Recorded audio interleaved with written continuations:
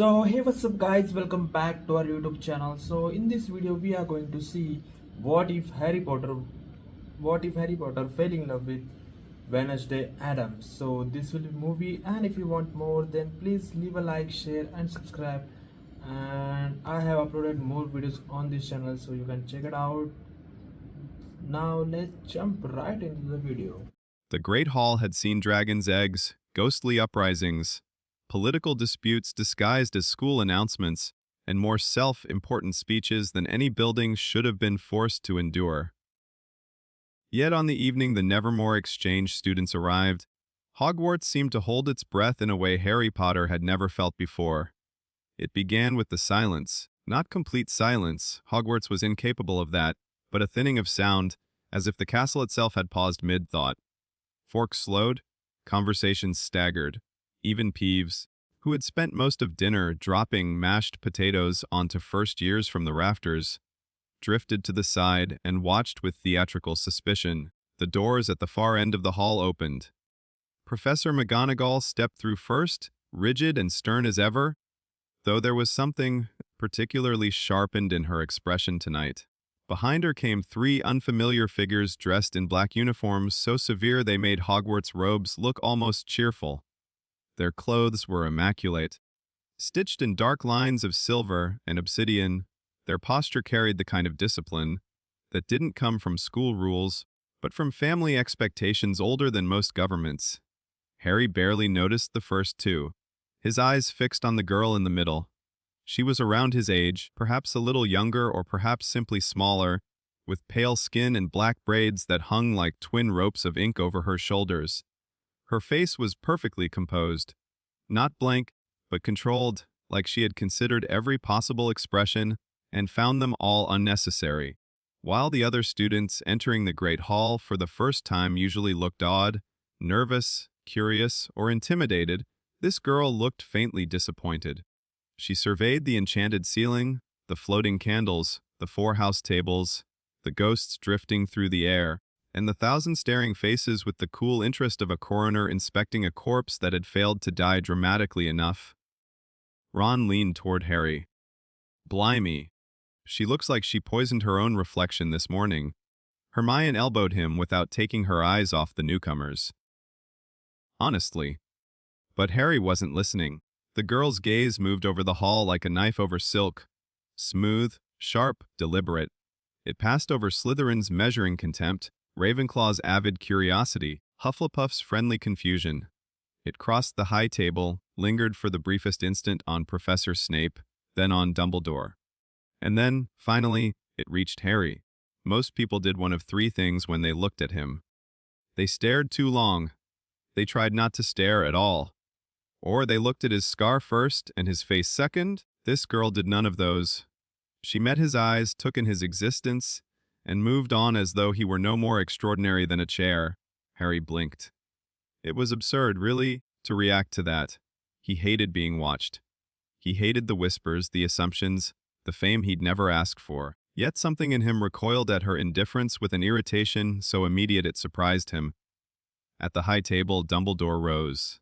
"Students," he said, and the hall quieted fully.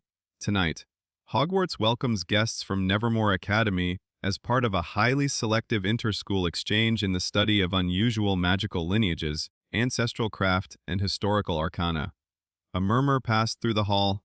"Nevermore," Seamus whispered down the table. "That sounds cheerful." Dumbledore's eyes twinkled, though Harry had long ago learned that twinkle did not always mean harmlessness. "Our guests will observe select classes, conduct archival study with faculty supervision, and offer a cultural perspective distinct from our own traditions. I trust you will extend every courtesy." The last sentence sounded less like a request and more like a warning. McGonagall stepped forward. "Miss Wednesday Addams, Mr. Xavier Thorpe, Miss Bianca Barclay." So the girl's name was Wednesday. It suited her in a way Harry couldn't have explained, not because it was strange. Plenty of wizard names were strange, but because it sounded like something inevitable. Not the beginning of anything. The middle. The turn in the story where the light failed a little earlier than expected. The three Nevermore students stood before the high table. Xavier gave the room a lazy, assessing glance. Bianca held herself like someone used to being admired and prepared to weaponize it. Wednesday Addams simply stood with her hands folded behind her back as though waiting for an execution to begin. Dumbledore smiled warmly. Perhaps our guests would care to say a few words. Bianca offered something elegant and polished about academic cooperation. Xavier muttered a few lines about artistic inspiration, earning scattered laughter. Then it was Wednesday's turn. She stepped forward. I had prepared remarks, she said in a flat, calm voice that carried effortlessly through the hall, but then I saw the DA Corps. A few students snorted. Wednesday continued. Your candles drip inefficiently, your ghosts lack discipline, and your sense of Gothic architecture shows admirable enthusiasm, but limited commitment. Still, I appreciate the educational value of being surrounded by so many future cautionary tales. For half a second, no one reacted. Then laughter broke out, uneven, uncertain, but real. Some students were amused. Others looked offended. Percy Weasley looked as if he'd swallowed a paperclip. Nearly headless Nick floated higher in visible outrage. Ron choked on pumpkin juice. I like her. Hermione stared. She insulted all of us. Exactly. Harry didn't laugh. He watched Wednesday return to stillness, as if she had not said anything particularly unusual. She didn't seem pleased by the reaction or nervous about it. She simply resumed being impossible to read. Dumbledore, infuriatingly, looked delighted. The rest of dinner passed in restless speculation. Apparently, the Nevermore students would rotate among the houses for meals, though their lodging had been arranged separately in unused rooms near an old North Tower corridor. That alone sparked weeks' worth of gossip in under 3 minutes. By the time dessert appeared, most of Gryffindor had an opinion. She's mental, Dean said. She's brilliant, said Lavender. She's rude, Hermione corrected. She's honest, Harry said before thinking. Ron turned to him. You defended her. Harry frowned down at his plate. I didn't defend her. You did a bit? I said she was honest. Which is what people say when someone's rude and they fancy them. Ginny said lightly from across the table. Harry nearly dropped his spoon. I do not. He snapped. Ginny, who had grown entirely too observant for his comfort, just smirked and went back to her tart. The dismissal might have ended there if not for the faint movement at the edge of Harry's vision. He looked up. Wednesday Addams was standing beside the Gryffindor table. Silence spread outward in a small circle as students noticed her presence. Up close, she was somehow more unsettling, not because there was anything grotesque about her. There wasn't. She was neat, precise, pale, composed, but she carried herself with such total self-possession that everyone around her seemed messier by comparison. Too loud, too eager, too visible. She looked directly at Harry. Potter. He hated the way his stomach tightened at the sound of his name in her voice. Addams. Ron glanced between them like he expected a duel or a proposal. Wednesday's expression did not change. I've been informed that your reputation here is both exhausting and unavoidable. I prefer first-hand disappointment to second-hand myth. Walk with me. Harry stared at her. Ron made a strangled sound. Hermione looked horrified, fascinated, and deeply prepared to remember every detail forever. Harry recovered enough to say, You don't ask people much, do you? No. It implies they have a meaningful chance to refuse. And then she turned and walked away, clearly expecting him to follow. For one deranged second, Harry considered staying exactly where he was. Then he got up. Behind him, Ron whispered, He's gone mad. The hall's sounds swelled again as Harry trailed Wednesday through the doorway and into the corridor beyond. Torches flickered along the stone walls. The noise of dinner dulled behind them until the castle's quieter sounds took over distant footsteps, murmuring portraits, wind at the windows. Wednesday did not speak until they had descended one staircase and crossed a narrow landing lined with cracked suits of armor. You walk like prey, she said. Harry stopped. Excuse me. She turned to face him. Your shoulders are tense. Your head tilts every time there's a noise behind you. You monitor exits without appearing to. It's not cowardice. More annoying than that, conditioning. Harry folded his arms. And you decided that after looking at me for 10 seconds? 12. there it was again, that calm certainty, that refusal to soften anything for comfort. "What exactly do you want?" Harry asked. "Accuracy. That's not an answer. It rarely is, which is why people dislike it." She resumed walking. Against his better judgment, Harry followed. They passed a long corridor of dark windows looking out over the grounds. Night pressed against the glass. Far below, the lake reflected strips of moonlight like broken silver. Wednesday finally stopped near a stone alcove where a knight's statue had lost half its face. "This," she said, glancing at the damaged sculpture. "It's the first object in this school I've respected." Harry looked from the statue to her. "You brought me here to insult the castle." "No, I did that in the Great Hall." "This is more specific." He felt irritation rising now, hot and immediate. "Then get specific." Wednesday studied him. For the first time, really studied him, with the kind of attention that made Harry feel less observed than dissected. "You're angry all the time," she said. Harry let out a humorless laugh. "You don't even know me. You're right. Let me refine the diagnosis. You're angry, but selectively perform heroism to make that anger socially acceptable." His face went still. Something sharp flickered behind his ribs. Not because she was entirely right, but because she wasn't wrong enough. "You've talked to Malfoy for 5 minutes and decided you understand everyone here." Harry asked.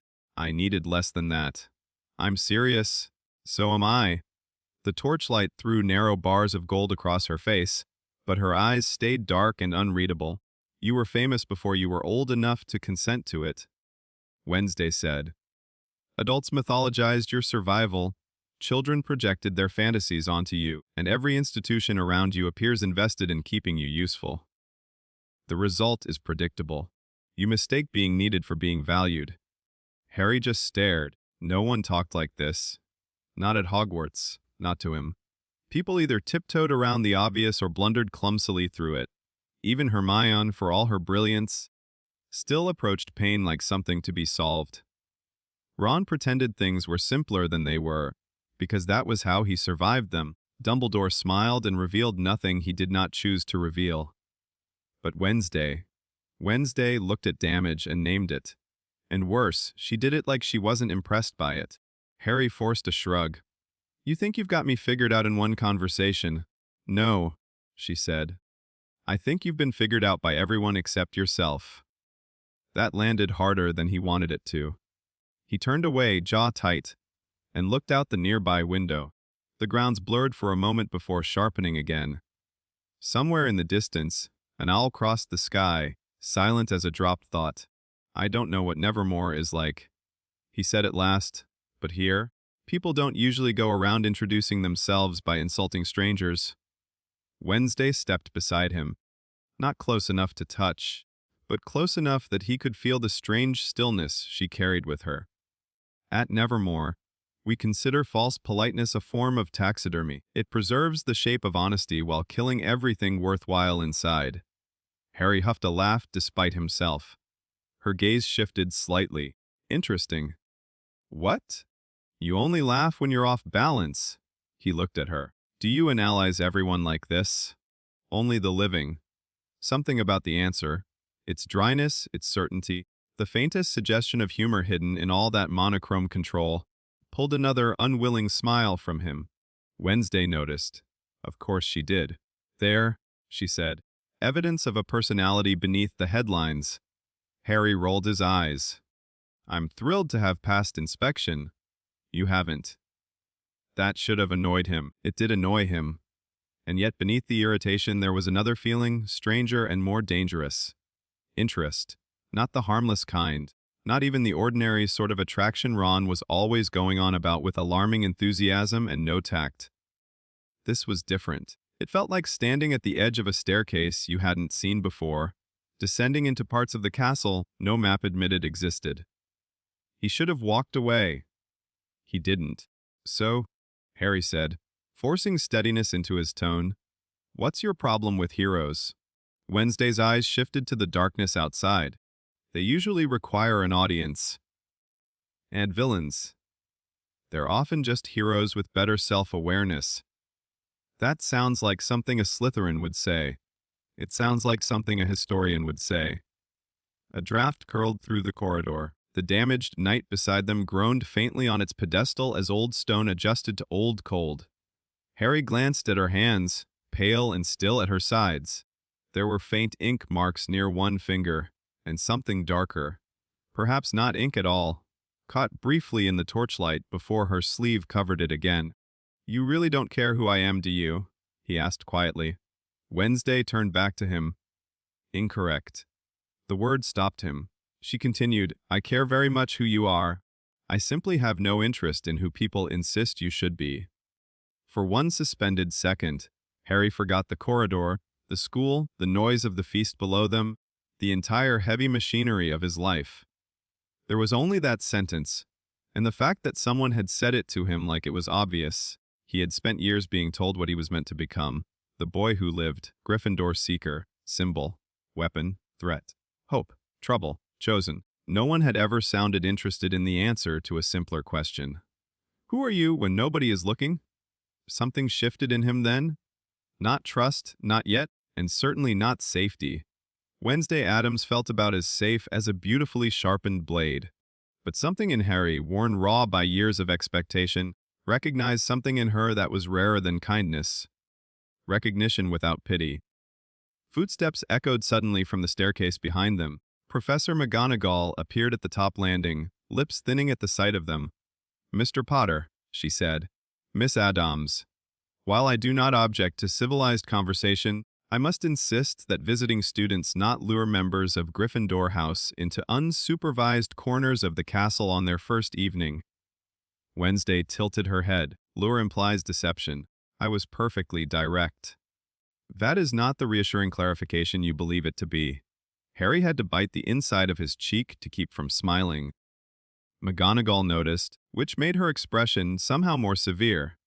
"Back to your common room, Potter. Miss Addams, I trust you can find your assigned corridor without conducting an impromptu psychological vivisection of the student body." Wednesday considered that. Trust is a premature emotion, but yes. McGonagall closed her eyes briefly as if appealing to powers greater than staff authority, and returned down the staircase with the air of a woman revising several life choices at once. The corridor fell quiet again. Harry shifted awkwardly. "Well, good night then." Wednesday studied him for one last moment. "No." He blinked. "No? No good? Night remains to be seen." And before he could reply, she reached into the inner pocket of her black uniform and withdrew a folded strip of aged paper. She held it out between two fingers. Harry took it cautiously. The parchment was brittle, the ink dark and narrow. At the top was a sketch of a circular symbol made of interlocking lines around what looked disturbingly like a ribcage worked into a crest. Beneath it, written in tight, elegant script, were the words, "The dead speak to those who are already partially listening." Harry looked up. "What is this?" "A test," Wednesday said. "Of what?" "Whether you're as interesting as your scar suggests." Before he could demand an explanation, she turned and walked into the shadows of the corridor, black braids swaying lightly behind her. She did not look back. She did not need to. She moved with the assurance of someone who expected memory to do the work for her. Harry stood alone beneath the torchlight, the old paper in his hand and his pulse behaving with increasing stupidity. After a long moment, he looked down at the strange symbol again. The air around the parchment felt colder. Not dramatically, not enough for anyone else to notice, but Harry did. A whisper brushed the edge of his hearing. Not a word, not even a voice, just the shape of something almost there, as if a distant door had opened briefly in a room without walls. His scar prickled. Harry's breath caught, then the feeling vanished. He stared at the parchment, every instinct in him suddenly awake. Somewhere far below, the great hall roared with ordinary laughter and ordinary school life. Somewhere above, owls crossed the black ribs of the night. And somewhere in the castle, Wednesday Addams was walking away after placing something impossible into his hand and into his thoughts.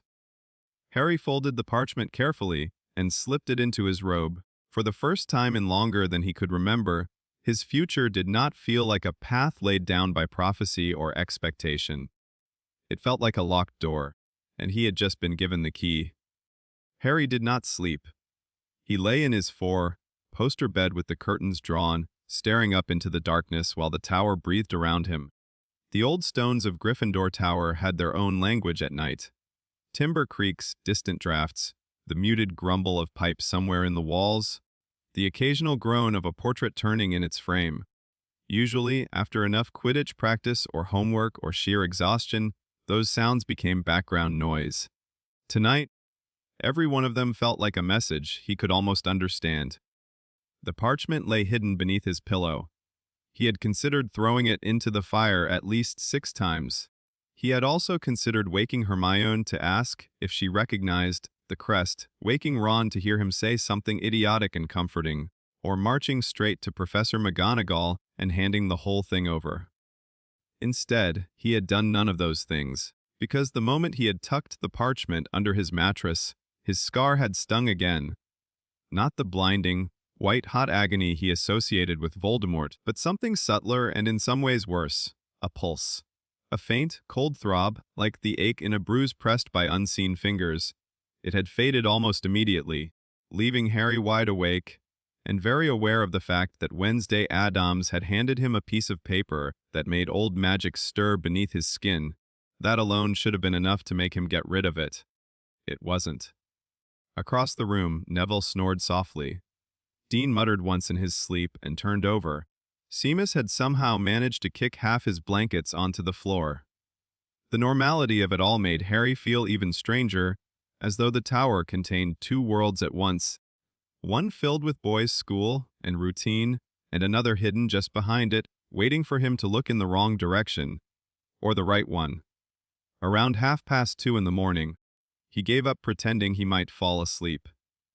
Slowly, he pulled the parchment out and held it close to the sliver of moonlight breaking through the curtains. The circular sigil stared back at him.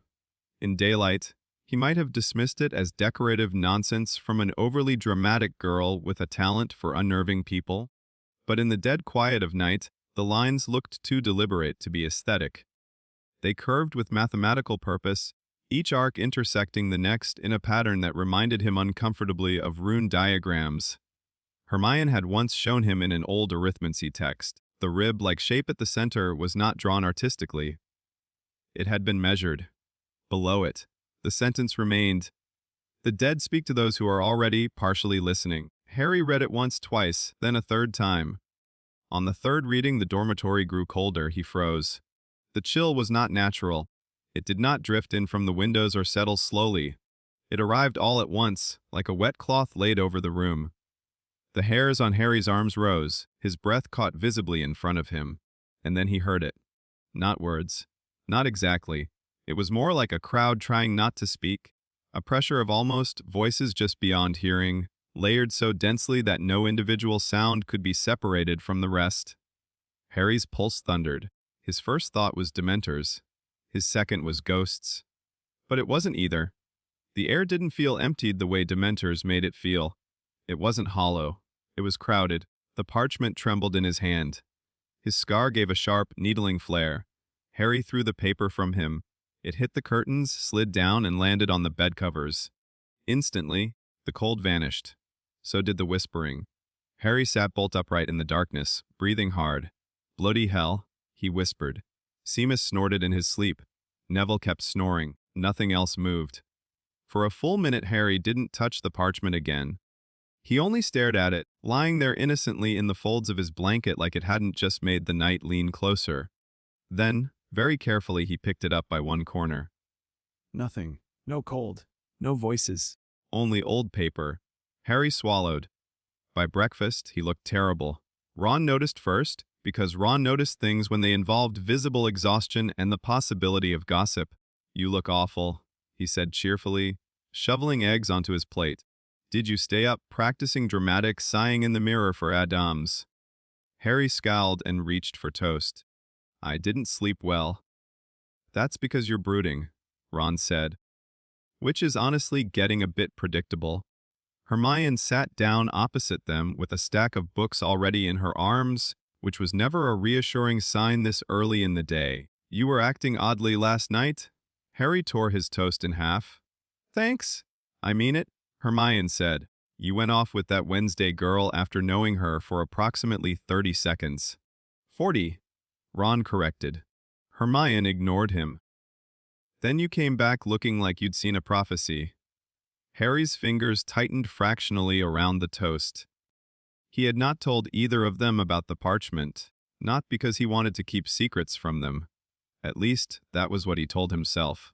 It was simply that the whole thing felt too fragile, too strange to his. The moment he gave it to Hermione, it would become an academic problem. The moment he gave it to Ron, it would become a reckless dare. Both reactions would annoy him for different reasons. So he aimed for vague. She just talks strangely.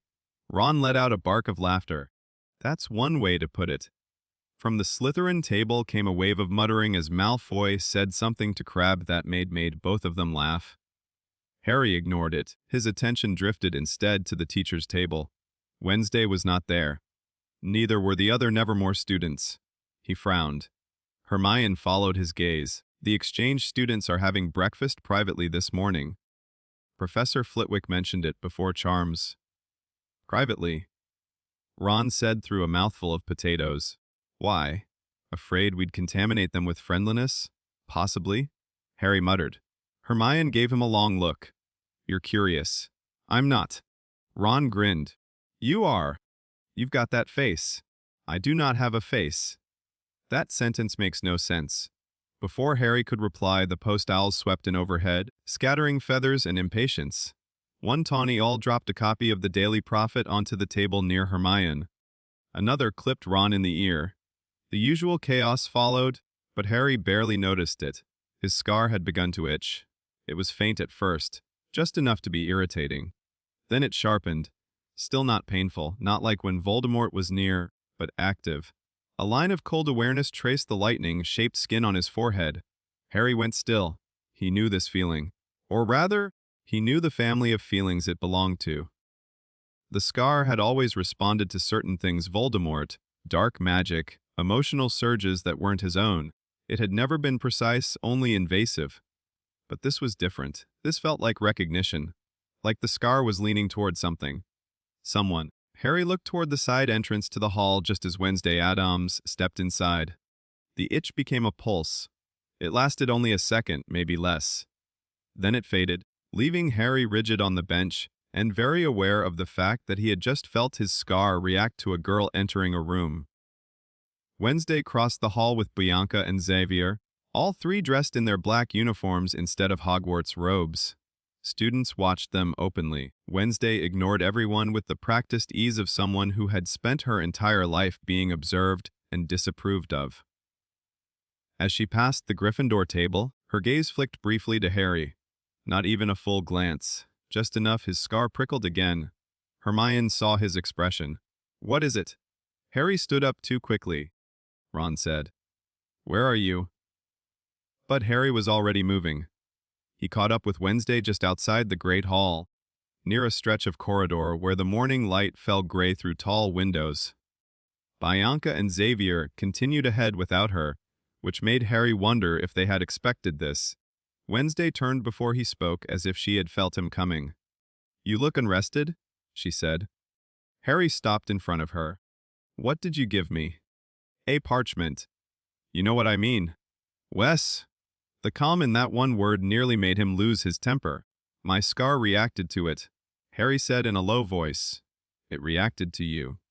So either you explain exactly what you're playing at, or I take this to McGonagall. Wednesday regarded him for a long second. No, you won't. Don't be so sure. I'm not. I'm observant. If you intended to report me, you would have done it before breakfast. Harry hated that she was right. Her eyes dropped briefly to his forehead. Not his face. His scar. When did it begin reacting? She asked. He should not have answered. He knew that. But something in her tone had changed. The usual dryness remained, but beneath it there was a new note, interest sharpened by focus. Last night, he said, when I read the paper. Describe it. It went cold. I heard something, not words, like whispering but far away. Wednesday nodded once, as though he had confirmed a theory. Harry stared at her. That isn't normal, is it? Nothing about you is normal. That isn't helpful. It wasn't meant to be. She stepped closer, not enough to invade his space, but enough that he could see details more clearly in the pale morning light, the severe neatness of her braids, the precise stitching along her collar, the absence of any uncertainty in her face. Your scar is not merely cursed tissue, Wednesday said. It's an interface. Harry blinked. Ain what? A point of contact. A wound is not always an injury. Sometimes it's an opening. His stomach tightened. There were many things Harry hated about conversations involving his scar. Chief among them was the way adults tended to talk around it, as if he weren't attached to it. Wednesday, at least, had the decency to be direct. You know something, he said. I know possibilities. Then start with those. For the first time since he had met her, Wednesday seemed to consider whether to withhold information, not out of cruelty, but calculation. Finally, she said, at Nevermore, my family's archives include case studies on death, adjacent magical anomalies. That sounds comforting. It isn't. She folded her hands behind her back. Most people encounter death as an event. A smaller number encounter it as a force. Fewer still survive prolonged exposure to it in altered magical conditions. Harry went very still. Wednesday continued. You survived an attempted murder involving sacrificial blood protection, rebound curse mechanics, and enough magical violence to permanently distort a soul signature. Since then, you have repeatedly encountered entities and artifacts tied to death shades, curses, possession, and whatever else this school has neglected to tell me. Under those conditions, the scar becomes more than scar tissue. It becomes receptive. Harry stared at her. Somewhere down the corridor, a suit of armor clanked softly as a passing draft moved it. Far away, students were laughing on the moving staircases. The ordinary sound of school life felt insultingly distant. Receptive to what? He asked. Wednesday's gaze held his. The dead, she said. And things resembling them. A laugh nearly escaped him then, not because it was funny, but because it was mad. Entirely mad. But the memory of the freezing air last night choked it off. You're saying I can hear dead people now? No. If you could, you'd already be screaming. Harry rubbed a hand over his face. Brilliant. You can sense residue, Wednesday said. Traces. Echoes. Threshold pressure. Possibly soul damage. He looked at her sharply. Cell damage. Incomplete tears. Splintering. Magical trauma embedded too deeply to behave like an ordinary curse. He dropped his hand. You're talking like you've seen this before? Not exactly. Then where are you getting this? My family records. She tilted her head slightly. We maintain better archives than Hogwarts. A lower concentration of denial helps. Harry exhaled slowly, forcing himself not to snap, and the parchment. A diagnostic key? A what? It was designed to react only if the holder has latent death sensitivity. Old Addams method. Mildly invasive. Usually accurate. Mildly invasive. Harry said incredulously. It froze my whole bed. It did not kill you. That is a very low standard. Wednesday's mouth moved very slightly. Harry stared. Did you just nearly smile? No. You did. You're sleep-deprived and suggestible. He would have argued, but his scar gave another faint pulse. Wednesday noticed instantly. Again, she asked. Harry's voice came out flatter than he intended. Yes.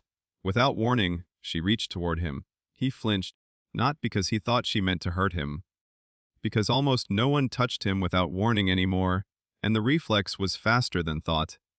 Wednesday paused.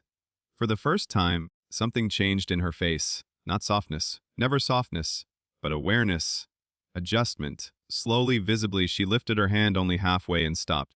May I? The question startled him more than the movement had. Harry hesitated, then nodded once. Wednesday stepped closer and placed two cool fingers lightly near his scar, not on it but just below the jagged line on his forehead. Her touch was precise, clinical, but the cold that accompanied it wasn't unpleasant. It was clean cold, like stone before sunrise. Harry's breath caught. The corridor seemed to narrow around them. Wednesday's eyes unfocused slightly, not dramatically, just enough to show her attention had shifted inward. For 2 seconds, 3 at most, she remained utterly still. Then she lowered her hand. Well, Harry said, more quietly than before. Her expression had sharpened. It reacts to me because I carry ritual residue, she said. Old grave-based workings, family marks, nothing dangerous in itself. But your scar is over-responsive. More than I expected, Harry swallowed. Meaning whatever touched your soul that night did not leave cleanly. The words struck like a physical thing. For years, Harry had lived with fragments of information about his parents' deaths, Voldemort, his survival, and the scar itself. But even when the truth had become uglier with each passing year, some part of him had still thought of the scar as aftermath. A wound. A mark, not an active structure inside him. He looked away from her and out the window. Gray sky pressed low over the grounds. The lake was a flat sheet of iron. In the distance, a group of second years were hurrying toward greenhouses 3 and 4, their chatter visible in little puffs of breath. I've had enough people tell me there's something wrong with me, he said, not meaning to say it aloud. Wednesday was silent for a moment. Then, there is. Harry turned back sharply, anger flashing. She did not retreat. There is also something useful about you, she said. The two conditions are not mutually exclusive. That took the heat out of his anger so abruptly it left him off balance. Wednesday stepped back half a pace, putting space between them again. Would you prefer comforting lies? Hogwarts appears well supplied with them. No, Harry said after a moment. I'd prefer the truth. I suspected as much. He folded his arms. So what now? Now, Wednesday said, we verify whether the parchment was an isolated reaction or part of a broader pattern. By doing what? Her eyes flicked toward the corridor beyond him, toward the older parts of the castle stretching behind layered walls and hidden doors. By taking you somewhere the dead have had more time to linger. Harry gave a short, disbelieving laugh. You say things like that as if I'm supposed to agree. Are you not? He should have said no. He should have taken the parchment, marched to McGonagall, and ended whatever strange current was pulling him further into Wednesday Addams's orbit. He should have remembered that every year at Hogwarts something hidden, cursed, or secret nearly got him killed. Instead, he heard himself ask, "We're?" Wednesday's gaze sharpened with something that might have been satisfaction. The old judicial sublevel beneath the East Wing, she said. Hogwarts has buried 3 centuries of its less flattering history under locked doors and polite revision. That generally indicates something worth studying. Harry blinked. There's a what beneath the East Wing. There are several things beneath the East Wing. Your institution has an unfortunate habit of building over its own sins. That sounded plausible enough to be irritating. And you know this how? I read. Hermione would have liked her, Harry thought wildly, if she weren't Wednesday. Then he corrected himself. No, Hermione would have been fascinated by her right up, until the point she started sounding pleased about buried sins and soul damage. Harry looked down the corridor, mind racing, classes, homework, Ron and Hermione asking questions, McGonagall, Dumbledore. All the ordinary rails of his life stretched neatly ahead of him. And beyond them now lay this, a hidden sublevel, an old parchment, a girl with grave, cold fingers and a voice like sharpened glass, and the possibility, terrible and magnetic, that his scar had never merely been a scar at all. When? He asked. Wednesday did not hesitate. Tonight. Straight to the dangerous secret corridor then. It saves time. Harry let out a breath that was almost a laugh, almost surrender. You are completely mad. Wednesday tilted her head. And yet you're still here. Before he could answer, the bell rang in the distance for first lesson. The corridor stirred with movement as students began spilling from adjoining staircases in noisy clusters. The spell broke slightly. Ordinary life rushed back and around them. Wednesday stepped away. Tonight, she repeated. After curfew. 3rd corridor off the north transept. There's a portrait of a bishop being strangled by vines. Wait there, Harry stared. That is absurdly specific. It reduces the odds of you getting lost. Then she turned and joined the flow of students, as if they had only been discussing homework. Harry remained where he was for several seconds after she disappeared around the corner. His scar still tingled faintly. He slipped a hand into his pocket and felt the folded parchment there, brittle and cold against his fingers. Somewhere behind him, footsteps approached at speed. Harry, Hermione. He turned just as she and Ron came hurrying into the corridor. "There you are," Hermione said, slightly breathless.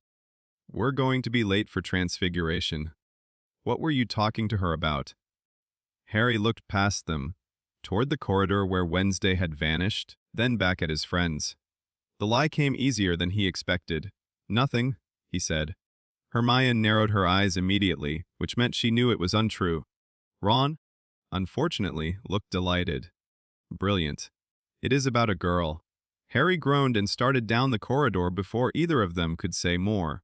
But as he walked toward first lesson, toward the ordinary structure of another Hogwarts day, one thought kept moving beneath everything else like a hidden blade under cloth. Tonight, he was going to follow Wednesday Addams into the buried dark beneath the castle. And a part of him, some cold, curious, newly awakened part, couldn't wait. Harry had broken rules for better reasons. That thought followed him all day like an insult. By lunch, he had told himself at least a dozen times that he was not going to meet Wednesday Addams after curfew in front of a portrait of a bishop being strangled by vines. By dinner, the number had doubled. By the time the castle settled into nighttime quiet, and the Gryffindor common room dimmed to embers and murmurs, Harry had stopped pretending he was making a decision at all. He was going. That, more than anything, annoyed him. It should have been simple to resist. He had enough experience with mysterious invitations, secret corridors, cursed objects, and badly explained magical detours to know better. His life was practically a cautionary tale written in installments. Yet all evening, the folded parchment in his pocket had felt like a second pulse, faintly cold against his leg, reminding him that for once the mystery was not chasing him. He was walking toward it. At 11:30, he waited until Neville's breathing deepened, until Dean stopped turning over, until Seamus gave the final irritated sigh of someone surrendering to sleep. Then Harry slipped from bed, pulled on his trainers, grabbed his invisibility cloak, and moved. The common room was nearly empty. A few embers glowed in the fireplace. The red and gold hangings stirred in the draught. For a moment, standing there beneath the sleeping tower, Harry felt the old familiar thrill of rule breaking rise in him. Sharp, bright, almost enough to drown the darker current underneath it. Almost. He climbed through the portrait hole, wrapped the cloak around himself, and headed into the corridors. At night, Hogwarts belonged to different instincts. The castle's daytime noises, footsteps, laughter, clattering books, shouted passwords, Peeves's cackling, fell away and revealed the deeper sounds beneath. Stone settling, curtains whispering against high windows, distant water in ancient pipes, portraits muttering in their sleep. The whole place seemed less like a school and more like what it truly was, an old, thinking thing that tolerated students, because it was too large to easily spit them out. Harry moved carefully through stairwells washed in moonlight and torch glow, past stretches of corridor where the dark collected in the corners like pooled ink. Twice he had to stop for prefect patrols. Once he pressed flat against a wall while Filch shuffled by muttering to Mrs. Norris about delinquency, corruption, and the decline of standards since his youth, as though he had been born 70 years old and offended. Eventually he reached the north transept. The corridor there was older than most of the castle's busier arteries. The arches were narrower, the stonework more severe, the portraits stranger. One showed a saint with no eyes. Another depicted a knight standing knee deep in a marsh, sinking by imperceptible degrees each time Harry glanced back. The third corridor off the transept held exactly what Wednesday had promised, a tall portrait of a bishop wrapped in flowering vines that had clearly decided strangulation counted as gardening. Harry stopped before it and pushed back the hood of his cloak. He was early. Of course he was. Better to arrive first than risk blundering around late and meeting her already annoyed, though Harry suspected Wednesday Addams spent much of her life in a state of ambient dissatisfaction anyway. He checked the corridor behind him. Empty. The bishop in the painting made a wet, offended noise as the vines tightened fractionally around his throat. "Can't you do something?" Harry muttered, The bishop glared at him with purple dignity. A voice came from the shadows to his left. Hay overwatered his orchids and embezzled church funds. The vines are a moral improvement. Harry spun. Wednesday stood in a recessed archway beside an unlit candelabrum, black uniform immaculate, braids resting like ink strokes over her shoulders. She had a satchel slung crosswise over her back and a lantern in one hand. Somehow she seemed less like someone who had approached silently, and more like someone who had always been there, simply waiting for him to catch up to the fact. Harry shoved the cloak into his bag. Do you practice appearing out of nowhere? Yes. He stared. No, she amended. It comes naturally. That was somehow worse. Her eyes moved briefly over him. You came. You sound surprised? I sound observant? Surprise is louder. Harry folded his arms. You're very irritating. So I've been told. Usually by people moments before they become useful. He almost smiled, which was infuriating enough that he immediately stopped. Wednesday gestured to the portrait. Help me move him. Harry blinked. What? The bishop. He conceals a maintenance door. Of course he does. Together, with far more effort than should have been necessary, they shifted the heavy frame aside. Behind it lay a narrow iron, banded door sunk into the wall. Its lock was old, blackened with age, and covered in a skin of dust so fine it looked like ash. Wednesday reached into her satchel and withdrew a thin, silver instrument that resembled a cross between a skeleton key and a surgical tool. Harry frowned. Do you just carry burglary equipment around? I prefer to call it social mobility. Before he could respond, she slid the tool into the lock. There was no incantation, no wand movement, only a small metallic click, precise and neat. Harry looked at her sharply. That wasn't aloe mora. No, it worked. She pushed the door open. Cold air drifted out. Not the clean, open chill of the night outside, but buried cold, stale and mineral, laced with damp stone and something older beneath it. Harry recognized the smell at once without ever having been here before. It smelled like places history had been locked in and forgotten. Wednesday lifted her lantern. Its pale flame burned with an odd, bluish tint, throwing hard, edged shadows down the narrow staircase beyond. After you, Harry said. I know the route. You die. Comforting. She descended first, and Harry followed. The stairs spiraled more steeply than those in the main castle, worn in the center by feet that had stopped passing this way a very long time ago. The stone was slick in places. Twice Harry had to catch himself against the wall. The deeper they went, the more the air changed. The castle above was still present in the architecture. Same stone, same craftsmanship, but here it had curdled into something grimmer. The walls narrowed. The arches lost ornament. Even the silence felt more official, as though it had once been used to listen for confessions.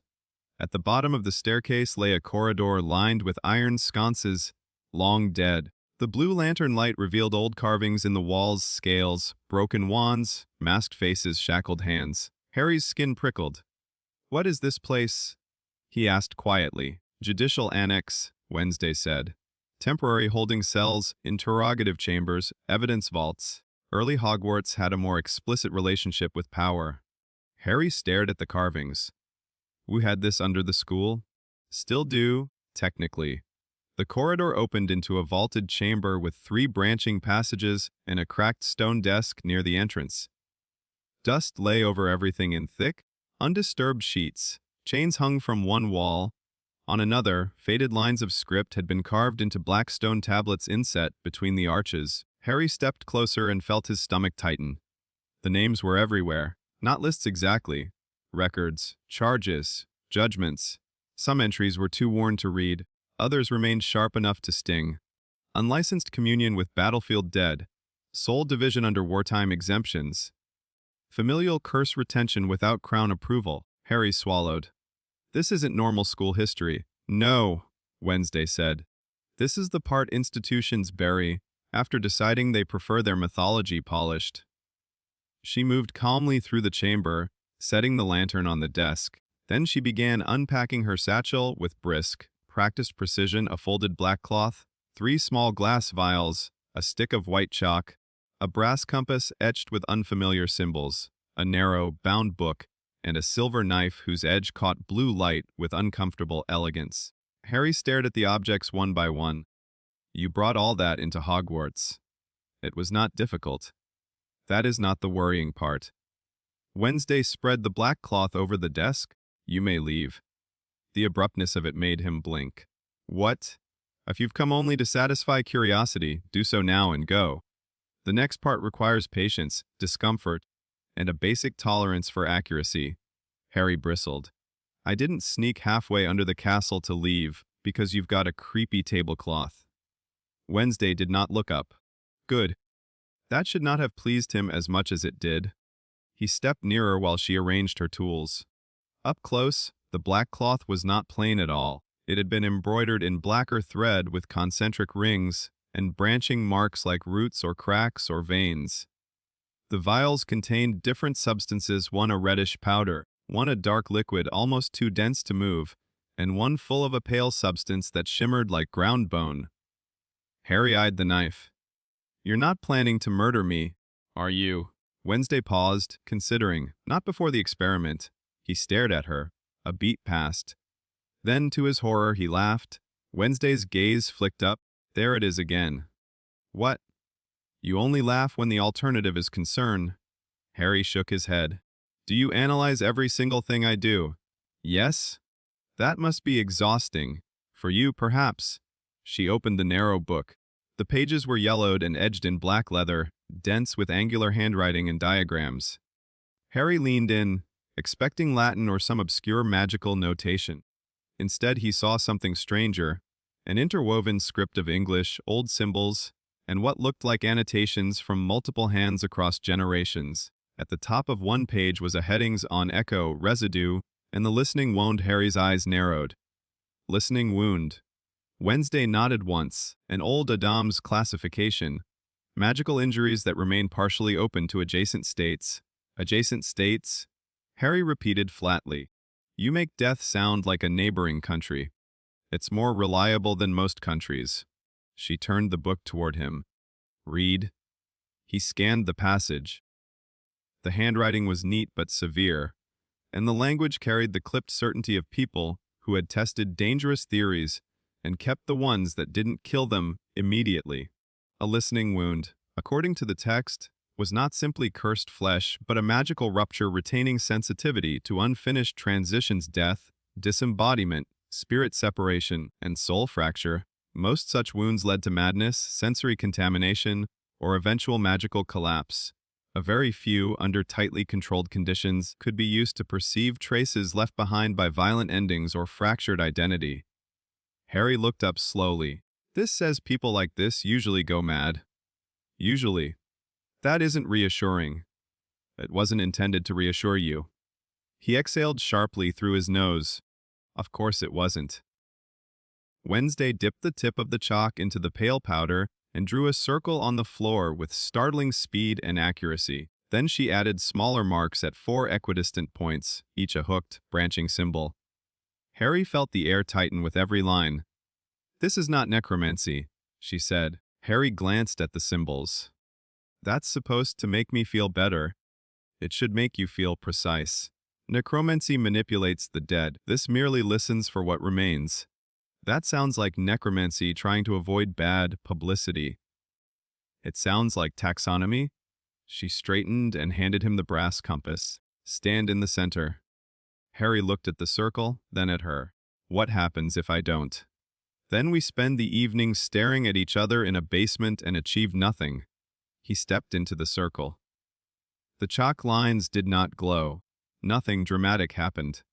But the moment he stood in the center, the hairs on the back of his neck lifted.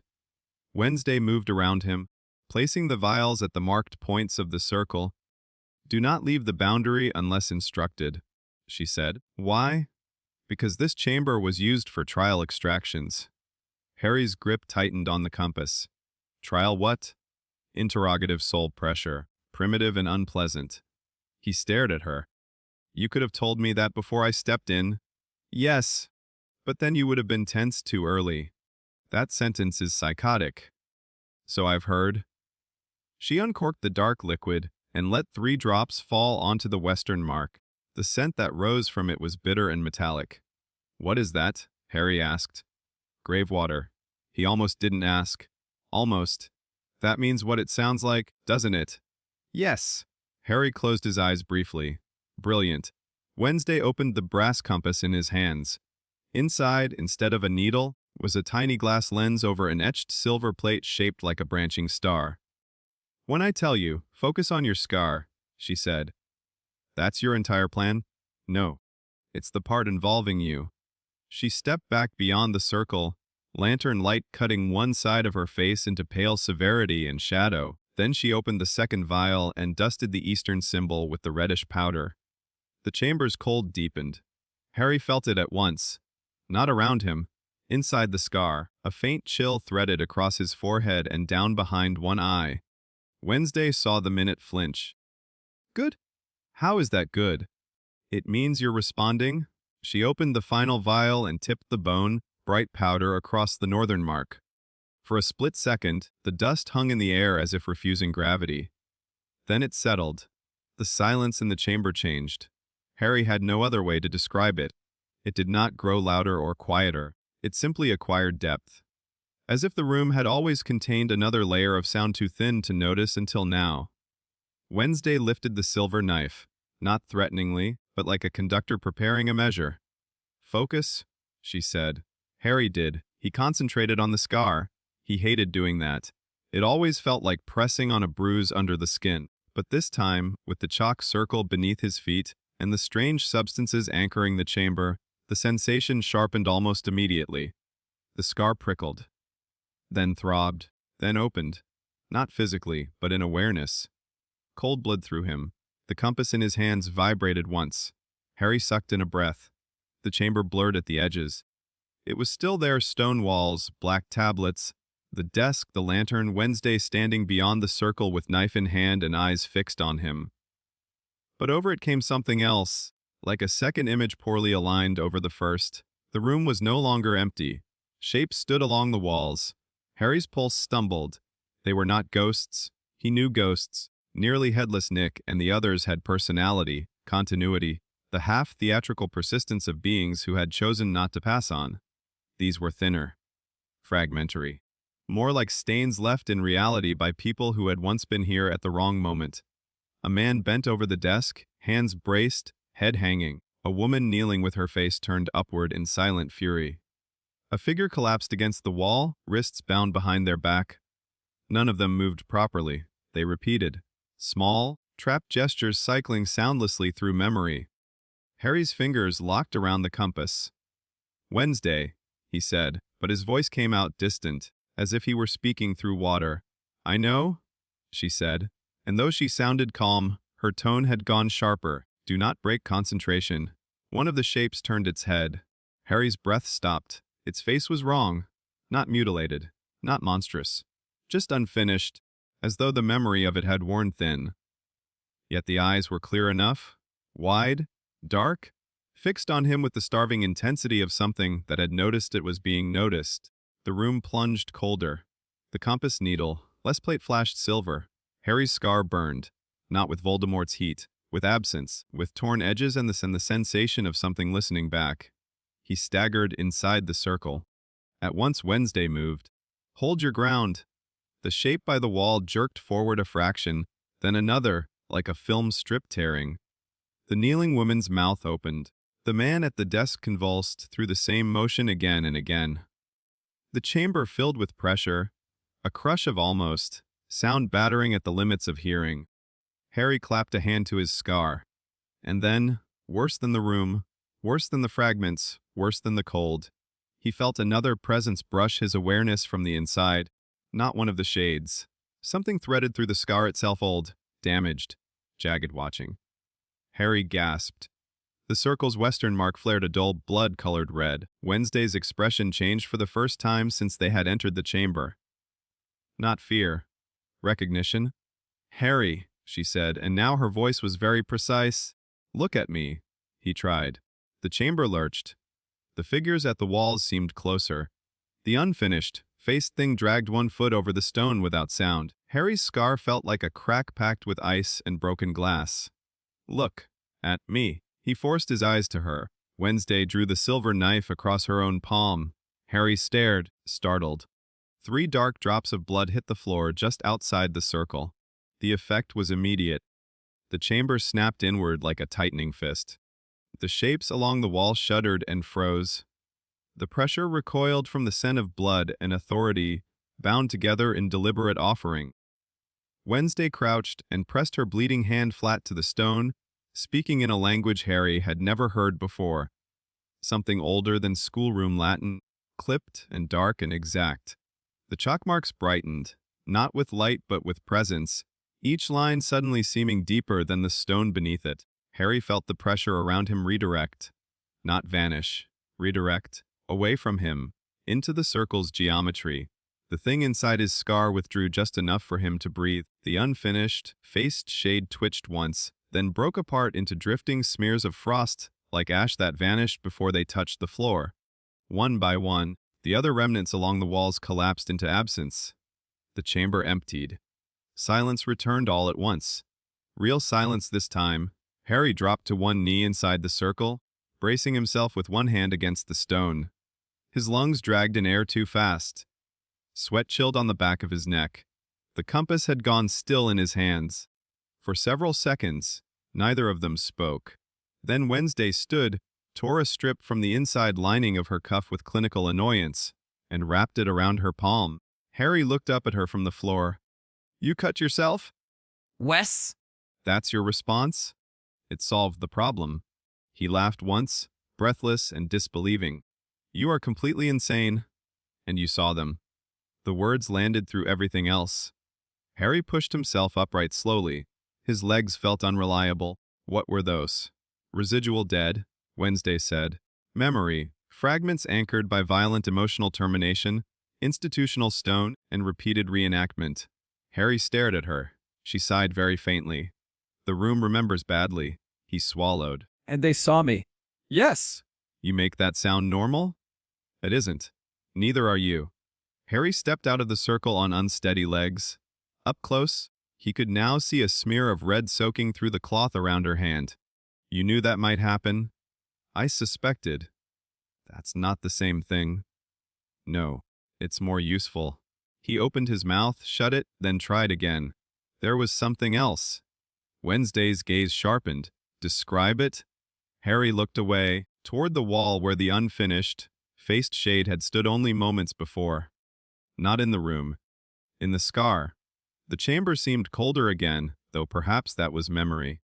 It felt, he frowned, struggling for the shape of it, wrong. Not dead exactly. Not alive either.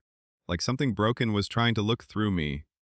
Wednesday did not answer immediately. Harry turned back to her. She was watching him with an intensity that made the silence worse. "What?" he demanded. Her voice, when it came, was lower than usual.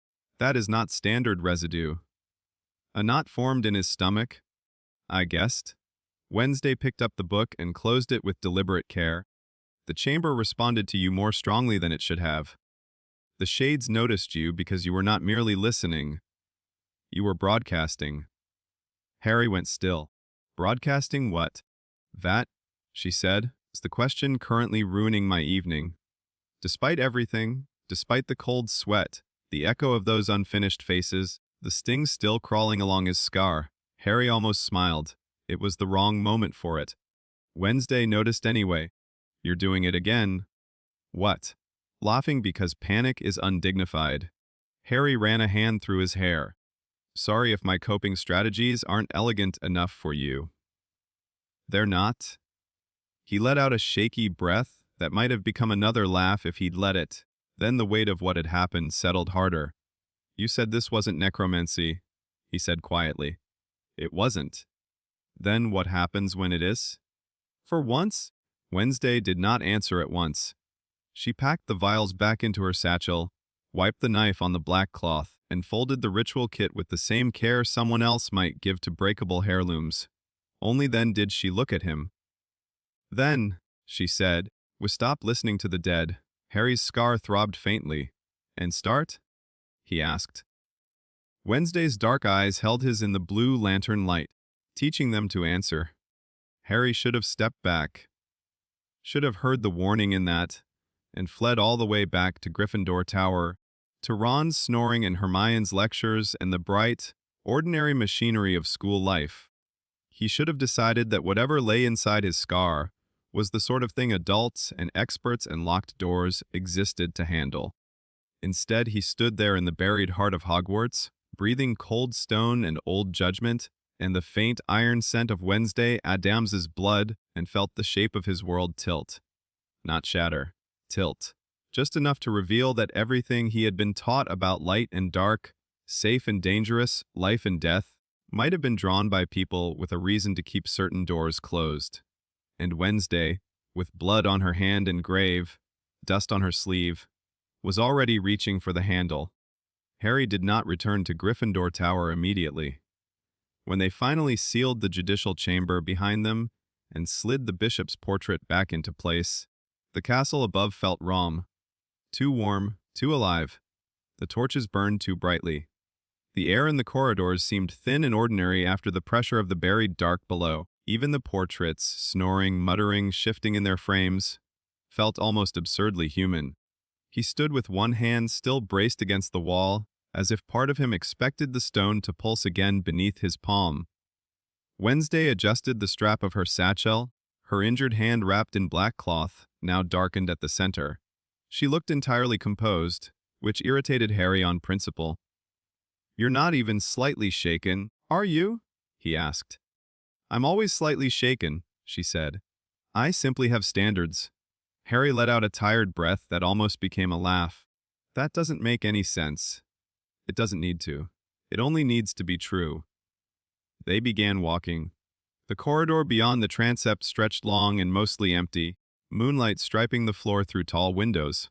The castle was between hours now, not fully asleep, not quite awake, suspended in the strange stillness that only existed after midnight.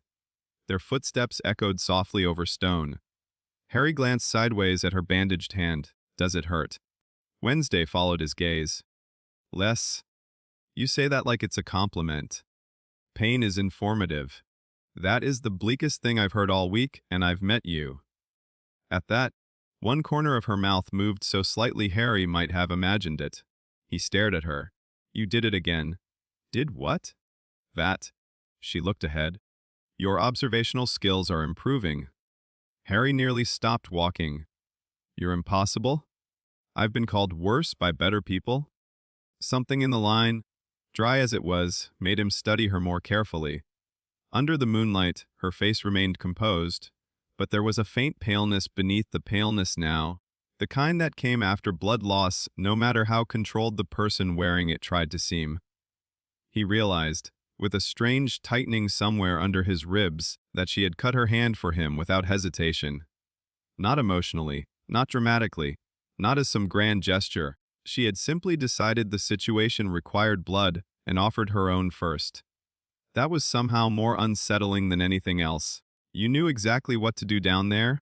Harry said quietly. "Yes. That chamber nearly tore my head apart, and you acted like you'd rehearsed it." "I had." Harry frowned. "What?" Wednesday kept walking. "Not that exact scenario. Variants." He stared at her. "You rehearse possible hauntings?" "I rehearse likely failures," she corrected. "Hauntings are just a category." Harry rubbed a hand over his face. "Of course they are." They rounded a corner and entered a narrower corridor lined with high suits of armor. Most stood still. One had lost its helmet and seemed to be sleeping upright. Harry barely noticed.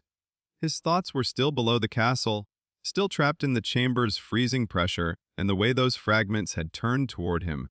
And the other thing. The thing in his scar. He stopped walking. Wednesday took 3 more steps before noticing. She turned back. Harry stood in the center of the corridor, shoulders tense, face half, shadowed by moonlight from the nearest window. "That wasn't just residue," he said. "No, there's something in me." Wednesday studied him for a moment. "Wes?"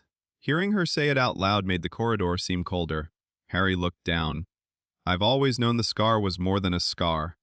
I mean, obviously, pain visions, the way it reacts sometimes. But this," he clenched his jaw. "This felt like I was standing next to a door, and something on the other side had just realized it wasn't locked. The silence after that stretched thin. When Wednesday spoke, her voice was unusually level, almost careful. Then we proceed under the assumption that your magical wound contains an embedded foreign signature. Harry blinked. That sounds worse when you say it like that. It should. He let out a strained breath. Brilliant. Wednesday came back toward him, stopping a few feet away. In the moonlight, she looked carved rather than born. Precise, deliberate, almost too still to belong among ordinary people. You wanted honesty, she said. You still do. It was not phrased as a question. Harry met her eyes. Yes, she nodded once. Then hear this accurately. What is inside your scar may be dangerous. It may be parasitic. It may be the reason your listening wound is unusually active, but it is also now one of the most important vulnerabilities in your life. Harry laughed once without humor. Thank you. That's incredibly reassuring. I'm not attempting reassurance. I know. That's why it should matter. He looked away toward the windows, where the grounds lay drowned in moonlight. Far below, the lake reflected the sky like cut metal. For a moment he wished with sudden, fierce simplicity that things could go back to being ordinary Quidditch, homework, Ron complaining about Snape, Hermione lecturing them both, monsters that came with names and shapes and obvious places to aim a wand. But nothing had been ordinary for him in years, maybe ever. And now this girl, this impossible, grave, cold girl from Nevermore, had walked into his life and named the shape of what he had only ever felt in flashes and pain. There was something terrible in him, not metaphorically, not poetically, actually. And somehow the fact that she said it without pity made it easier to bear. That chamber, Harry said after a while. The shades noticed me because I was broadcasting. Wes, what does that mean exactly? Wednesday tilted her head, considering how to phrase it. Most people step into a haunted space and hear echoes only if the conditions are unusually strong. You stepped into that chamber and the chamber heard you back. Harry frowned. That's not an explanation. It's the accurate version. He gave her a flat look. She relented by half a degree. You don't merely detect death residue. You resonate with it. The word landed heavily. Resonate, Harry repeated. Yes, like striking one note and waking another. The shades reacted because something in your wound carries sympathetic structure. Harry's hand rose unconsciously to his scar. Wednesday noticed. She noticed everything. Do not touch it when you're frightened, she said. His hand dropped. Why? You reinforce the pathway. He stared at her. There are pathways. Injuries that become magical interfaces are built from pathways, anchors, trigger conditions, and symbolic memory. She paused. You are fortunate you met me before someone less disciplined noticed. Harry folded his arms. That's a very dramatic thing to say. It's a very dramatic problem? He wanted to argue but couldn't. Instead he said, so what now? More basement rituals. Eventually? Eventually, he echoed. That's your comforting word. It should be. Immediate escalation is for amateurs, romantics, and people trying to impress a grave. Harry couldn't help it. That earned a short, disbelieving laugh. Wednesday watched him with that same infuriating precision. Better. What is? You're breathing normally again. He blinked, suddenly aware that she was right. Somewhere during the conversation his pulse had steadied. The panic had not vanished, but it had rearranged itself into something cooler and more manageable. Wednesday did that, he was beginning to realize.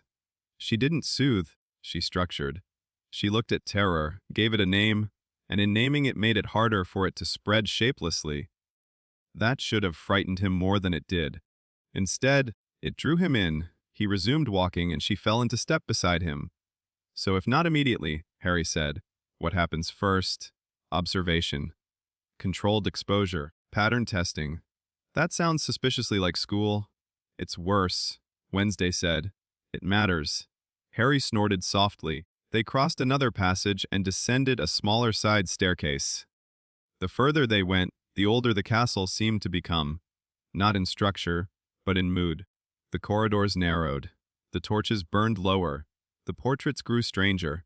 One showed a woman sewing shadows into a black wedding veil. Another contained only an empty chair, rocking very slowly. Harry glanced toward Wednesday. Did you already know Hogwarts had all this hidden under it? I suspected anything built by powerful institutions would have secrets below the respectable floors.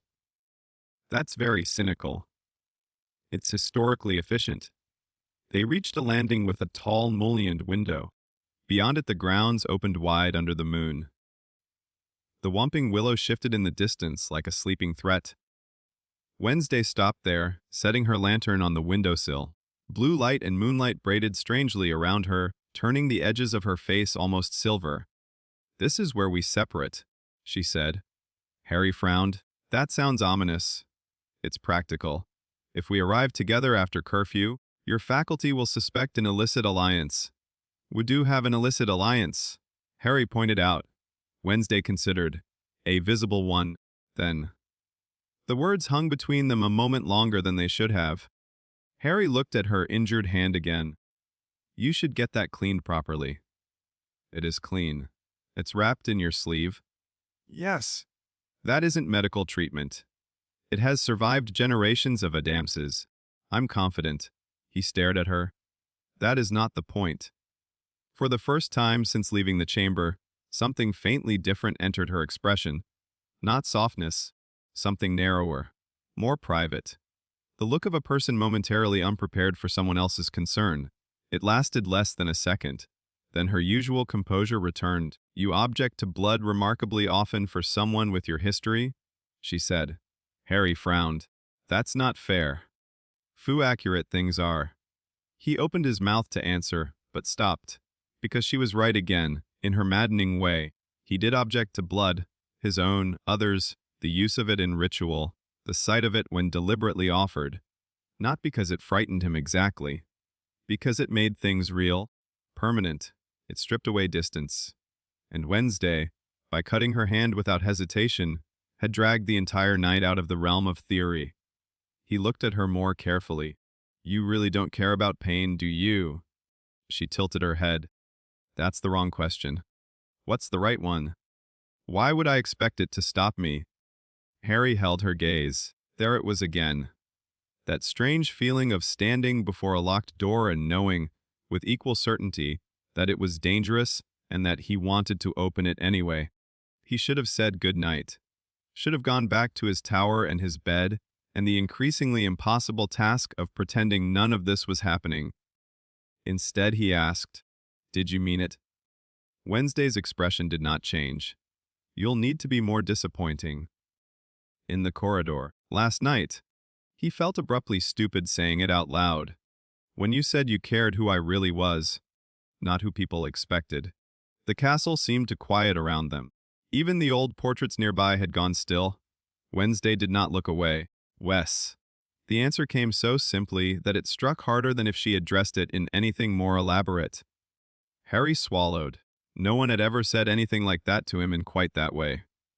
Friends cared, obviously. Ron and Hermione cared. Sirius cared in the fierce, aching way of someone who had lost too much already. Lupin cared. But this was different, not warmer, sharper, less forgiving. And because of that, perhaps, it felt more honest. Wednesday reached for the lantern. Tomorrow evening, she said. The Old North Cloister at 6:30. Harry blinked back into the moment. What for? I'm going to test whether your listening wound responds more strongly to grave, space, object residue, or emotional imprint. He stared. That is the most deranged invitation I've ever received. You continue to accept them.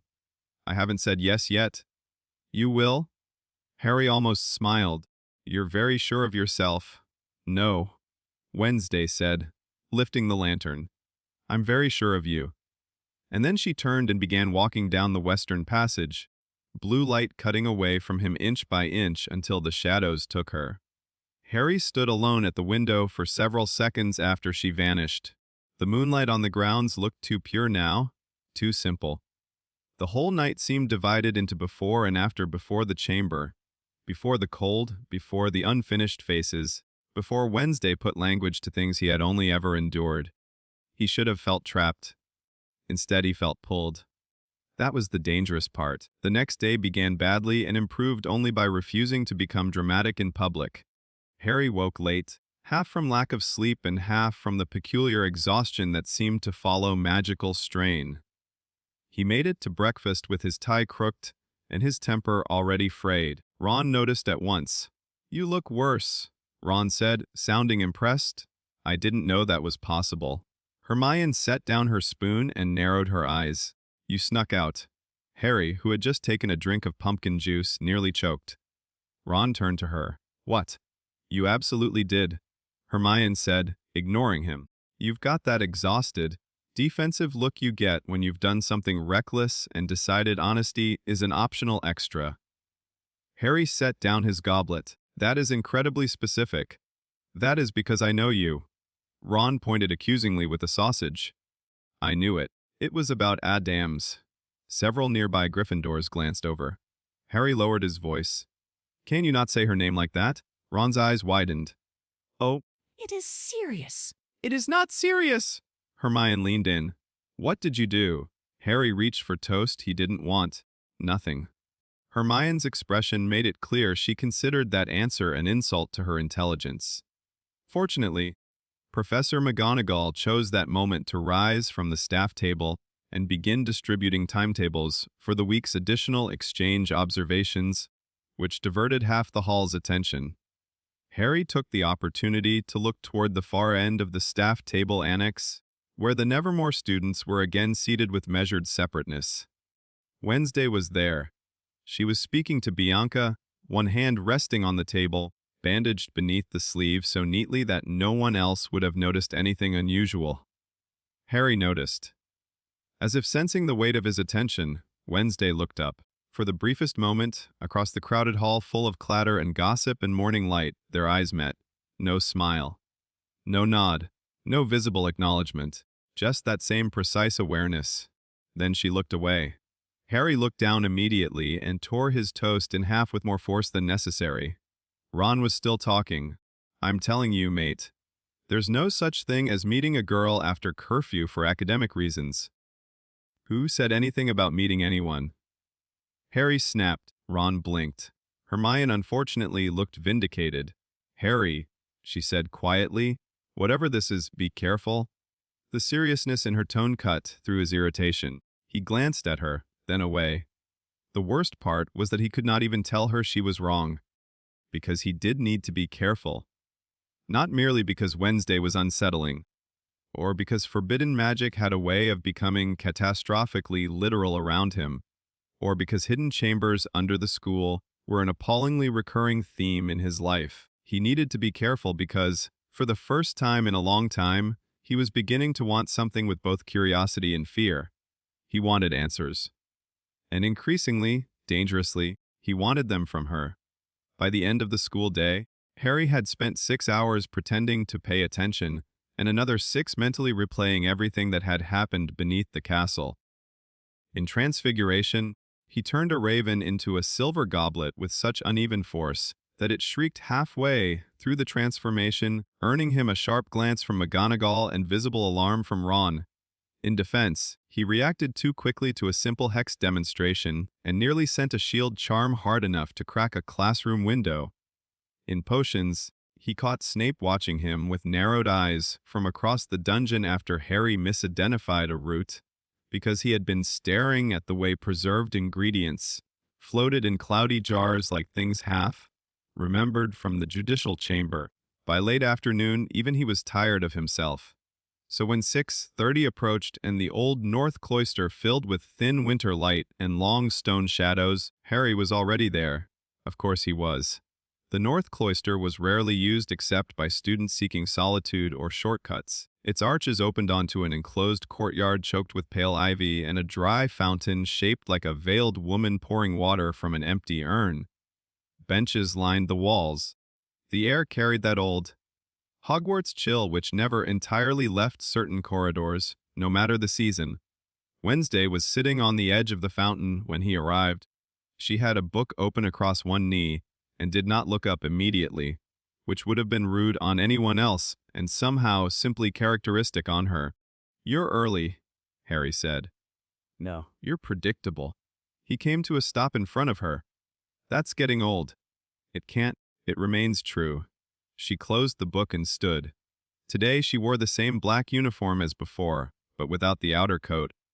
The lines of it were severe and immaculate, as if wrinkles had simply been informed they were not welcome.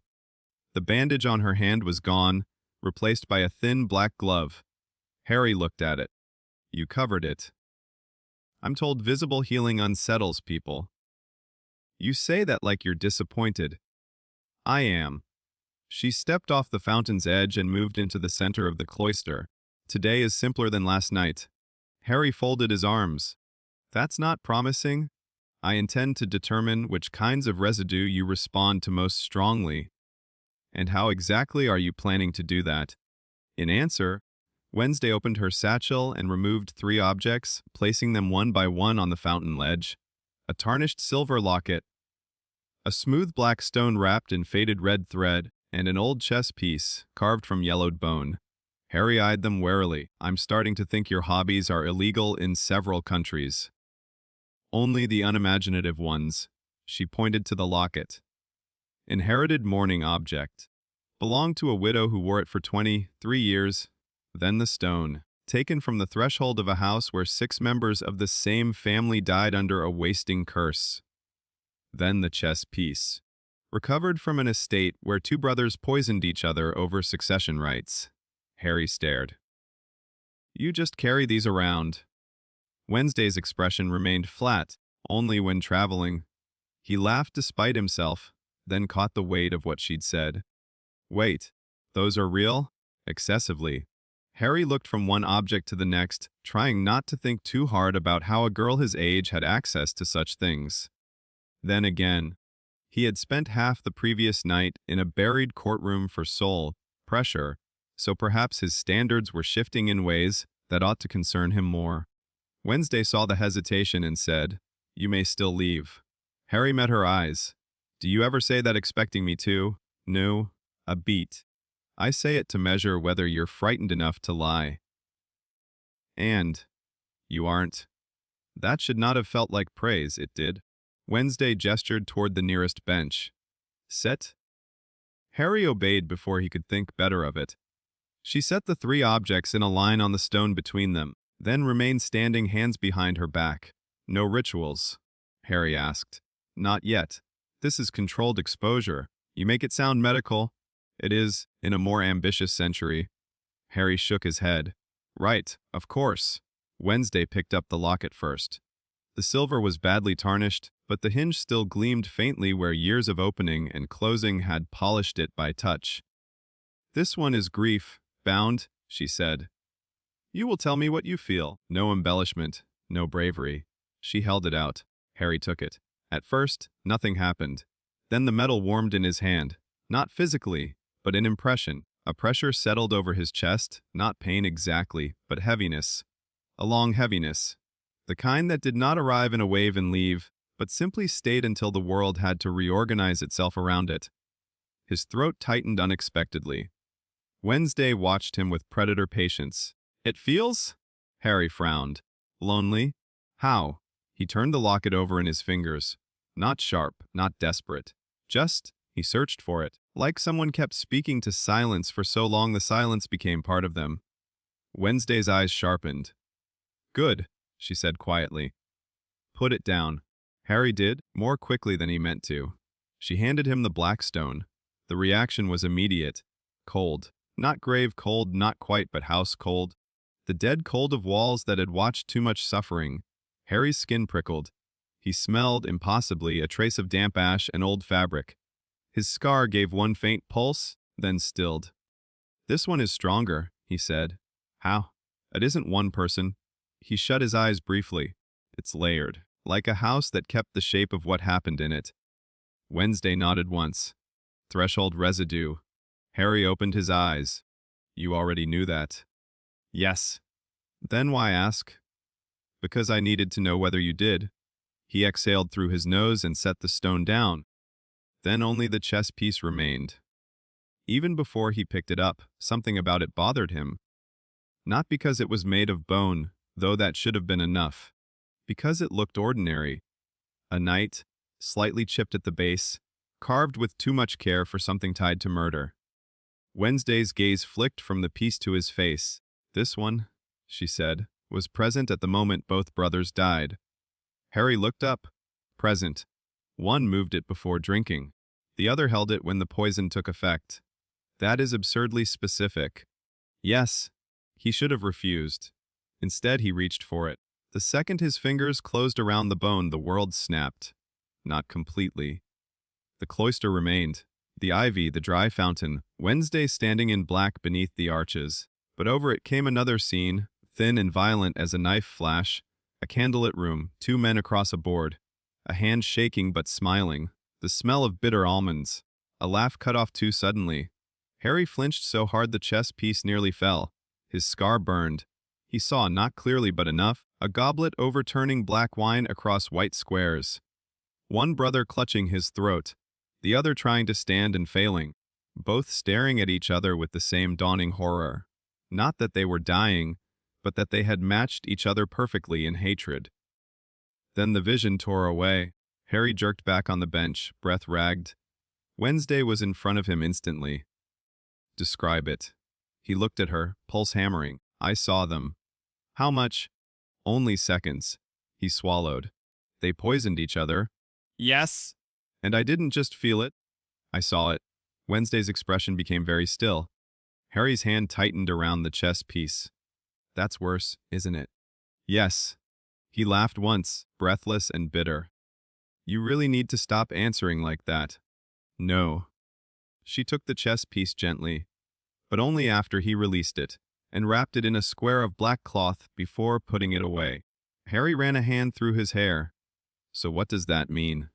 Wednesday remained standing very straight, the satchel hanging at her side, the evening light turning the arches behind her into deepening blue.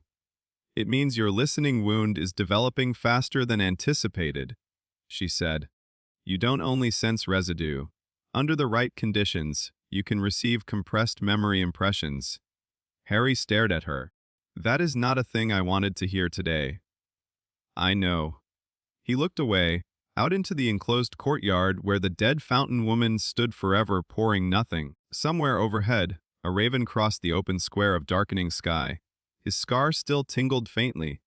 It's getting worse, he said quietly. Wednesday did not correct him. That frightened him more than anything else. After a moment, she stepped closer. Not too close, never presumptuous, but close enough that he could see every line of intention in her face. Worse, she said, is not always the same as deeper. Harry looked up at her. You are changing, she continued. That is dangerous. It is also informative. We can work with danger. We cannot work with ignorance.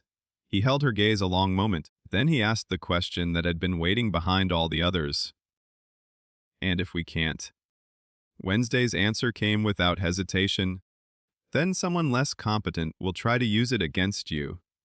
The evening wind moved lightly through the cloister, stirring the ivy. Harry felt something cold and certain settle in him at those words. Not comfort, resolve. Because that more than anything rang true. Not just about his scar, about his whole life. People had been using what was strange about him for years. His fame, his survival, his courage, his position in prophecies and plans he had never consented to. If there was truly something buried in him, something damaged and listening and increasingly awake, then ignorance would not protect him. It would only make him easier to control. Wednesday was still watching him. You've decided, she said. Harry frowned. You don't know that? I do. It was infuriating. It was also correct. He stood from the bench. Fine. Wednesday tilted her head. Fine is an imprecise word. Then here's a more precise one, Harry said. Teach me. For the first time since he had met her, Wednesday Addams did not immediately have a response. It lasted only a second. 2 at most. But Harry saw it, saw the tiny pause, the fractional narrowing of her gaze, the almost imperceptible shift in her stillness. Not surprise exactly. Not hesitation either, recognition, as if something important had just clicked into place. When she spoke, her voice was softer than usual, not gentle, never that, but quieter in a way that made him pay even closer attention. That, she said, Depends on whether you can survive honesty. Harry looked at her across the gathering dusk, at the girl in black standing beneath old stone with grave knowledge in her satchel and calculation in her eyes, and understood with a clarity that left no room for retreat that this was no longer curiosity. It was a threshold, and he had just stepped over it willingly. The first sign that Harry's life was becoming unsustainable came on Thursday, when he hexed a suit of armor for whispering. In his defense, it had been whispering. Unfortunately, it had also been whispering in front of Professor Flitwick, who did not appreciate third-year students blasting school fixtures merely because they believed the castle was participating in their psychological decline. "I was saying my name," Harry insisted. Flitwick peered up at the dented helmet, then back at Harry over the rims of his spectacles. "Mr. Potter, this corridor contains 12 portraits, 3 enchanted torches, 2 staircases with attitude, and a suit of armor that has not spoken since 1841. I find your explanation unconvincing." Behind Harry, several Ravenclaws snickered. Wednesday, who had been observing the charms lesson from the back of the room, under the exchange program's rotating schedule, did not laugh. She merely tilted her head and watched the armor with unsettling focus. Flitwick assigned Harry detention. By lunch, he had convinced himself that was the end of it. By dinner, he learned otherwise. "You as well, Miss Addams," McGonagall said crisply from the staff table annex, scanning a parchment list with the look of a woman already exhausted by other people's decisions. "Your conduct in Transfiguration this afternoon displayed a concerning disregard for the practical uses of vanishment." Wednesday remained entirely expressionless.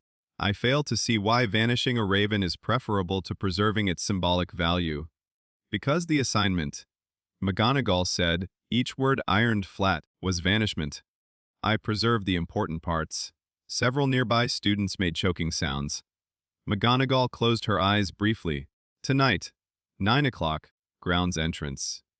Professor Lupin will supervise." Ron, who had been midway through a mouthful of roast potatoes, turned slowly toward Harry with enormous delight. "You and Addams in detention. In the dark?" Hermione shot him a look. "That is not remotely the point." "It's a bit the point." Harry ignored both of them and looked down at his plate, where his appetite had abruptly become theoretical. Wednesday, seated several tables away with the other Nevermore students, did not look at him. That bothered him more than it should have. At precisely 9 o'clock, the evening sky hung low and bruised over the grounds, the last light drowning behind the forbidden forest in strips of fading gray. The air smelled of damp earth and leaf rot.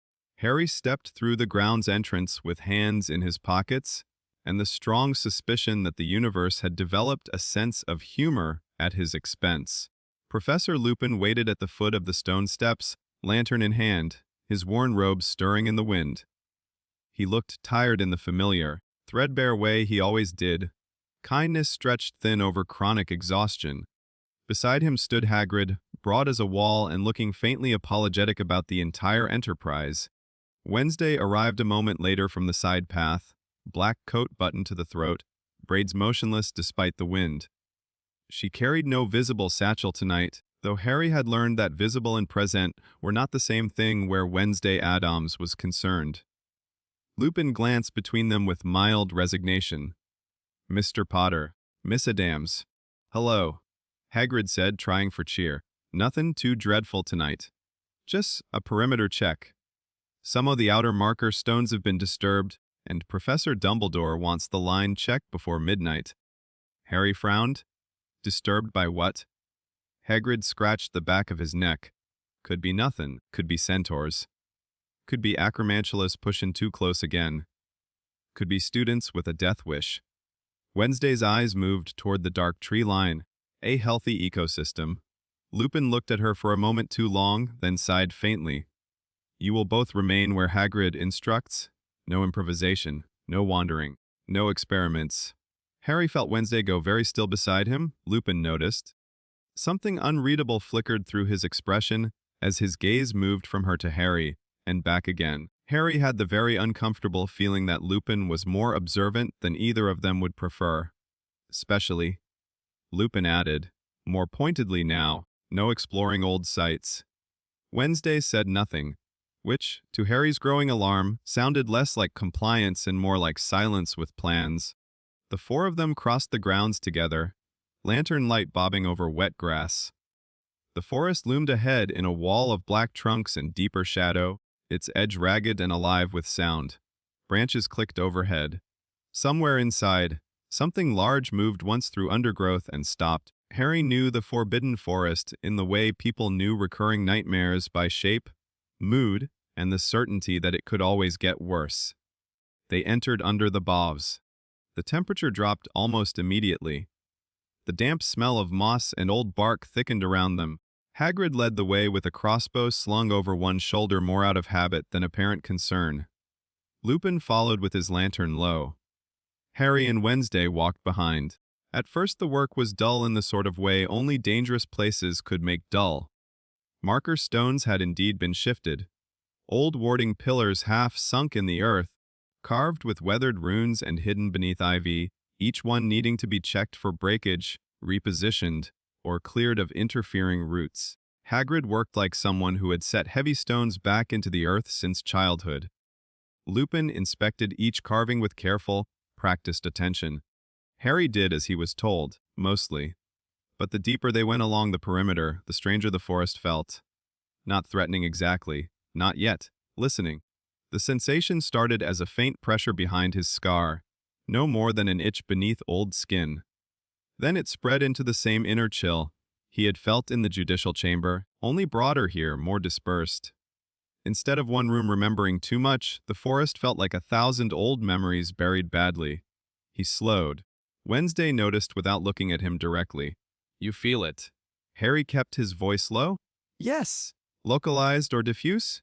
He shot her an annoyed glance. "Do I look like a textbook?" "You look overstimulated. Answer the question."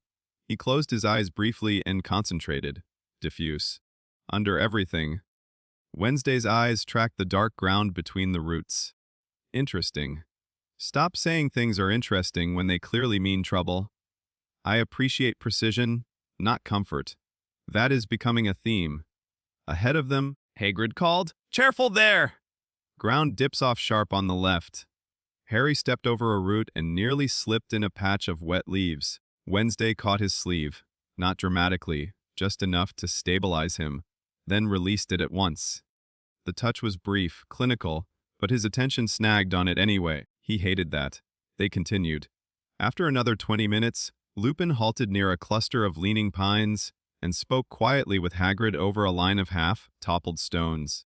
The ward markers here were different from the others, older, blacker, carved less like school protections and more like boundary warnings. Wednesday crouched beside one and brushed moss from the runes. Harry looked around, then leaned closer. "What do they say?" She traced one weathered line with a gloved finger. "Not safe." "That's helpful."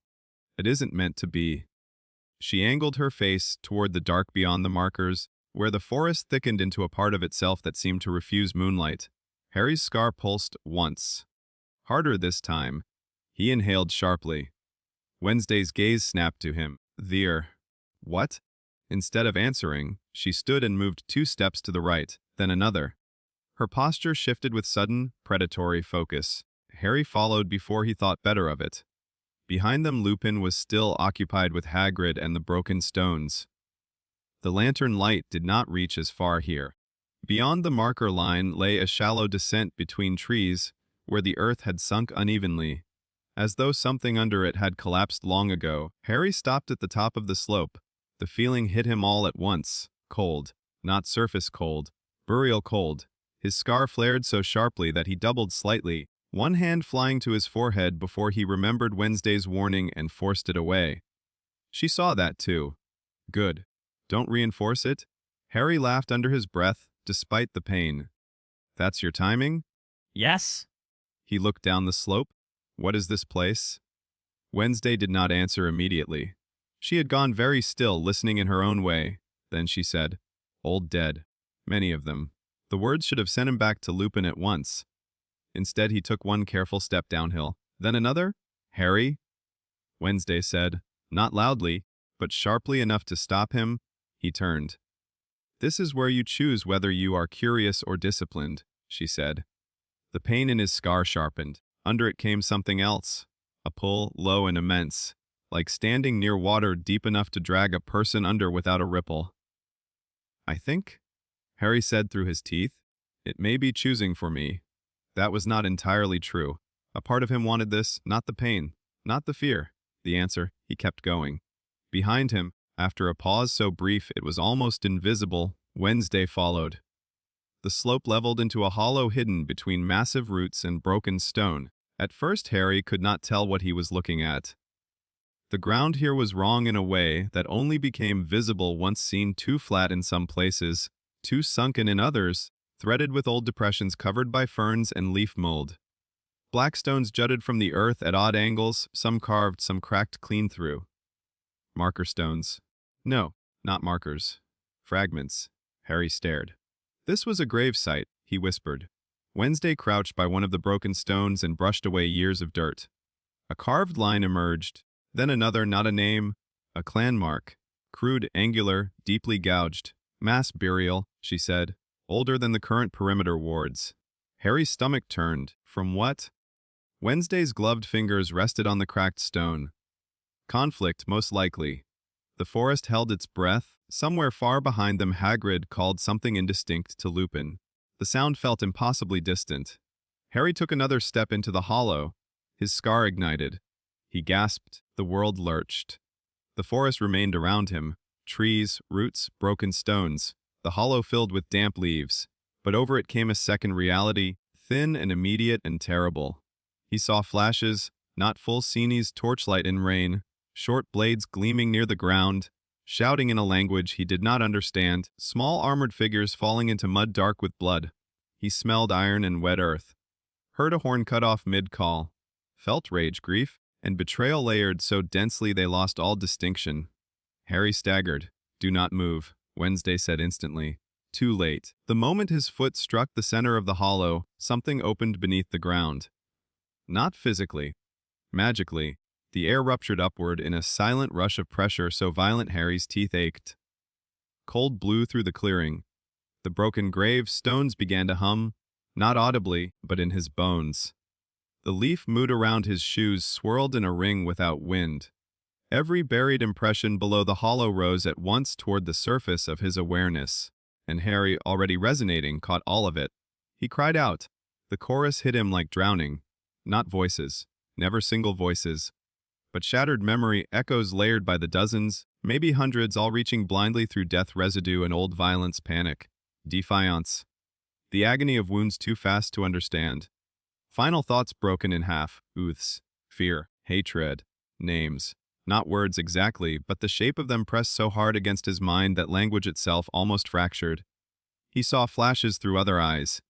A short, broad hand slick with blood, a wand snapping in the mud, a banner burning, a child dragged backward through screaming, a blade entering under armor. Then too many scenes at once, overlapping until nothing held shape. Harry dropped to one knee in the mud and grabbed his head. The hollow erupted with pale distortions. Around the broken stones, figures began to rise, not bodies, not ghosts, but pressure-built silhouettes made of frost and grave light and torn remembrance. Small shapes, dozens of them. Goblin dead, or the memory of goblin dead, dragging themselves out of old violence, because something living had just rung the bell buried in the earth. Wednesday moved fast. She was at Harry's side in seconds, not touching him yet, eyes scanning the hollow with terrifying clarity. Harry, listen to me. He barely heard her. The chorus kept coming. Not evil, not intentional, just broken. Too broken. Memory without sequence, suffering without conclusion, death without enough peace to decay cleanly. A shape lunged out of the ground to his left, not attacking, merely erupting through the pressure. And Harry reacted on instinct. His wand was in his hand before he realized he'd drawn it. A pulse of raw magic blasted outward. The nearest echo shattered, and the entire hollow screamed. This time it was sound, not from mouths, because the shades had none that worked properly, but from the resonance itself. Every broken impression surged toward the violence of Harry's magic as if he had torn open the wound further instead of sealing it. Idiot. Wednesday snapped. Harry tried to stand and couldn't. Cold had gone all the way through him. His scar felt like split glass. The dead were rising faster now, outlines multiplying around the hollow's edge.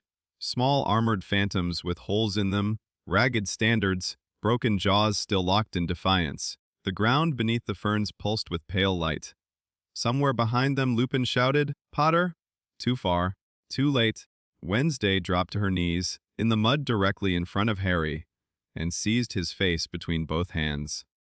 The shock of it cut through the chorus for half a second. "Look at me." He failed, tried again. The dead pressed closer, not physically but psychically, each echo trying to complete itself through the living conduit that had awakened it. "Harry." Her voice changed. It lost none of its coldness, but it sharpened into command so focused it cut through everything else. Not comfort, structure. "You are not hearing them," she said. "They are hearing you. Stop answering." His breathing came too fast. "I can't." "Yes, you can."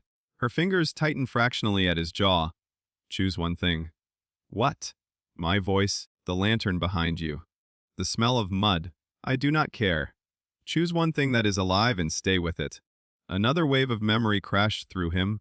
A rain-slick battlefield, hands clawing through trampled bodies, a curse exploding low to the ground. Harry almost blacked out. Wednesday swore under her breath in a language that sounded older than guilt. Then she acted. She bit the tip of her glove off with her teeth, tore it away, and sliced her thumb across the edge of a broken gravestone. Blood welled instantly. With ruthless speed, she dragged 3 sigils across the mud around Harry's knees. Hooked, branching marks, crude compared to her usual precision but alive with intent. Blood, earth, boundary. The symbols darkened as if the ground were drinking them. The nearest shades recoiled. Not far. Not enough. Wednesday drew another line, this time across the front of Harry's boot, sealing the triangle. "Do not cross that," she said. "I'm not exactly planning a stroll." "Good." She pressed her bleeding thumb flat to the earth and began speaking. The language from the judicial chamber returned. Hard, exact syllables cut like knives and nailed into the hollow's pressure points. But this time there was no prepared ritual circle, no measured geometry. She was building control out of mud, blood, and sheer authority. The forest reacted. The roots around the hollow shivered. The broken markers vibrated. Pale grave light flickered in and out as if trying to decide whether to rise or obey. Harry forced himself to focus. "Choose one thing alive," she had said. He chose her voice, not because it was soothing. It wasn't. Wednesday's voice in ritual sounded like someone teaching silence how to sharpen itself. But it was singular, precise, a line through chaos. He locked onto it. The chorus pressed at him from all sides, still desperate, still broken, still trying to complete itself through his listening wound. But now there was a rhythm to oppose it. Wednesday's blood sigils formed a barrier not against death, but against access. Each syllable she spoke taught the hollow a new instruction: not this way, not through him, not tonight. The dead strained. Harry saw them more clearly now in fragments between the waves. Small, armored figures and civilians alike, thrown together by old massacre or battlefield collapse. A mass grave from a goblin rebellion, maybe, or a suppressed war Hogwarts had never bothered to teach properly because the victors preferred cleaner stories. The realization brought a fresh pulse of anger through the echoes. Harry felt it, felt their memory of betrayal, and almost answered again. Wednesday's head snapped toward him as if she had sensed the shift. Nunbo. One word. It hit like a slap. Harry clenched his hands in the mud. They're angry. Obviously. It's not random. Also obvious. Another pale shape surged toward him, mouth open in a scream with no sound. Wednesday drove her bloodied hand into the earth harder and hissed a final line of the rite. The sigils ignited. Not with fire.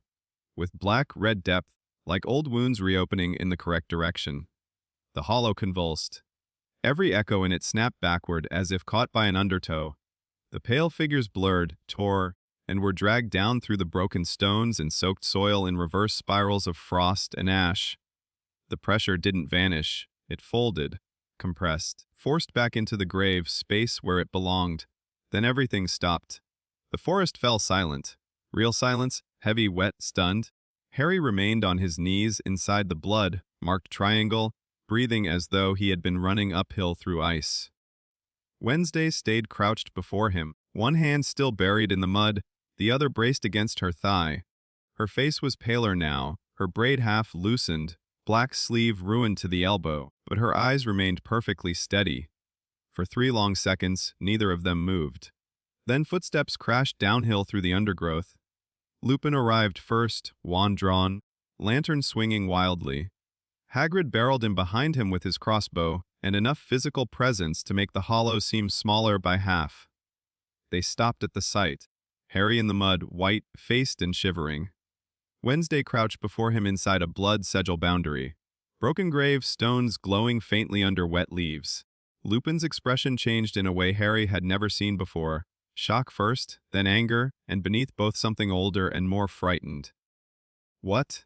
he said very quietly. "Have you done?" Harry opened his mouth. Nothing came out. Wednesday rose before he could answer. The movement cost her. Harry saw the tiny hitch in it, the effort concealed under discipline. "A buried war, sight was improperly sealed," she said flatly. Potter's magical wound resonated with the mass residue. The pressure destabilized. I contained it. Hagrid looked around the hollow, eyes widening as he noticed the broken clan markers. "Bloody hell," he whispered.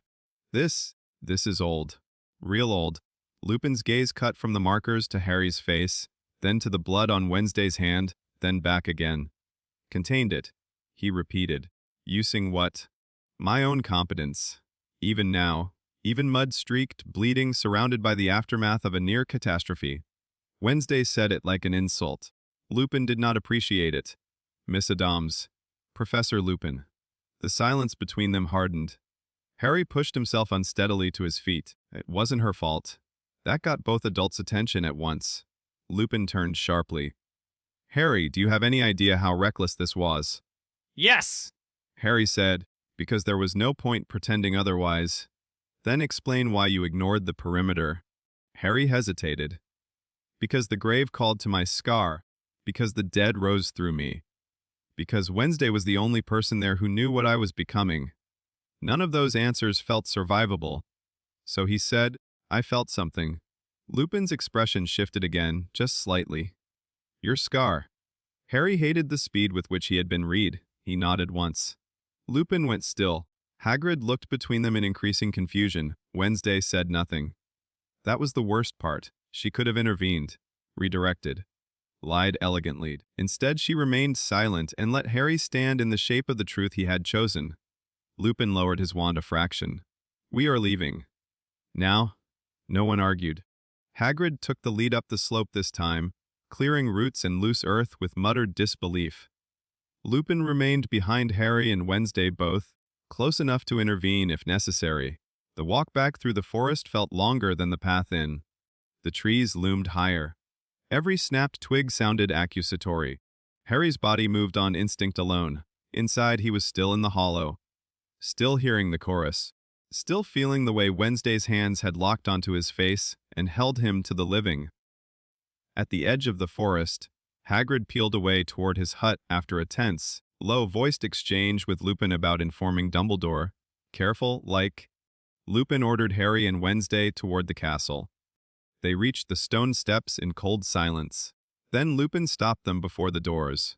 Moonlight silvered his tired face and deepened the lines around his eyes. He looked first at Harry, then at Wednesday.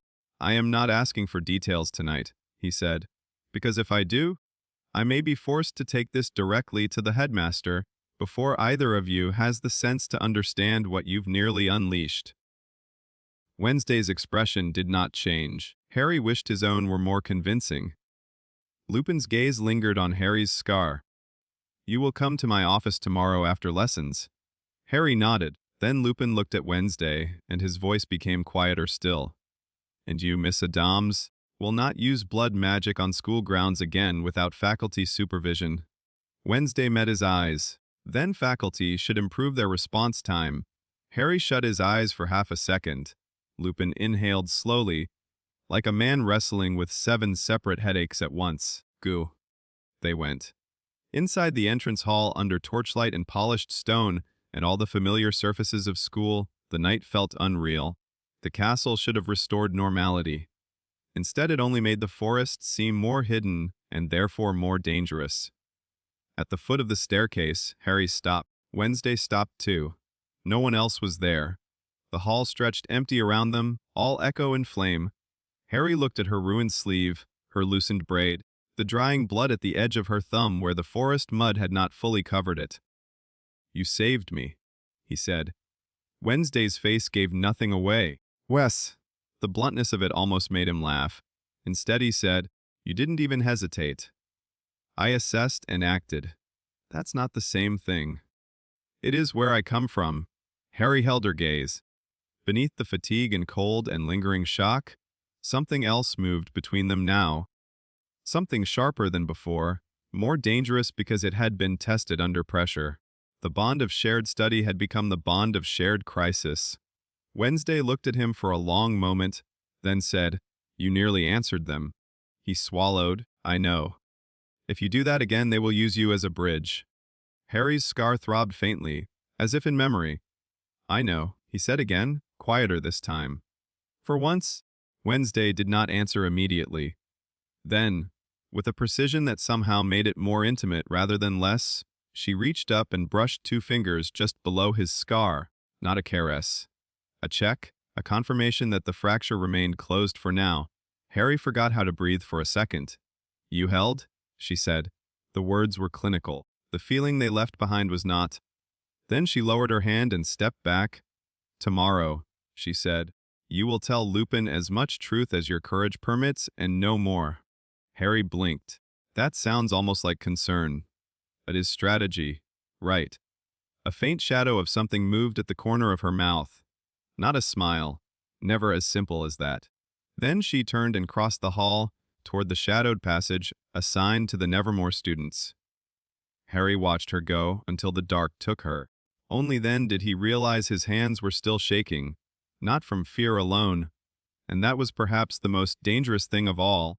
Harry lasted until dawn before he understood that whatever had happened in the grave, Hollow had not remained in the forest. He woke with mud still under his fingernails and the taste of iron at the back of his throat.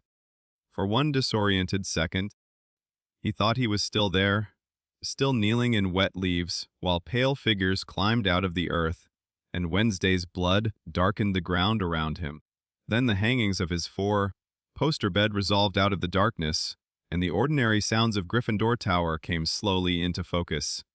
Someone turning over in bed, distant pipes knocking in the wall, the soft rattle of rain beginning against the high windows. He was in the dormitory. Safe, technically. That should have helped. It didn't, because the whispering had followed him. Not loudly, not enough to wake anyone else. But there, just beyond comprehension, like a crowd speaking through several closed doors. Every time Harry almost caught a word, it dissolved into texture. The sound wasn't in the room. It was in the spaces around things. In the silence between one breath and the next, he sat up too fast, every muscle protesting. The room swayed. A deep chill still lived under his skin, not surface cold, but the kind that came from magical exhaustion. His scar ached with a steady, intimate throb, not agony. Something worse in its way, persistence. The sensation of a wound that had remembered it was open. Harry pressed both palms to his eyes until sparks flared in the dark behind them. "Stop," he whispered. Though he wasn't sure whether he meant the whispers, the memory, or himself, the whispering quieted. Not because it obeyed.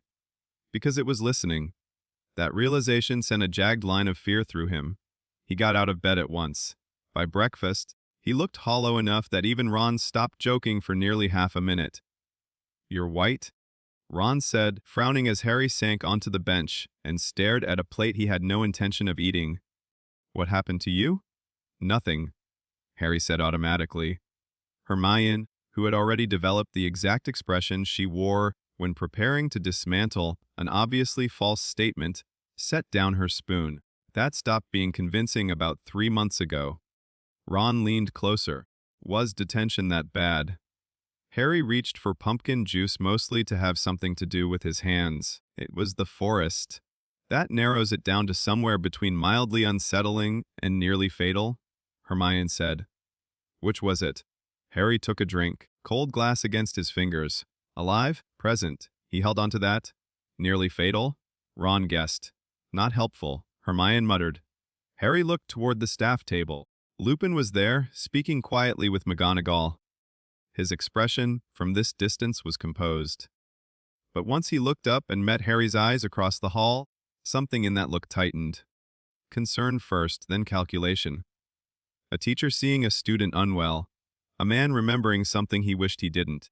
Dumbledore sat 3 seats away, hands folded, appearing to listen to Flitwick while missing nothing. Harry looked down again immediately. He had a terrible feeling that the school, which usually needed blood and explosions before noticing anything, had begun to observe him on subtler terms. Across the hall, Wednesday sat at the Nevermore table annex in perfect black, pale and composed and offensively untouched by visible human fragility.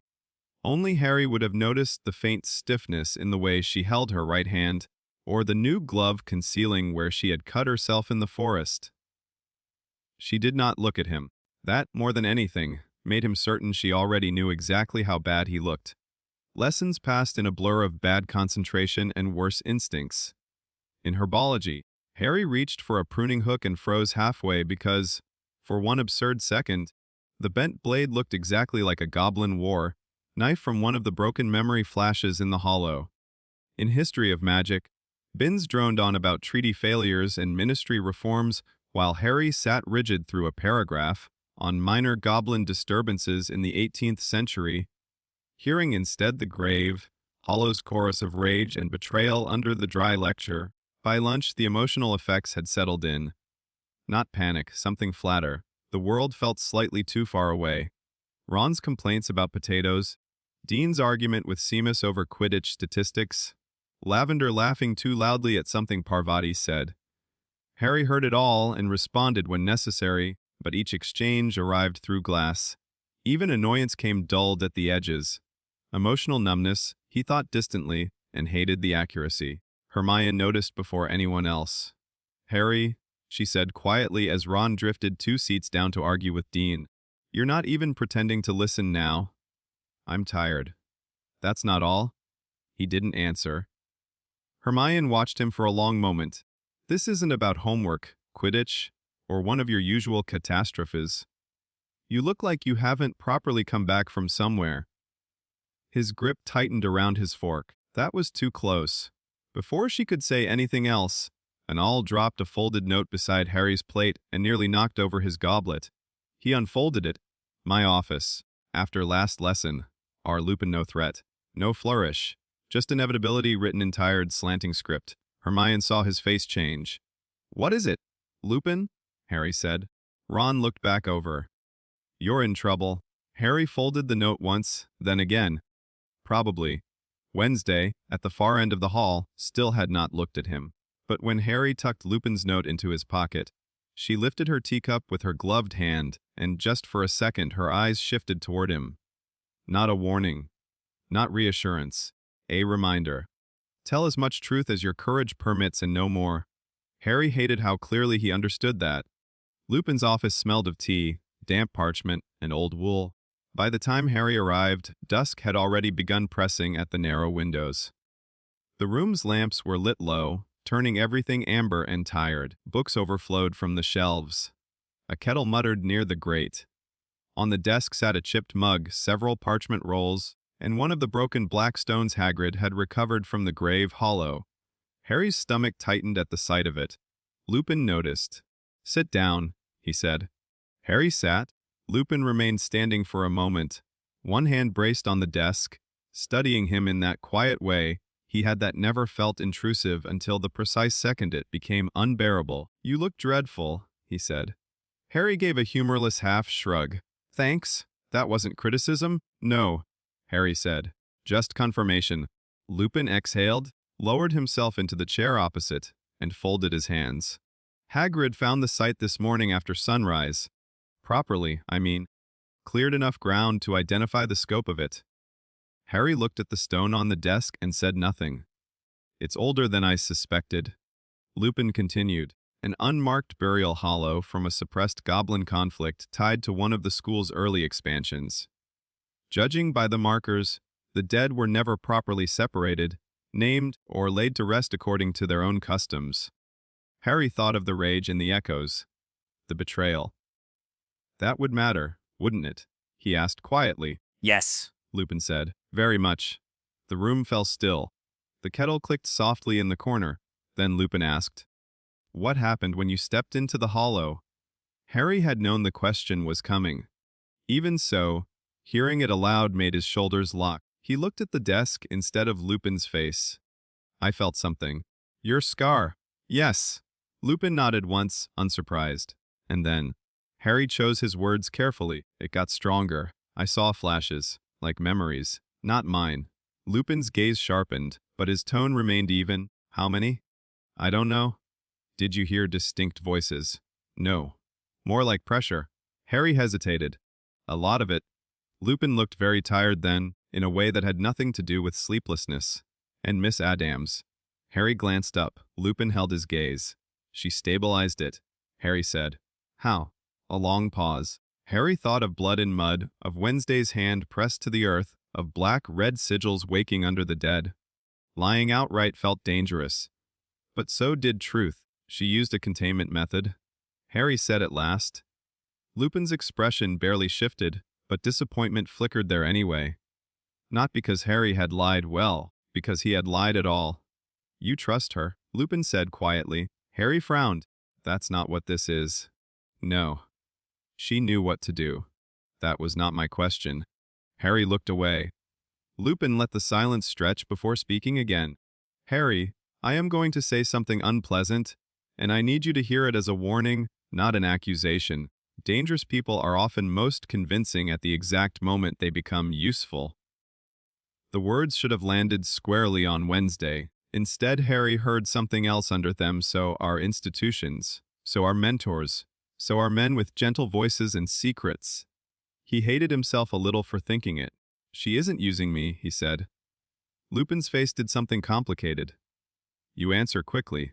So do you. That got a faint, exhausted smile from him. Fair. He leaned back in his chair. Then let me ask more directly. Since Miss Addams arrived, have you been studying forms of magic outside the Hogwarts curriculum? Harry's pulse stumbled once. There it was. Not accusation. Precision. He could have lied again. Probably should have. But something about Lupin. The quiet intelligence. The fact that he had come to the forest himself instead of sending someone else. The look in his face now that said he already knew enough to be worried. Made a full lie feel childish. Yes, Harry said. Lupin closed his eyes briefly. Of course. It's not what you think. Harry, I assure you, that sentence has never once in history been followed by something reassuring. Despite everything, Harry nearly laughed. Lupin went on, Have you attempted spirit work, residue work, grave listening? Harry's head snapped up. You know about that? A shadow passed across Lupin's expression. More than I'd like? For the first time since entering the office, Harry forgot to be careful. How? Lupin looked at the broken black marker stone on his desk. Because war teaches people categories they would rather forget, and because some branches of magic survive by changing names. Harry stared at him. Lupin met his gaze directly now. Whatever Miss Addams is showing you, understand this. Listening to the dead is not the same as controlling what answers. The first law of necromantic practice is not power. It is cost.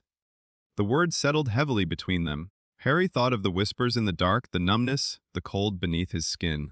What kind of cost? He asked. Lupin did not soften it. Sleep. Emotional continuity, physical warmth, boundaries between memory and presence, in extreme cases, identity. Harry went very still, because that, more than grave hollows or blood sigils or old wars, felt exactly like what had begun. Lupin saw the recognition on his face and grimaced.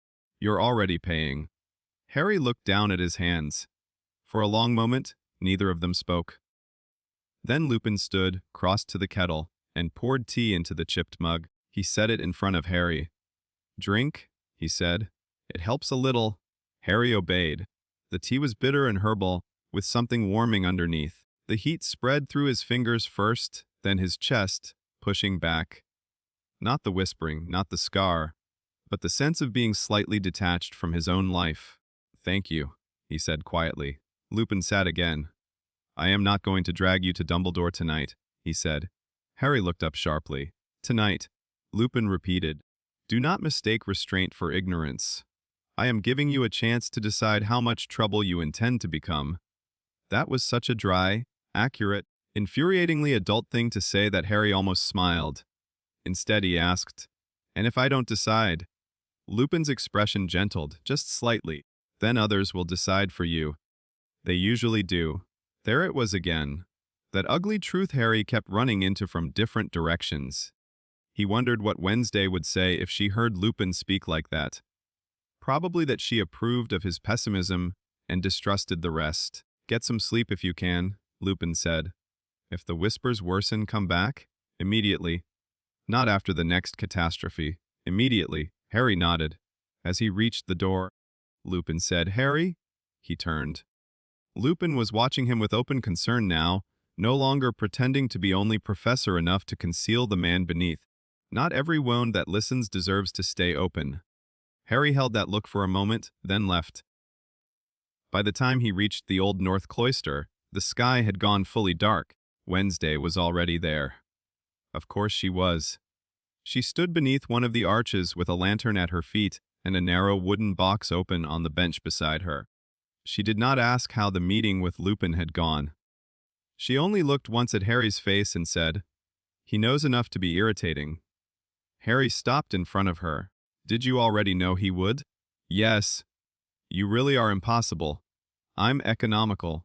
He glanced at the wooden box. Inside lay thread, chalk, a small stoppered bottle, folded black cloth, and 2 silver rings no larger than coins. "No more graveyards," he said. Wednesday's eyes lifted to his. "You're hearing them." It was not phrased as a question. Harry looked away. That was answer enough. The cloister's fountain, dry and pale behind them, seemed to listen. "How bad?" Wednesday asked. "Not loud." He hesitated. "Constant." She nodded once, unsurprised. "And Lupin says that's normal?" "Apparently." Harry added with brittle irritation, "Sleep loss, cold, numbness, whispers, identity damage. All very comforting." "That is normal," Wednesday said. Harry stared at her. "I'm sorry, were you aiming to sound worse than him?" "I'm aiming to sound accurate." She closed the wooden box.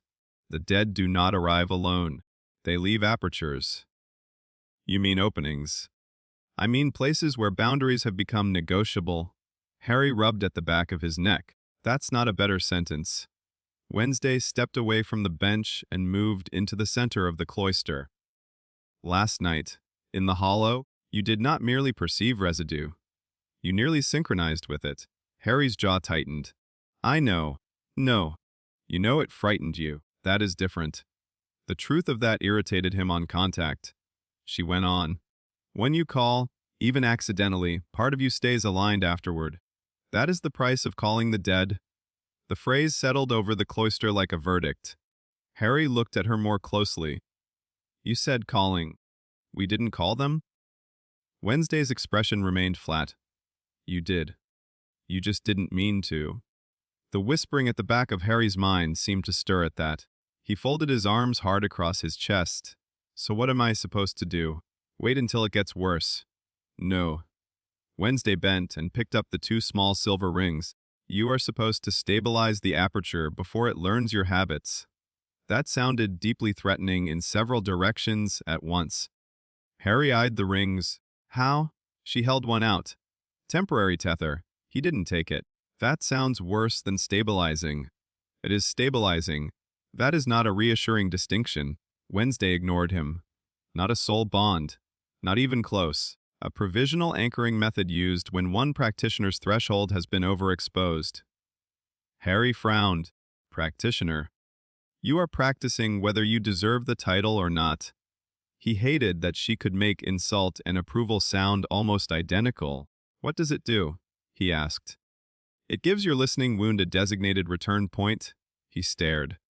Seeing that had not helped, she added, "Right now, when residue touches you, your awareness follows it too easily. A tether provides a path back. To you." "Yes." Harry looked at the ring in her hand, then at the other one still glinting in her palm. And what does that do to you? Wednesday was silent for half a beat too long. That, Harry said flatly, is not the silence of someone about to say something reassuring. It allows me to feel when your threshold destabilizes. Harry blinked. Feel it how? Pressure, interference, a pause, possibly pain. His eyes narrowed. Possibly. It depends how dramatic you are. That is not funny.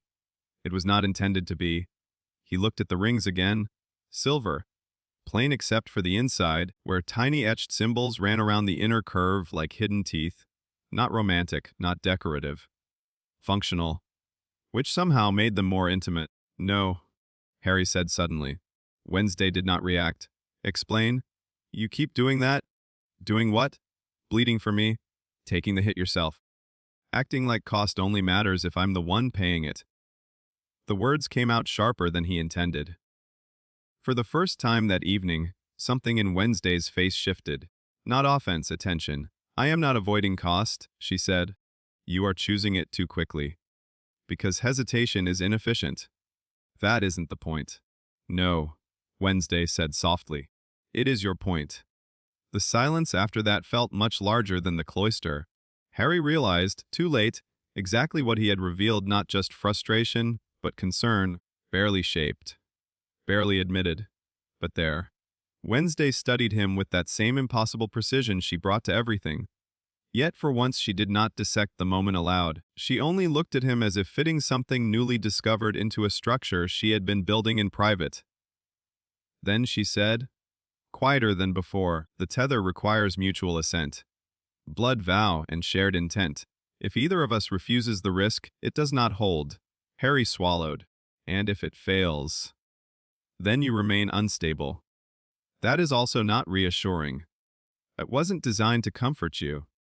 The whispering pushed faintly at the edges of his hearing again, as if impatient with delay. Harry closed his eyes for a second. He thought of Lupin's warning, of Dumbledore watching from the staff table, of the grave, hollow opening beneath him, of Wednesday's hands locking onto his face while the dead tried to use him as a bridge. Then he opened his eyes. What do I have to do? Wednesday handed him one of the rings. This time he took it. The silver was colder than it should have been. Stand here, she said, moving to the center of the cloister where moonlight and lantern light overlapped across the stones. Harry stepped opposite her. Up close, he could see the faint shadows under her eyes. She had paid for the forest too, then however elegantly she concealed it. That should not have pleased him. It did, a little, because it made her feel less untouchable. Wednesday set the lantern between them and uncorked the small bottle from the box. The scent of myrrh and iron rose into the cold air. What's that? Harry asked. Binding medium? That sounds suspicious. It's resin, ash, and diluted blood. Harry stared. Of course it is. Wednesday ignored him and dipped one finger into the dark liquid. Then she took his left hand, turned it palm up, and painted a thin line from wrist to the base of his middle finger. Her touch was cool, precise. Harry forgot the rest of the cloister for a second. Then she drew the same line down her own palm. The vow is simple, she said, slipping the silver ring onto her smallest finger. No dramatics, no poetry. Precision holds longer. Good, Harry said, because his voice had gone rougher than expected. I'd hate for this to become sentimental. Perish the thought. She nodded toward the ring in his hand. Put it on. He did. The silver tightened once, then settled as if it had adjusted to him. Wednesday took the silver knife from the box. Harry let out a breath. There it is. You expected otherwise. Hope is a reflex. She sliced her thumb again, efficiently, as though pain were punctuation. Harry winced. You really need new habits? Your concern remains conspicuous. Before he could answer, she handed him the knife. He looked at it. Then, because retreat now would be unbearable, he cut his own thumb. The sting was immediate and clean. Wednesday stepped forward and pressed her bleeding thumb to his. Their hands aligned over the lantern, blood meeting blood over the dark line of binding resin painted on their palms. The effect was instantaneous. Harry's breath caught, not because of pain, because of direction. Something in him, strained and scattered for the last 24 hours, abruptly recognized a route, a line pulled taut between his listening wound and another presence outside himself. Cold, disciplined, unwavering. Not warmth, not softness. Structure. The whispers recoiled. Further away. Wednesday's eyes sharpened. She felt it too. "Now," she said, voice lower. "Repeat after me. I return by will, not by drift." Harry did. The words were ordinary. The magic beneath them was not. The silver rings flashed once in the lantern light, then darkened. Wednesday continued. "What follows me does not own me." Harry repeated it. At the second vow, the cold inside his scar shifted. The constant outward pull weakened, redirected along the new line between them. He could feel Wednesday now, not thoughts, not emotions, nothing so invasive. Only presence, a hard, edged awareness at the far end of the tether, like a hand held just beyond reach in total darkness. Her gaze never left his face. "Where I open," she said, "I also close." Harry repeated that too. The lantern flame bent sharply downward, though no wind passed through the cloister. The whispering thinned, not silence. Distance. Wednesday's thumb pressed fractionally harder to his. "Final clause?" "Say it exactly." Harry nodded once. She said, "I do not cross alone." The words hit him strangely, not because they were grand. They weren't. That was the point. Because they were true in a way that frightened him. He repeated them. The tether locked. A pulse ran from his hand to his scar and back down through his spine. The rings flashed cold silver, then went still. The line between them settled. Not visible, not audible, but real enough that Harry could suddenly tell exactly where Wednesday stood without looking, as if some part of him had begun orienting toward her automatically. The whispers vanished. Harry inhaled sharply. The silence that replaced them was not empty. It was earned. Wednesday let go first. The absence of contact should have broken the effect. It didn't. The tether remained. Harry looked at his ring, then at her. "It worked," he said, quieter than he intended. "Yes." He waited for the usual dryness, the usual clinical dismissal. Instead, Wednesday stood very still, watching him as if confirming several things at once. After a moment, Harry said, "Does it hurt?" "Less than I expected." That was the closest thing to honesty, without armor, he had ever heard from her, and because it was so slight, so unadorned, it landed harder than any dramatic confession might have. Harry looked away first. From the corridor beyond the cloister came the distant sound of footsteps. Teachers, perhaps. Students cutting through late. The ordinary world returning. Wednesday corked the bottle and repacked the box with brisk efficiency. But Harry noticed the faint stiffness in her injured hand, and the extra second she took to steady the knife before putting it away. "You felt it?" he said. "Wes?" When the whispers were pulling. Yes. And now, her eyes lifted to his. "Now," she said, "I would know if they began again." That should have sounded invasive. Instead it sounded like relief edged in danger. The footsteps grew louder, then receded down another corridor. Harry looked toward the cloister entrance and saw movement at the far end of the adjoining hall. A tall figure in half shadow. Still. Observing. Dumbledore. He stood only for a moment before continuing on, robes whispering over stone, as if he had merely been passing and noticed nothing unusual at all. Harry felt the tether stir. Wednesday had seen him too. Neither of them spoke until the headmaster was gone. Then Harry said quietly, "He knows." Wednesday closed the box. "Not everything?" "No," Harry said. "But enough?" She lifted the lantern. "Then we proceed under the assumption that we are no longer unwatched." The sentence should have chilled him. Instead, he found himself looking at the ring on his finger, then at her face lit from below by blue, gold light, and understanding that whatever had just happened between them was not temporary in the way either of them might prefer. Not emotionally, not strategically, not anymore. Wednesday seemed to read some of that in his expression. Her own remained composed, but her voice, when she spoke, was softer by a degree almost too small to measure. "Sleep tonight?" she said. "That is not a request." Harry blinked. "You giving orders now?" "Yes." He should have objected. Instead, absurdly, he nodded. A shadow of satisfaction touched her face and vanished at once. Then she turned and walked into the corridor dark, lantern in hand, leaving Harry standing in the cloister with the new silver ring cold against his skin and silence. True silence.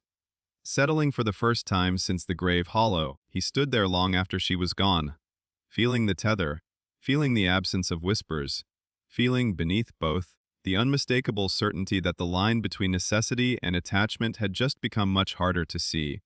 Harry slept. That alone should not have felt miraculous.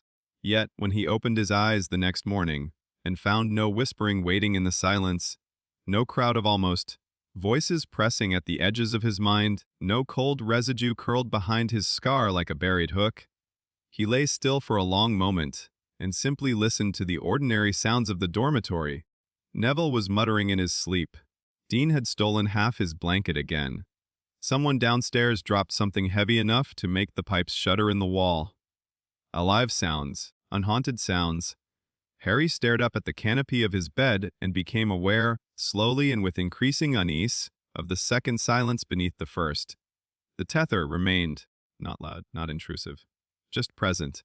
A thin, cold certainty at the edge of awareness, like knowing exactly where north was without needing to look for the sun.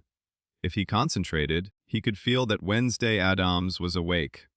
Not what she was thinking, not what she was feeling, only that she existed at the other end of a line they had deliberately drawn through blood and will and necessity. That should have been alarming enough to send him straight to Lupin or the library or both. Instead, it made the absence of the whispers feel real. Manageable. Possible. Which was, Harry suspected, much worse. By breakfast, he looked better. Not normal, but human enough that Ron stopped watching him like he expected Harry to dissolve into ash over porridge. You slept, Hermione said at once. Harry blinked. Is that obvious? Yes. She said, "You've downgraded from recently exhumed to deeply suspicious." Ron nodded approvingly. Massive improvement.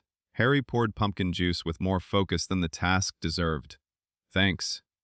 Hermione set down her spoon. What happened? He looked at her. She looked back with the calm, terrifying patience of someone who had already decided vague answers would be treated as personal insults. Ron leaned in too. Was it Lupin? Are you cursed? Was it the forest? Is this about Addams again? Because I still maintain, it's not about Wednesday, Harry said too quickly. Hermione's eyebrows rose. Ron made a triumphant noise. Oh, it absolutely is. Harry hated both of them in different ways. Before either could press further, Post arrived in a rush of wings and parchment. One tawny owl dropped a folded slip directly into Harry's goblet, splashing pumpkin juice up his sleeve. Ron laughed. Hermione muttered something disapproving about undignified avian delivery systems. Harry unfolded the damp note.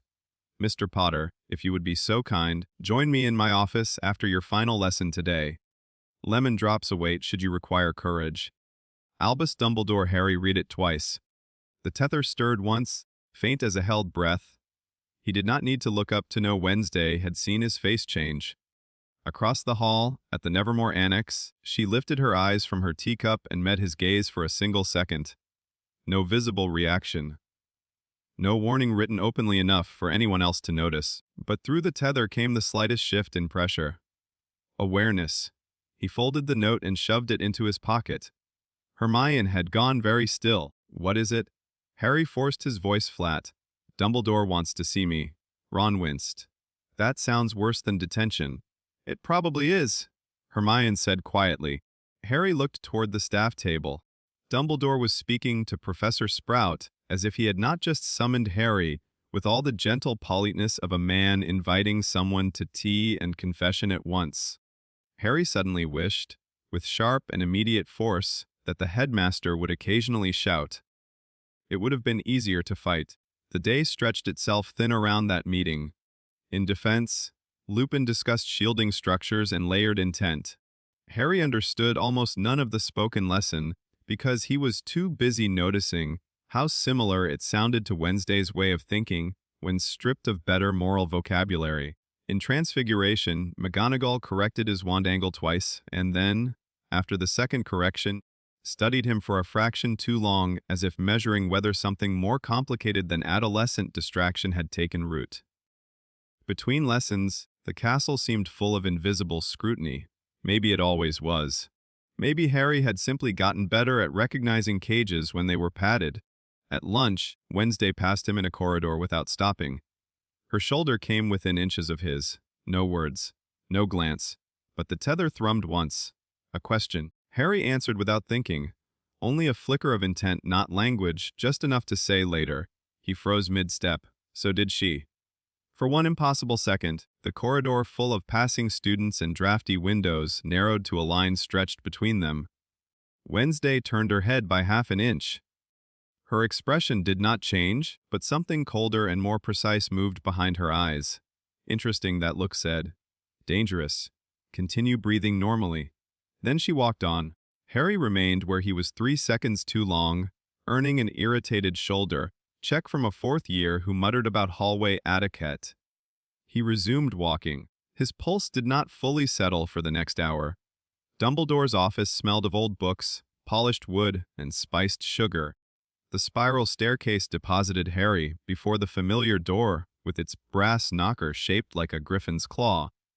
When he entered at Dumbledore's bidding, the room beyond looked exactly as it always had: circular walls lined with shelves, silver instruments ticking and sighing on delicate tables, portraits of sleeping headmasters and headmistresses, Fawkes perched in a drift of ember, red feathers by the window, evening light turning the office into warm gold. It was such a carefully benevolent room. Harry noticed that at once now, with the same suspicion he had once reserved for trapdoors and cursed diaries. Everything here signaled wisdom without threat, history without rot, power civilized into elegance, a room designed to make trust feel like the natural state of things. Harry, Dumbledore said gently, "Thank you for coming." He sat behind his desk in deep blue robes that made his half-moon spectacles gleam softly. A dish of lemon drops rested nearby, exactly as promised. His expression was kind, concerned, entirely composed. Harry stood just inside the door. "You asked me to." "Yes?" Dumbledore folded his hands. "Please sit." Harry sat. The chair was comfortable. He disliked it immediately. For a moment Dumbledore did nothing but observe him, not rudely, not clinically, but with the quiet attention of someone used to people unfolding under his gaze sooner or later. Then he said, "You look rather better than you did this morning." Harry kept his face blank. Did I look bad this morning? Remus thought so. There it was, not accusation, positioning. Harry looked at the lemon drops instead of Dumbledore's eyes. "Professor Lupin worries." "He does," Dumbledore agreed, "often for good reason." The silver instruments murmured softly to themselves. One emitted a tiny puff of blue steam. Harry wondered how many students had sat in this room believing they were about to be understood. "How is your scar?" Dumbledore asked.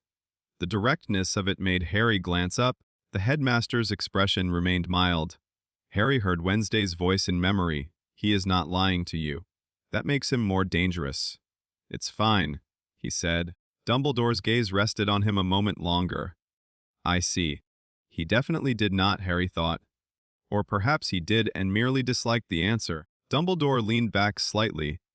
The events in the forest were illuminating. Harry's shoulders tensed. Were they? "Yes!" Dumbledore's tone did not sharpen. That almost made it worse. Ancient burial sites, improperly settled magical conflict, and a student with an unusual sensitivity to residue are a volatile combination. I do not think it unkind to say you have had rather too much exposure to death for one so young. Harry almost laughed.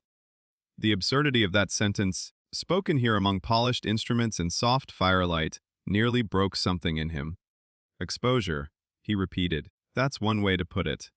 Dumbledore's eyes remained steady. "Would you prefer another?" Harry looked at him properly then. At the lined face, the bright old eyes, the measured kindness that always seemed real and carefully managed in equal proportion. The worst part was that Harry no longer thought Dumbledore's gentleness was fake. He thought it was selective. "No," Harry said. "I'd prefer the truth." A silence followed. Dumbledore inclined his head by the smallest degree, as if acknowledging a piece set onto the board. "Very well," he said. "The truth is that there are forms of magic for which proximity, trauma, and certain structural wounds create aptitude. That aptitude is not a gift. It is not even properly a talent. More often it is a vulnerability mistaken for destiny." Harry's pulse gave one hard beat. The tether stirred, faint and cold, as if some part of Wednesday had just become alert without needing words. He pushed that awareness down. "You mean necromancy?" Harry said. One of the portraits snored softly in the background. Dumbledore did not flinch. "Among other branches. Yes. You know about it. I know enough to fear how attractive it can become to those who have reason to resent the ordinary limits of grief." Harry felt anger spark under his ribs. Not hot anger, sharp anger. Because that was such a beautiful sentence. Such a careful one. A sentence built to sound compassionate while quietly placing him in a category. "Is that what you think this is?" Harry asked. "Resentment? I think," Dumbledore said, "that young people who have suffered deeply are often offered power in the language of understanding. It is one of the oldest seductions in magic." The tether tightened once, not from Wednesday but from Harry's own sudden awareness of it. He means her. Of course he did. Harry sat back a fraction. "This is about Wednesday. This is about you," Dumbledore said calmly. "Miss Addams is relevant only insofar as she appears to have recognized in you a dangerous receptivity." Harry's jaw tightened. "And you recognized it too?" "Yes." The answer came without hesitation. That, somehow, was the cruelest thing said so far, because if Dumbledore had known, if he had seen this possibility in Harry before Wednesday ever arrived, then all the years of silence around the scar, the visions, the strangeness, the careful withholding of information became harder to excuse as caution alone. Harry leaned forward. "How long?" Dumbledore's gaze sharpened by a degree. "How long have I understood that your experiences might make certain forbidden branches of magic particularly resonant for you?" Yes. Dumbledore did not look away. "Long enough," he said quietly, "to have hoped they would not call to you before you had the maturity to refuse them." The room went still. Harry stared at him. There it was. Not evasion, something worse. A true answer framed as benevolence. "You knew?" Harry said. "I suspected. And you didn't tell me. I chose not to burden you with knowledge that might itself become a key." Harry laughed then. Not because it was funny, because if he didn't, the anger would turn into something uglier. "A key," he repeated. "You mean you decided I wasn't allowed to know what was inside my own life?" Dumbledore's expression did not harden, but the warmth in it changed. Less grandfatherly now, more precise. "I decided," he said, "that not every door must be opened the moment a hand is strong enough to turn the latch." Harry stood up. The chair legs scraped softly against the floor. Fawkes lifted his head on his perch, one bright eye opening. "And who decides that?" Harry asked. "You, if necessary," Dumbledore said. There it was. Softly spoken, entirely sincere. The gentle cage. Harry understood it then with a clarity that made his skin feel too tight. Dumbledore did not want obedience for its own sake. That would have been simpler, pettier, easier to reject. No, Dumbledore wanted stewardship, custody, the right to decide which truths other people were morally fit to survive. And because he believed himself good, he found that right self-evident. Harry had spent years mistaking that for safety. "You think you're protecting me," Harry said quietly. Dumbledore regarded him over steepled fingers. "I know I am trying. From Voldemort. Yes. From dark magic. Yes." Harry took one step closer to the desk. "From myself." A long pause. Then Dumbledore said, in part. The honesty of it hit like a slap. For a few seconds Harry could not speak. Not because he lacked words, because there were too many of them all crowding at once. The grave hollow. The scar. The years of partial explanations. The way adults kept arranging his life around dangers they named too late or not at all. The way Wednesday, for all her ruthlessness, had looked directly at the damage and handed it back to him as something he had the right to know. The tether thrummed again. Harry did not reach for it. He did not need to. It was enough to know the line existed. Dumbledore watched him with infinite patience, which suddenly felt less like kindness and more like strategy with excellent bedside manners. "Set down, Harry," he said. "Please." Harry remained standing. No. The word fell into the office like a dropped blade. One portrait woke with a snort, then apparently thought better of participating and went back to sleep. Dumbledore's face remained calm, but his eyes changed. Not anger. Attention. Then stand, if standing helps you to feel less cornered, he said. That was infuriatingly perceptive. Harry hated that too. You say things like that, Harry said, as if naming what you're doing somehow makes it better. Dumbledore was silent. Harry took another breath. Do you know what the worst part is? I suspect you are about to tell me. You're not lying. Harry heard his own voice flatten into something colder than he intended. That's what makes it impossible. A small silence. Dumbledore removed his spectacles, polishing them once on the edge of his sleeve before replacing them. It bought him exactly 2 seconds, and Harry knew it. When a child has already suffered more than he should, Dumbledore said quietly, truth becomes a moral instrument, not merely a factual one. Harry stared. That sounds noble. It is often ugly in practice. Then why keep doing it? Dumbledore held his gaze. Because sometimes knowledge given too early does not liberate. It recruits. The air in the office seemed to tighten.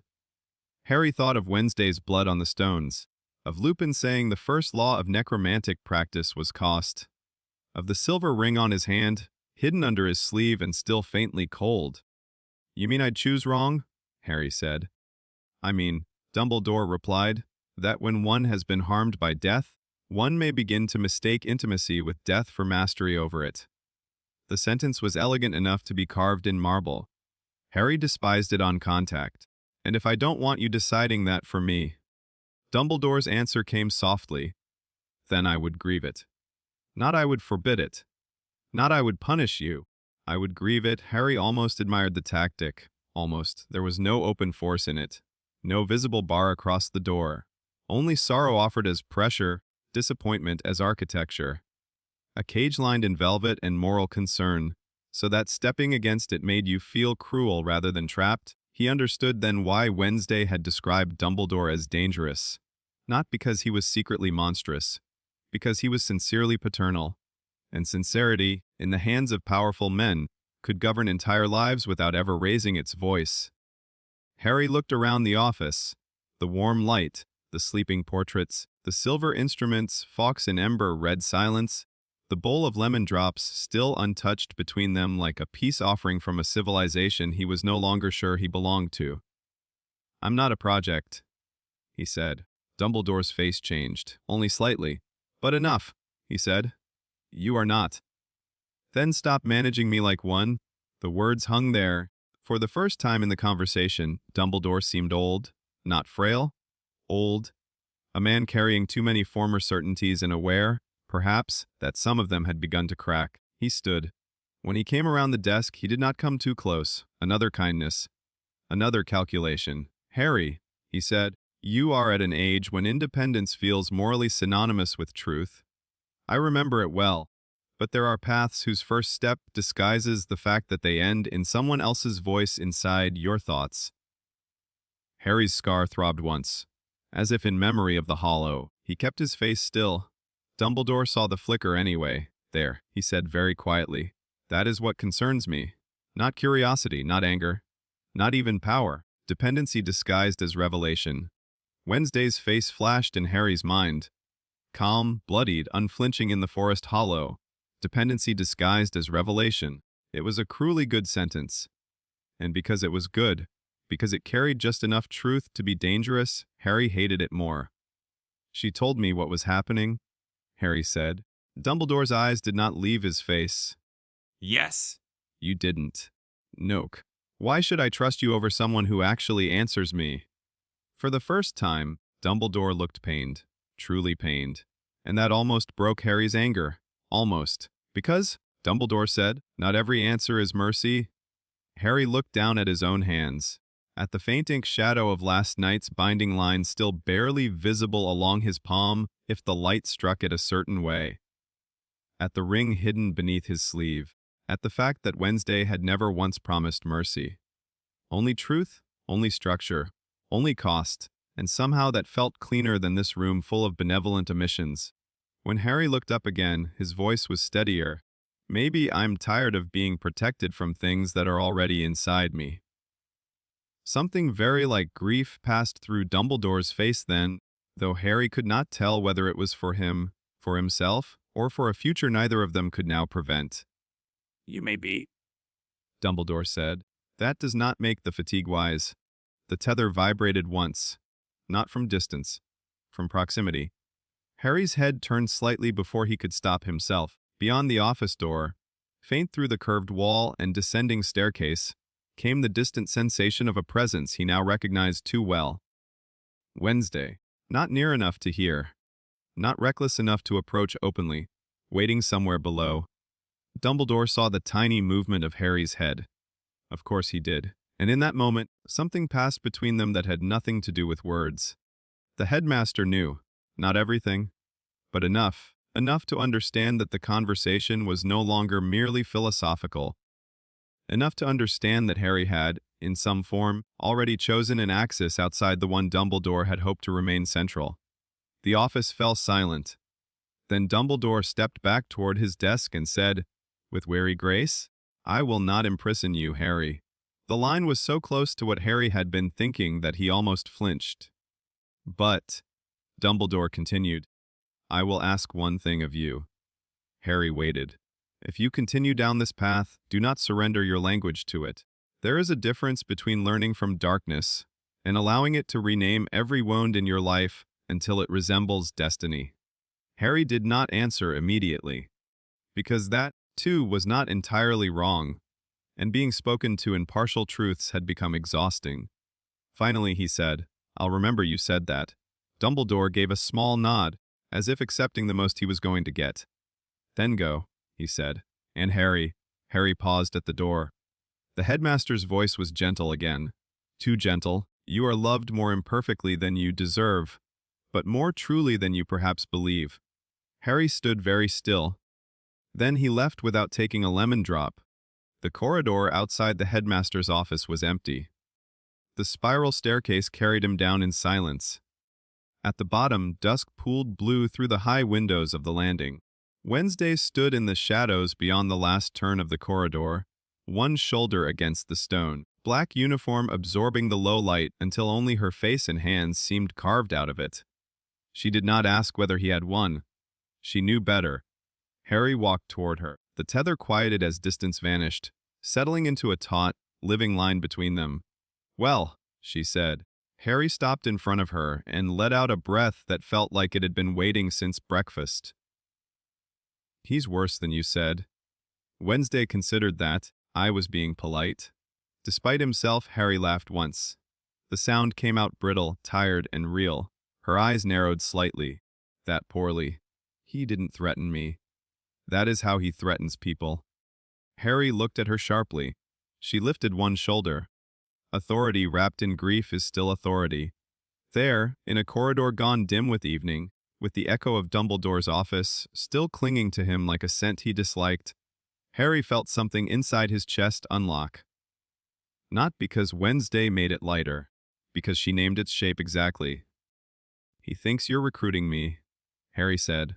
Wednesday's expression did not change. "And are you recruitable?" Harry looked at her for a long moment. Then, because anything less precise felt impossible now, he said, "I think he's angry that you answered questions he wanted me to survive without asking." For the first time that night, Wednesday went still in a way that was not simply her natural state. Something flickered behind her eyes, dark satisfaction, perhaps, or recognition. Then it was gone. "Yes," she said quietly. That would irritate him. Harry leaned back against the opposite wall. The stone was cool through his robes. For a moment neither spoke. The castle moved around them at a polite distance, footsteps far below, portraits settling in their frames, the slow breathing quiet of old corridors between classes and curfew. Then Wednesday asked, "Did he ask you to stop?" Harry thought of the office, the lemon drops, the grief-shaped restraint. "No," he said. That would have been simpler.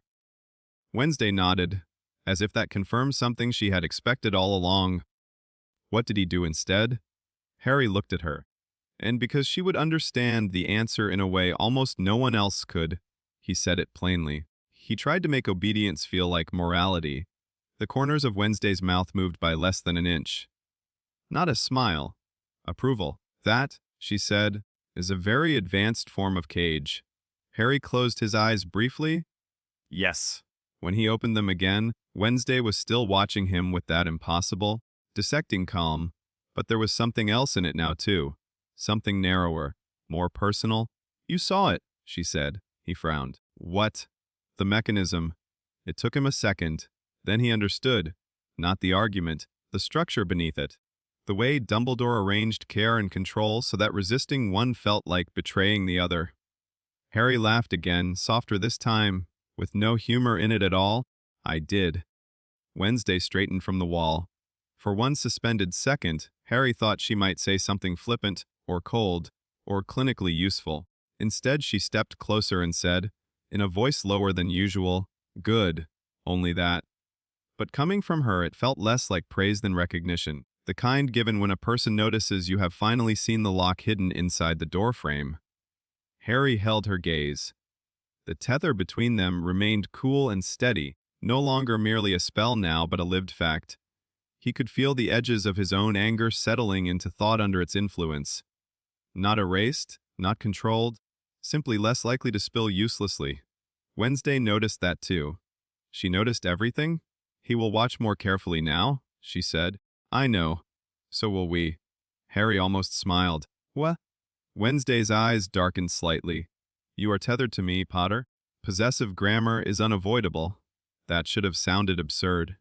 Instead, it landed low in his chest and stayed there. Before he could think of a response that wasn't dangerous, she turned toward the stairwell. Come, she said. If Dumbledore has finished being benevolent at you, we have work to do. Harry pushed off the wall and followed. Because of course he did. And because, somewhere between the grave, hollow, and the headmaster's office, the line had already been crossed not from innocence into evil, nor from trust into betrayal, but from being managed by other people's truths into choosing which dangerous truths he could live with. Wednesday walked, half a step ahead of him through the dim corridor, black against stone, unhurried and utterly certain. Harry watched the shadows gather around her and thought, not for the first time, that the truly alarming thing was not how dark this path looked. It was how honest it felt. The work Dumbledore had warned him against did not begin with skulls, graves, or blood. It began with language. That was the first thing Harry realized when Wednesday led him, not to some buried chamber or cursed ruin, but to an abandoned record room behind the Old North Cloister. A narrow, high-ceilinged space lined with shelves of cracked ledgers, withdrawn texts, and sealed cases of documents nobody had wanted destroyed badly enough to burn, and nobody had trusted enough to keep visible. Dust lay over everything in gray sheets. Moonlight entered only through one slit, window high in the wall, leaving most of the room to the low blue flame of Wednesday's lantern. Harry shut the door behind them and looked around. This is it? Wednesday set the lantern on a table scarred by ink and age. You sound disappointed. I was expecting at least one cursed altar. Then your imagination has become embarrassingly literal. Harry huffed a laugh and shrugged off his bag. The tether between them remained cool and quiet, a constant background line he had stopped being able to ignore and, more disturbingly, had stopped fully wanting to. On the table waited 3 books, 2 rolled maps, a collection of copied notes in Wednesday's angular handwriting, and 1 small black case sealed with silver thread. Harry eyed the case immediately. What's that? Later? That's not reassuring. It isn't meant to be. Of course it wasn't. Wednesday opened the first book and turned it toward him. It did not look like a spell book in the Hogwarts sense. There were no neat wand movements, no incantations boxed in margin notes, no diagrams of controlled magical projection. Instead, the pages were filled with layered symbols, old scripts, branching lines, and commentary written by multiple hands over what appeared to be generations. At the top of the page was a heading in cramped black ink, concerning the grammar of severance, residue, and divided spirit form. Harry frowned. That's horrible? Yes, Wednesday said, but accurate. He leaned in. I thought necromancy would be more. He gestured vaguely. Ceremonial. It is ceremonial, she said. That's the least important part. The ritual only matters if the practitioner understands the structure beneath it. Harry glanced at her. And the structure is language, not words. Wednesday corrected. Relations. Definition. Categories. Spells force magic through a shaped command. This is older than that. This tells magic what a thing is. He looked back at the page. For a moment he remembered Dumbledore's warning with uncomfortable clarity. Do not surrender your language to it. The thought tightened faintly in his chest. Wednesday saw the shift in his face almost immediately. You're thinking about him. Harry looked up too quickly. Noke. Wes. That's getting irritating. It remains true. She tapped the page with one black-gloved finger. Did he tell you darkness renames wounds until they resemble destiny? Harry stared at her. Wednesday's expression did not change. I assume I'm correct. He let out a breath. You are deeply unpleasant. I know. That wasn't the point, but it was somehow impossible to argue with. Harry pulled out a chair and sat. Fine. Explain. Wednesday remained standing opposite him, one hand resting lightly on the table beside the open book. In the lantern light, she looked less like a girl and more like a piece of a very old argument that had learned to walk. One magic, she said, is built for execution, fast intent, refined output, clear categories, levitation, shielding, cutting, binding. It works because both wizard and spell agree on what the act is. Harry nodded slowly. All right, but soul work, she continued, breaks those clean categories. What is a ghost? What is a memory? What is a curse that survives its caster? What is a wound that behaves like a doorway? What is a soul fragment severed by violence and sustained unnaturally? Harry went very still. Wednesday watched him. Exactly. The room seemed smaller now. The tether stirred faintly, not with magic but with shared focus. So before we can deal with what's inside your scar, Wednesday said, we need a better language for mutilated identity than Hogwarts is willing to teach. Harry looked down at the page again. There, between the branching notes and old diagrams, he began to make out patterns. Not spell patterns. Different terms ringed and connected by lines. Echo shade ghost residue imprint bound remnant severed fragment living host contamination. His throat tightened. That one, he said, pointing. Wednesday's gaze followed. Wes! Living host contamination? It is one possible classification. Possible. We do not yet have enough evidence to be definitive. Harry laughed once without humor. That's generous. Wednesday ignored the tone. A ghost is not a soul. An imprint is not a memory in the ordinary sense. A horcrux. Harry looked up sharply. She met his gaze without blinking. Is not a ghost, not an imprint, not a possession in the conventional sense, and not properly alive. That means traditional defensive magic behaves badly around it, because the categories are wrong. Harry's pulse started to pound a little faster. You keep saying that like you know. I know the theory, Wednesday said. I know what mutilated soul architecture should look like in controlled analysis, and I know your scar responds to things ordinary curses do not. That was careful phrasing. Harry noticed immediately. You still don't know if that's what it is, he said, a beat. But I am increasingly annoyed by alternatives. Despite everything, he almost smiled. Wednesday slid a sheet of copied parchment toward him. Read this. Harry looked down. It was one of her transcriptions from the Addams archives, translated into cleaner English but retaining the original structural terms. He read aloud, slowly at first. A severed fragment cannot sustain itself indefinitely without either vessel anchor or host substrate. Where embedded in living architecture, it alters reception before it alters behavior. The wound hears before the mind understands why. The words seemed to settle into the room like a presence. Harry read the last line again more quietly. The wound hears before the mind understands why. Wednesday said, that is why your scar reacted to ritual residue before you understood what you were sensing. It is why the grave hollow answered you. And it is why. She stopped. Harry looked up. Why what? For the first time that evening, Wednesday hesitated, not uncertainty, selection. Then she said, why I think your scar is not merely scar tissue marked by dark magic, but a place where mutilated soul substance has learned to remain. The room went silent. Not dramatically, simply completely. Harry did not move. He had heard stranger things in his life, more frightening things, more openly impossible things, but none of them had arrived this cleanly, not maybe cursed, not dark influence, not some residue, mutilated soul substance. Inside him, he stared at the copied page until the letters blurred and sharpened again. The tether thrummed once. Steady, present, not invasive. Wednesday was watching him carefully, and some part of her had tightened in readiness for whatever this might do to him. "What if you're right?" Harry asked at last. Wednesday answered immediately. "Then Voldemort damaged himself more catastrophically than anyone in your school has admitted, and part of that damage entered you during the failed killing curse." Harry looked at her. She continued, voice level and exact. "That would explain the visions. The pain, the parasitic resonance, your unusual receptivity to residue, and the fact that your magical wound behaves less like a healed injury and more like a listening aperture built around foreign fracture." Harry pushed his chair back slightly and stood, not because he meant to leave, but because sitting still had become impossible.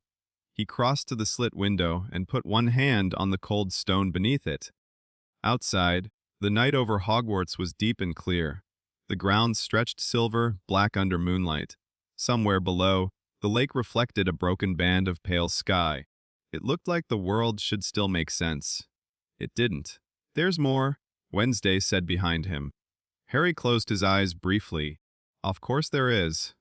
You should hear it now, before fear begins decorating the facts." That was so completely her that, against his own will, a faint laugh escaped him. He turned. Wednesday had opened one of the maps on the table. It was not a geographical map in the normal sense. It showed a human figure in outline, marked with branching paths, circles, fractures, and symbolic anchors. The scar region on the head was ringed in black ink. What am I looking at? A theoretical reception diagram. That does not help. A map of how soul damage distorts magical perception. Harry came back to the table slowly. Wednesday pointed to the ink-ringed scar. If a foreign fragment is embedded here, it creates two simultaneous conditions. First, contamination risk. Second, sympathetic access. He frowned. "Explain sympathetic access." "It means," Wednesday said, "that anything similarly mutilated may register against you more clearly than against ordinary people." Harry stared at her. Then understanding hit. The Horcruxes. Wes. For several seconds he could only look at her. Then he said, "You think I could find them?" Wednesday's eyes held his. "I think you may be able to detect them if we learn what their structure feels like from the inside." The words sent a chill all the way through him. Not fear exactly, a colder kind of recognition. Because the logic was terrible, and terrible logic was often the most convincing kind. He thought of Tom Riddle's diary. The way it had felt wrong in a way he hadn't understood at the time. The way certain objects and places had always seemed to catch under his skin. The way his scar reacted not randomly, but specifically. "It fits too well," Harry said. "Yes!" "That doesn't necessarily mean it's true." "No," Wednesday said. "But it means we would be foolish not to test it." Harry looked down at the map again, then back at the book, then at the copied archive notes. This was what Dumbledore had feared. Not graveyards, not blood, not theatrical darkness, understanding. A framework in which Harry stopped being merely reactive and began seeing patterns in the damage. And once seen, those patterns would be impossible to unsee. He became abruptly aware of the ring on his finger under his sleeve. The tether, the line to Wednesday. "What happens if we prove it?" he asked. Wednesday did not immediately answer. Instead, she opened the small black case. Inside, cushioned in dark velvet, lay three objects: a cracked button of black stone, a splinter of burned yew wood wrapped in silver wire, and a tiny square of mirror glass blackened at one edge. Harry frowned. "What are those?" "Controlled samples." "Of what?" "Object residue, wand death trace, reflected soul shock." He looked at her flightly. "Those words are all terrible." "Yes." Harry eyed the objects warily. "And what exactly are you planning to do with them?" Wednesday took out the mirror shard first, holding it by the unblackened corner. "You are going to tell me which of these feels merely dark which feels dead and which feels structurally familiar. He stared. That sounds like a horrible idea. It is a measured one. That's not a denial. No, of course not. He took a breath, then another. All right? Wednesday's gaze sharpened. You are not obliged to prove anything tonight. Harry almost laughed at that. Not because it was funny, because she still said things like that after dragging him through thresholds from which ordinary people would sensibly retreat forever. But the difference was, she meant it, and that made refusal somehow harder, not easier. I know, he said. Still, she nodded once.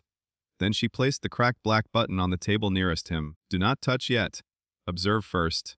Harry leaned in. At first it looked like nothing.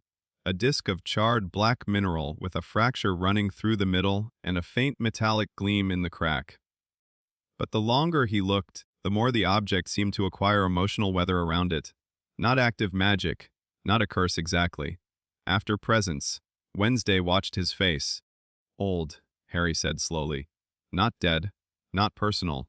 Just used badly? She nodded. Correct enough. Next came the splinter of burned yew. The moment it touched the table, Harry's scar gave a faint, sharp pulse. He inhaled. That one? Say it. He frowned. Violent. How? He looked harder. Images did not come this time, not fully, but impressions did panic. Severance, a magical act interrupted at the exact instant it crossed into irreversible harm. Like Harry searched for it. Like magic stopped being a tool and became an injury. Wednesday's eyes narrowed with something like approval. One death trace. He looked up. Someone died by it. Wes! Harry swallowed and looked away. Then only the mirror shard remained. Wednesday did not put it down at once. Instead, she held it in her palm, black edge turned inward, her gloved fingers very still. This one matters, she said. That did not help his nerves. What is it? A reflection catcher used during a failed soul separation rite. Damaged. Contained. Safe enough for seconds. Harry stared. That sentence should never exist. Yet it does. She placed the mirror shard carefully before him. The lantern flame dipped.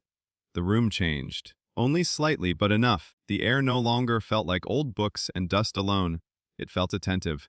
Harry looked at the shard. Nothing happened. Then his scar reacted. Not with pain. Recognition. It was so immediate and intimate that he recoiled half a step before he meant to move. The reaction was different from grave residue, different from simple dark magic, different even from the wand splinter. This felt closer, not familiar in the comforting sense, familiar in the biological sense, like scar tissue recognizing the pull of the wound that made it. Wednesday's voice came low and sharp. Describe it. Harry did not look away from the shard. Wrong. Useless word. He swallowed, torn, but held together on purpose. Wednesday said nothing. He went on faster now. Not dead, not alive, not a ghost. It wants structure and doesn't have enough of its own. The room was very quiet. Harry's pulse hammered in his throat. It feels... He stopped. Wednesday waited. Harry's scar burned colder. It feels hungry, he said. The word dropped like iron. Wednesday closed the black case at once and slid the mirror shard back into it. The pressure in the room eased. Harry breathed out shakily and only then realized he had been holding his breath. Neither of them spoke for several seconds.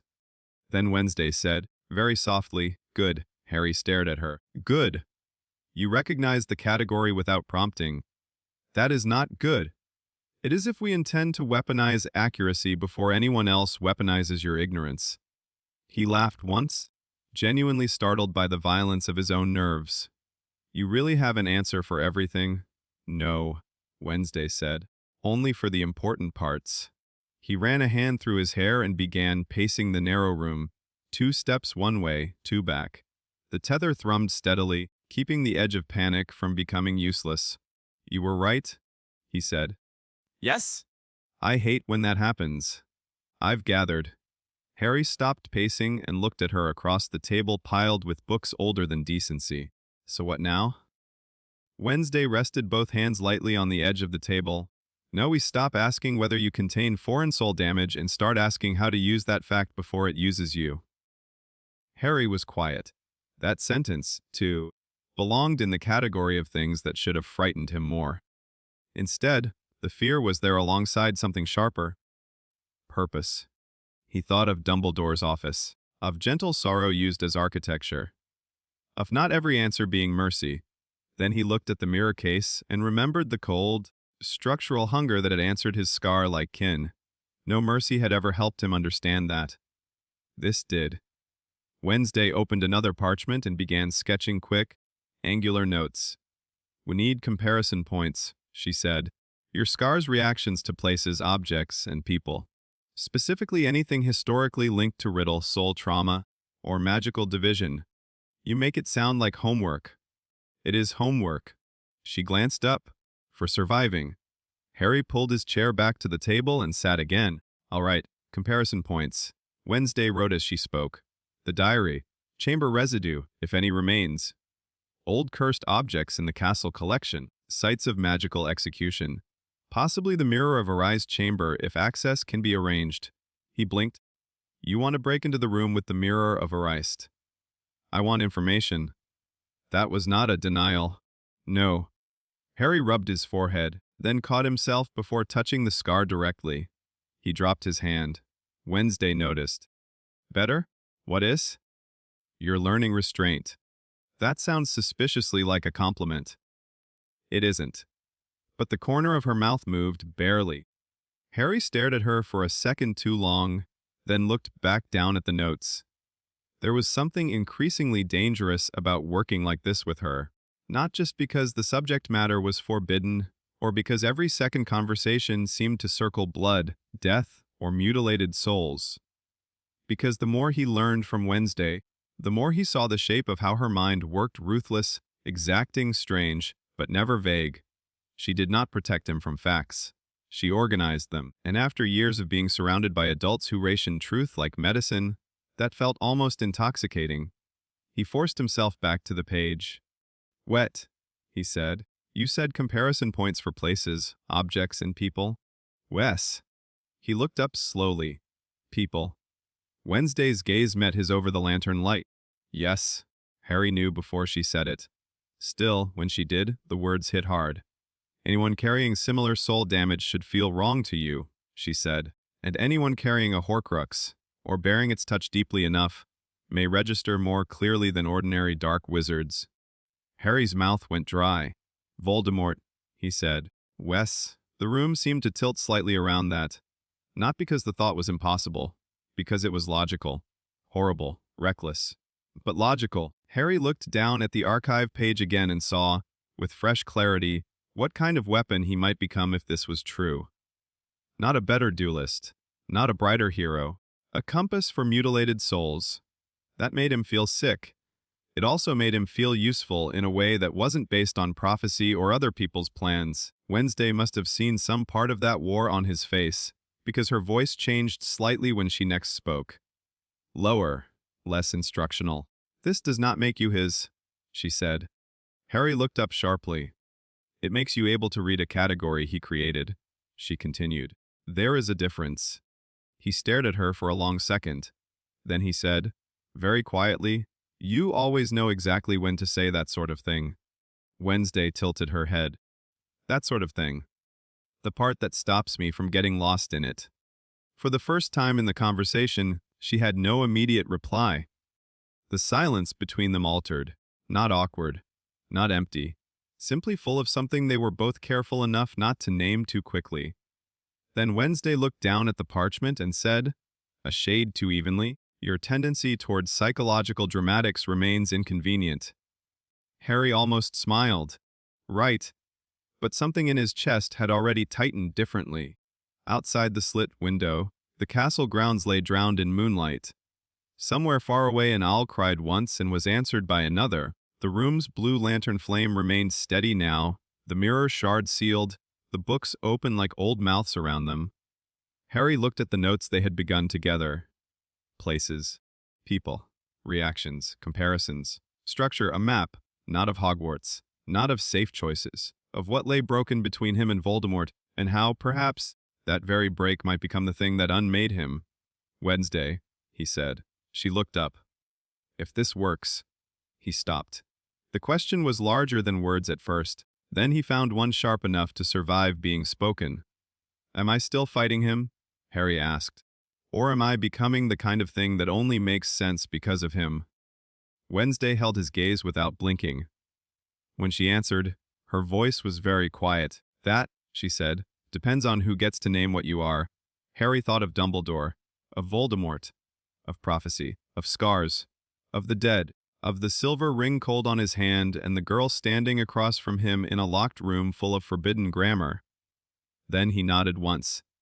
Because for the first time, the answer to that question no longer felt like something other people were entitled to decide for him. The plan was idiotic.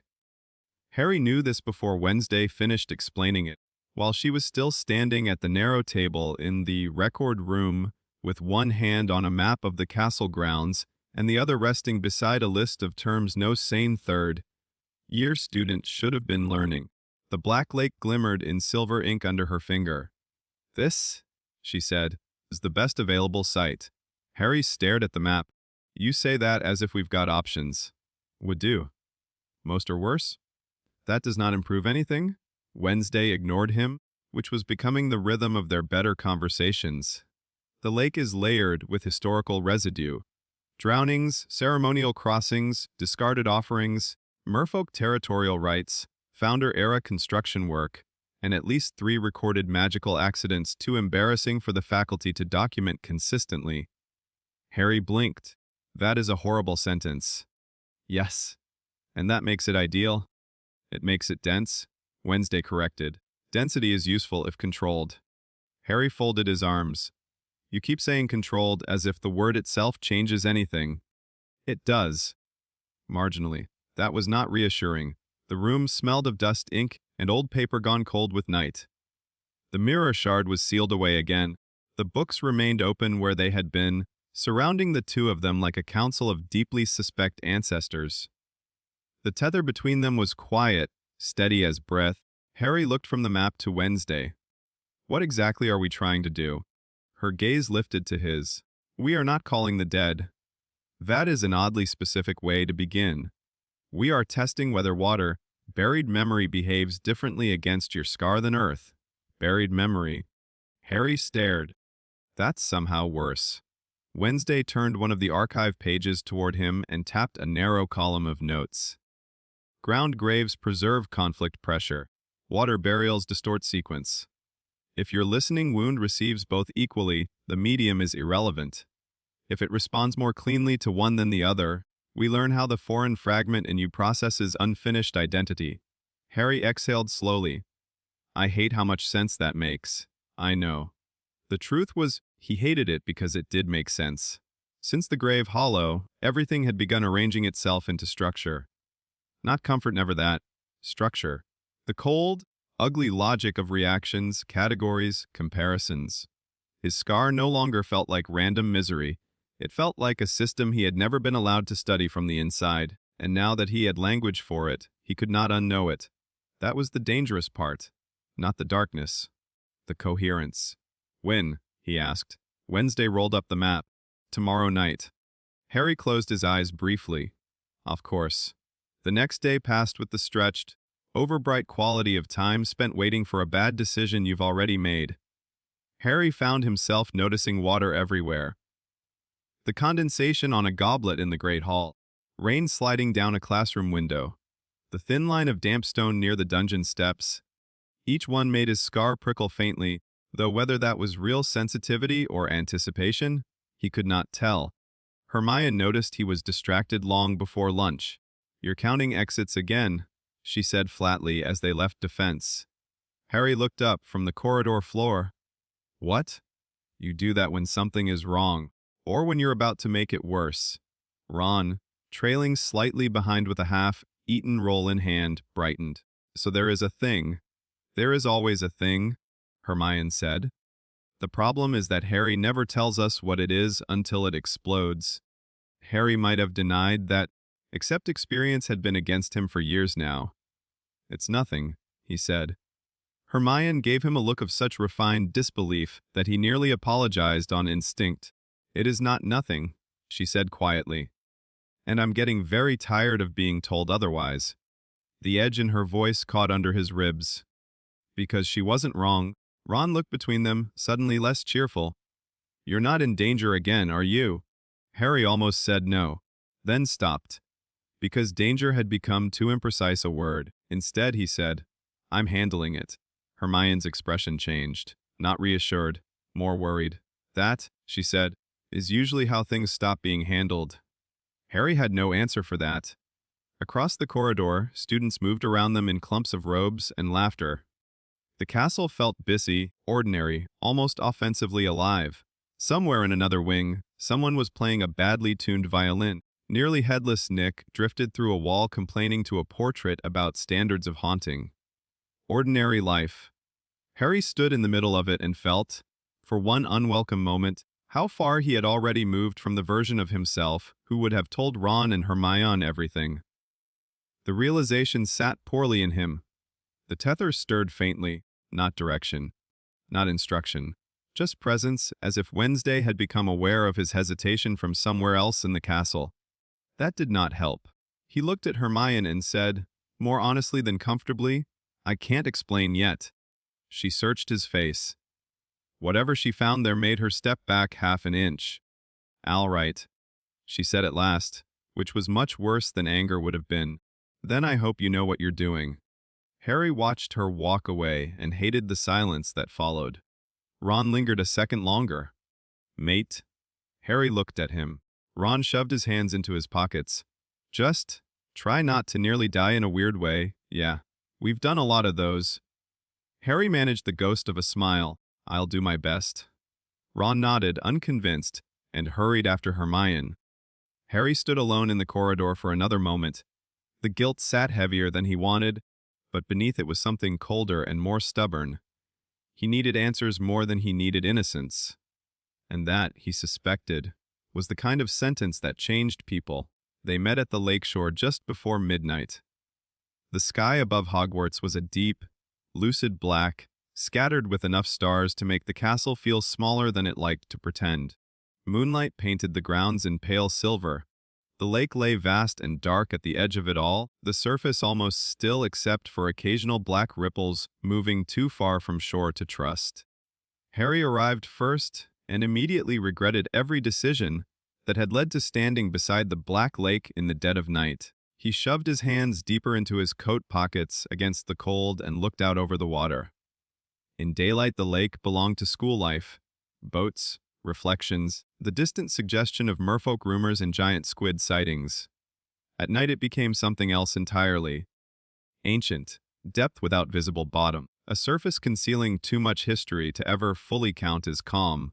Your posture suggests either poor judgment or self-preservation in conflict. Wednesday said behind him. Harry turned. She approached over the frost, stiff grass with a lantern in one hand and a satchel across her shoulder. Tonight she wore a long black coat over her uniform, buttoned high at the throat. Her braids lay dark against it like ink on shadow. The lantern light cut her face into pale geometry. Harry exhaled. You enjoy arriving like a ghost, don't you? No, ghosts enjoy me. He stared. Wednesday's expression did not change. Harry shook his head. That's getting difficult to tell with you. It's a sign of progress.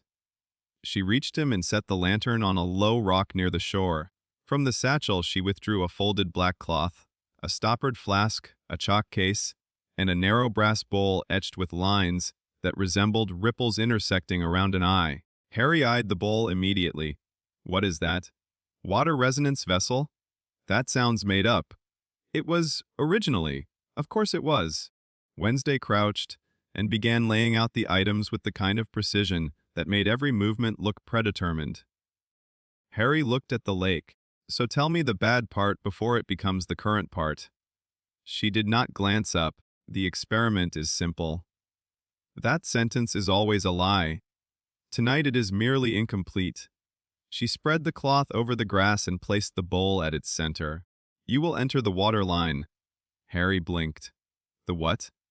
The threshold where shore becomes lake. I gathered that. Why? Because boundaries are more articulate than interiors. He stared at her.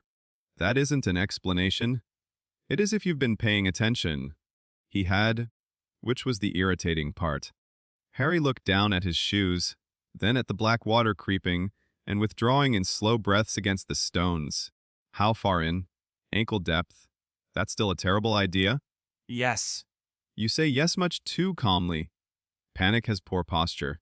He almost laughed, but the lake was too close for it to feel natural.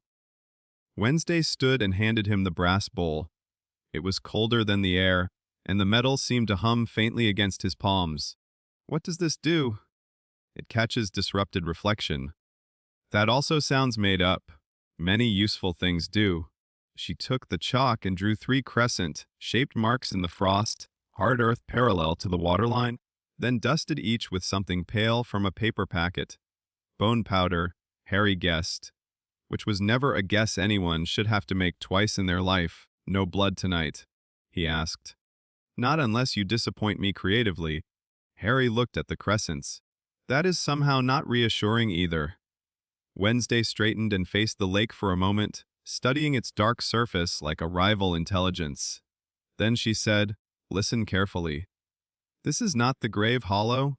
I'd noticed the lack of screaming corpses. The lake's dead are less immediate. Water scrambles sequence. You are more likely to receive impressions than collective pressure." That sounds marginally better? It is. Unless something notices you noticing. Harry went still. Wednesday's eyes flicked to him. Then it becomes much worse. He let out a breath. Brilliant. She nodded toward the shoreline. Take off your shoes. Harry stared at her. You could at least pretend this is normal. No. Still, he sat on the low rock beside the lantern and unlaced his shoes. The grass was stiff with frost beneath him. The night air bit at his fingers. He rolled his trousers to mid-calf and stood. The tether stirred faintly as Wednesday stepped closer. Remember the difference? She said quietly. You are observing, not answering. I know. No. You know the words. I am reminding the body. The lake looked very black. Harry swallowed, then stepped forward until the first cold edge of water touched his bare skin. He hissed through his teeth. It was freezing. Not dramatic magic freezing. Just deep midnight lake water in autumn, cold enough to feel intrusive immediately. Another step, and the water closed around both ankles. The lake changed. Not outside him. Inside the scar. The reaction came like a needle of cold driven straight behind one eye. Harry inhaled sharply, tightening his grip on the brass bowl. Wednesday's voice came at once, steady and low. Describe. Sharper than earth, Harry said through his teeth. How? He concentrated. The grave hollow had been pressure, crowding, burial rage rising as one broken field of memory. This was narrower, slipperier. The lake did not press, it tugged. Fragments sliding past one another under dark water, never staying still long enough to fully take shape. Less crowded, Harry said. More broken apart. Wednesday nodded once. Good. Hold that. She knelt by the shoreline and uncorked the flask. A thin stream of silver, gray liquid spilled into the lake at the edge of his feet. It vanished almost instantly. Harry looked down. What was that? Reflective binder. That is definitely made up. She ignored him and lifted one hand over the water, fingers slightly curved, not casting a spell in the Hogwarts sense but signaling readiness. The lake surface darkened. No, darkened wrong. As if the moonlight on it had thinned. Harry's scar pulsed harder. The brass bowl in his hands vibrated once. Then the first impression came. Not a vision. A sensation falling in winter robes, water closing over a face. Panic too sudden to become thought. Light above turning into a broken circle no hand could reach. Harry gasped and nearly dropped the bowl. Harry? Wednesday's voice cut through. He forced air back into his lungs. Someone drowned. Yes. Stay with the sequence. Sequence. He fixed on the word. Another impression slid through him at once, replacing the first before it had time to settle. Hands placing something carefully into the water. Not a body. An offering, gold on black silk. A woman's fingers lingering for one moment too long before releasing it to the depths. Then another. Children throwing stones. Laughter. One stone not returning to the surface. Then another. Something old and scaled moving beneath a boat. Harry's scar burned colder. The brass bowl flashed dull silver along its etched ripples. Wednesday saw it. Better, she murmured, half to herself. Water retains less narrative ego. That is not helpful right now. Harry snapped, and then another impression hit him before she could answer. This one stayed, a corridor of stone. Wet. Torchlight reflected in black water lapping at carved pillars. Voices overhead in a language he did not know. A woman kneeling at the water's edge with both hands pressed to her mouth, as if trying to stop sound from escaping. Then, a child's body being lowered into the lake by moonlight, wrapped in white. Harry's knees almost buckled. Wednesday. I know. Hold the bowl level. He realized he was tilting it. Forced it steady. The brass vessel had begun collecting something impossible. Not water, but light distorted into a dark liquid sheen across the metal bottom. Reflections without source. Glimmers of faces, ripples, fragments of movement too fast to fix. The lake noticed. That was the only way he could think it. The surface in front of him went still. Perfectly still, no wind touched it, no ripple crossed it. The entire black plain nearest shore became as flat as polished glass. Harry's scar gave one long, cold throb.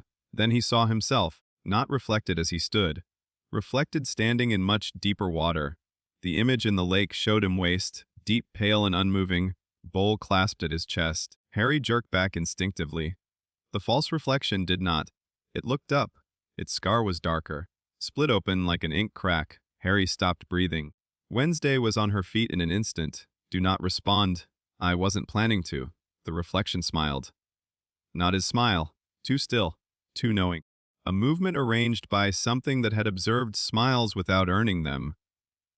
The lake around the image began to darken inward, not spreading but deepening, as if the water below the false Harry were opening into another layer. The brass bowl in Harry's hands trembled violently. He could feel the tether now like drawn wire, taut between himself and Wednesday. What is that? He whispered.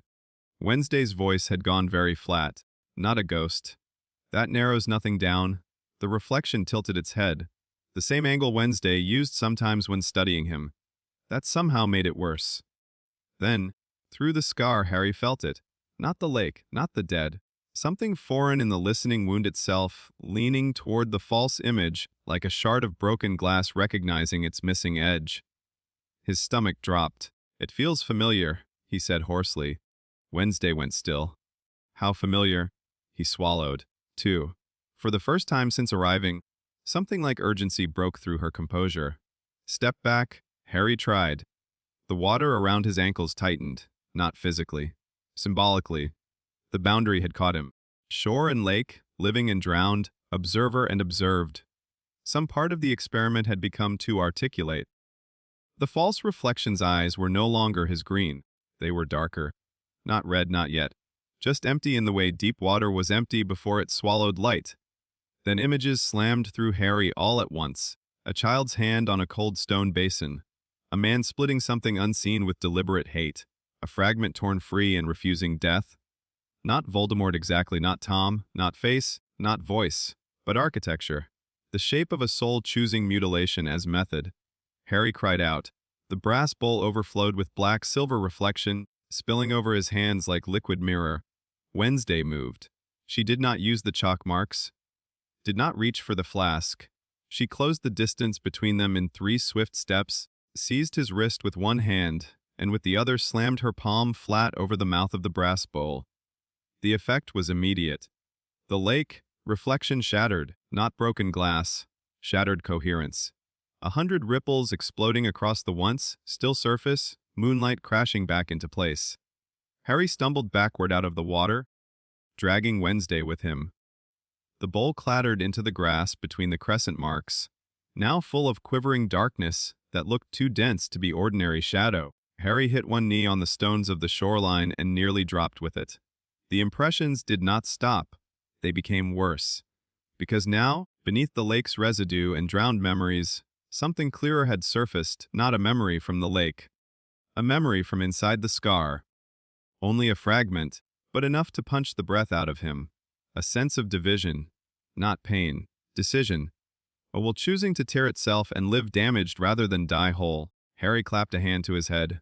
No, Wednesday said sharply. Not the scar. He dragged the hand down to his jaw instead, breathing too fast.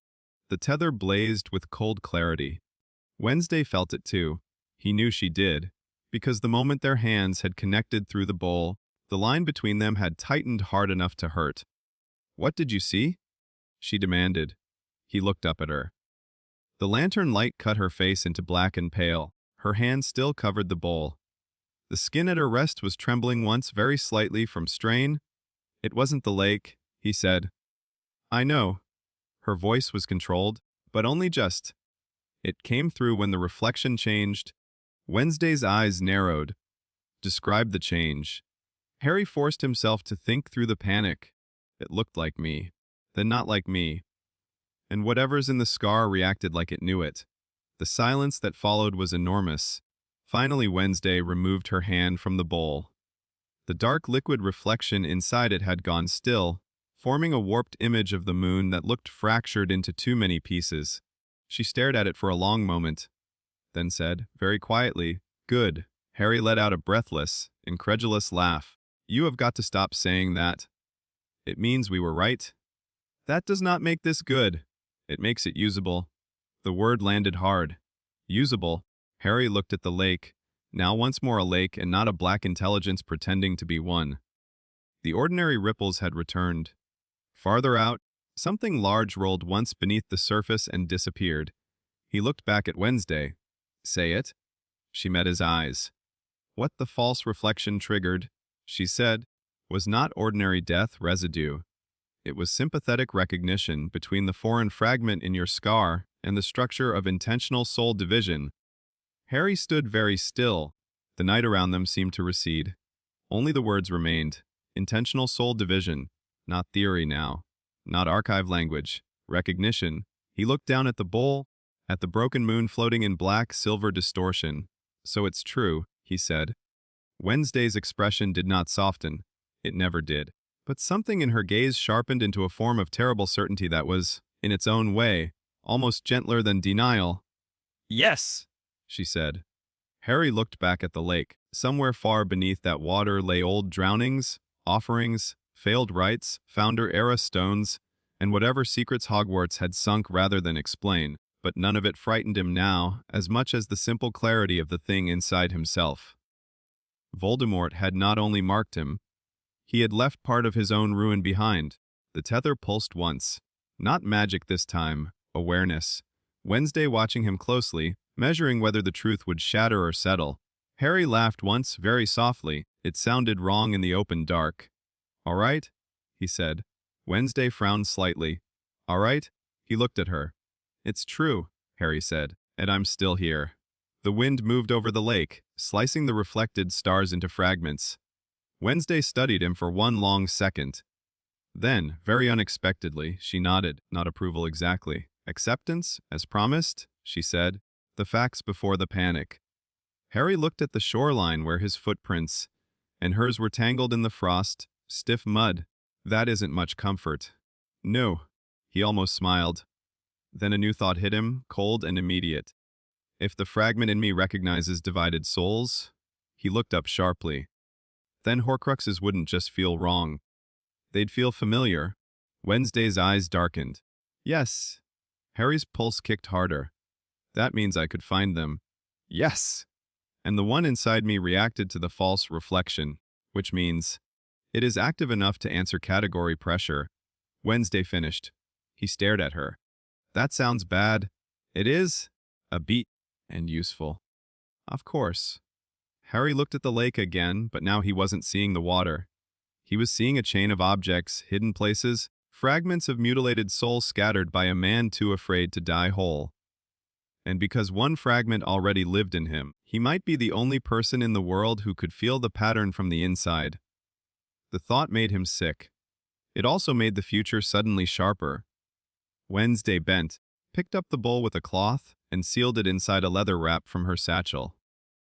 "We're done," she said. Harry blinked. "Just like that?" Yes. "You nearly opened a reflection of whatever the hell is in my scar in the middle of a lake, and that's done. For tonight." She packed the chalk, the flask, the cloth. Each movement was brisk, controlled, just this side of harsh. Only when she reached for the lantern did Harry, noticed the extra fraction of tension in her shoulders. The experiment had shaken her too. She simply wore disturbance like tailored clothing. He stood slowly, wincing as feeling returned to his frozen feet. Wednesday glanced down. "You've lost all color below the knee. Thank you for that medical insight." "You're welcome." He sat on the rock again to force his shoes back on with clumsy fingers. The tether had calmed, but it remained bright enough that he could feel the outline of her concern without words.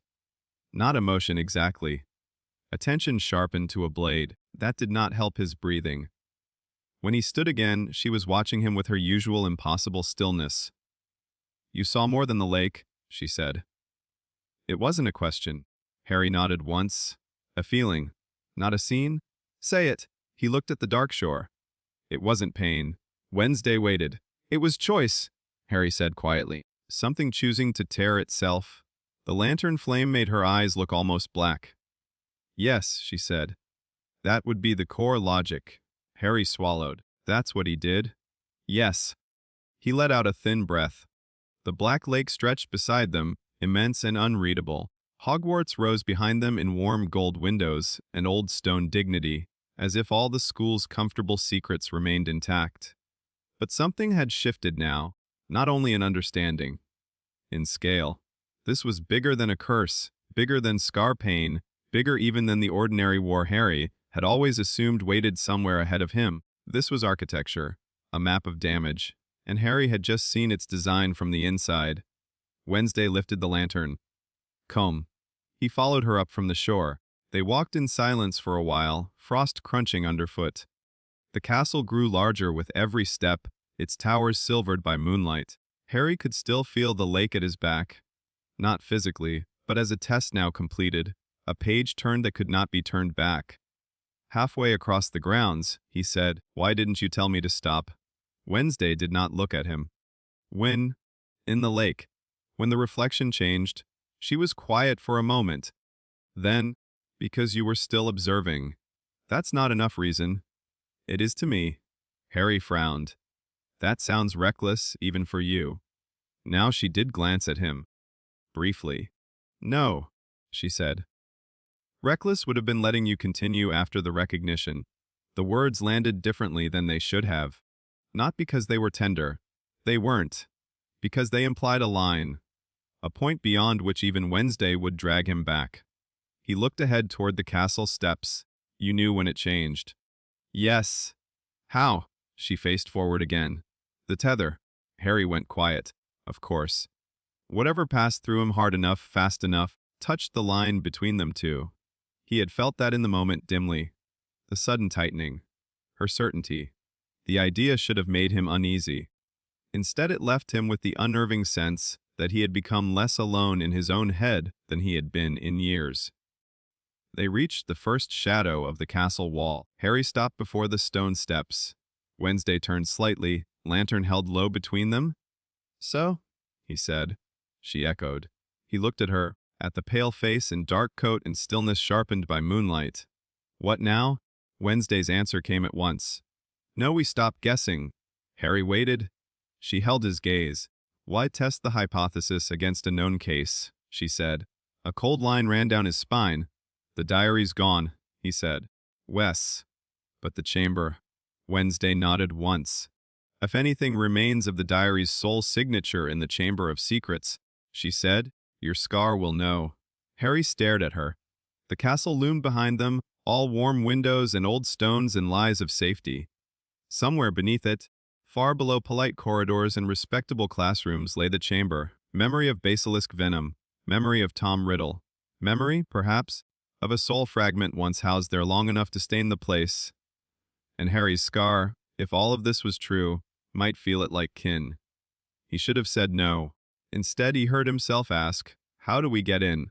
For the first time that night, Wednesday's mouth shifted at the corner. Not quite a smile. Not quite anything safe. "Now," she said, "you're asking useful questions." The Chamber of Secrets could wait 3 days. That was Wednesday's decision.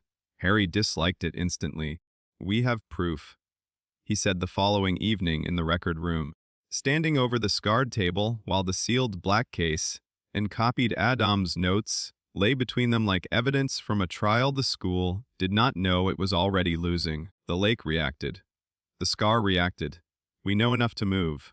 Wednesday sat in the chair opposite, gloved hands folded, lantern light turning one side of her face pale and the other unreadable. No, she said. We know enough to become obvious. Harry exhaled sharply. That isn't the same thing. It is to Dumbledore. The room seemed to tighten slightly at the name. Harry looked away, jaw hardening. Since the Black Lake, the world had felt sharpened into edges and hidden structures. He walked through Hogwarts now with the constant, low awareness that beneath every staircase and smiling routine lay old choices made by people who preferred their power to look like stewardship. Dumbledore's office had not left him. Neither had the false reflection in the lake. Everything felt connected. That made waiting unbearable. Wednesday infuriatingly noticed that too. You want action because stillness resembles helplessness, she said. Harry turned back to her. You don't have to narrate me every time I breathe. No. Only when you become predictable. He should have snapped something back. Instead he said, then explain. Wednesday rose and moved to the far shelf, where she pulled out one of the older Hogwarts ledgers they had been using to map historical blind spots in the school's records. She brought it to the table, laid it open, and turned it so he could see. Pages of names, infractions, quiet sanctions, notes in different inks by different hands over decades. Before we enter the chamber, she said, we need room. Harry frowned.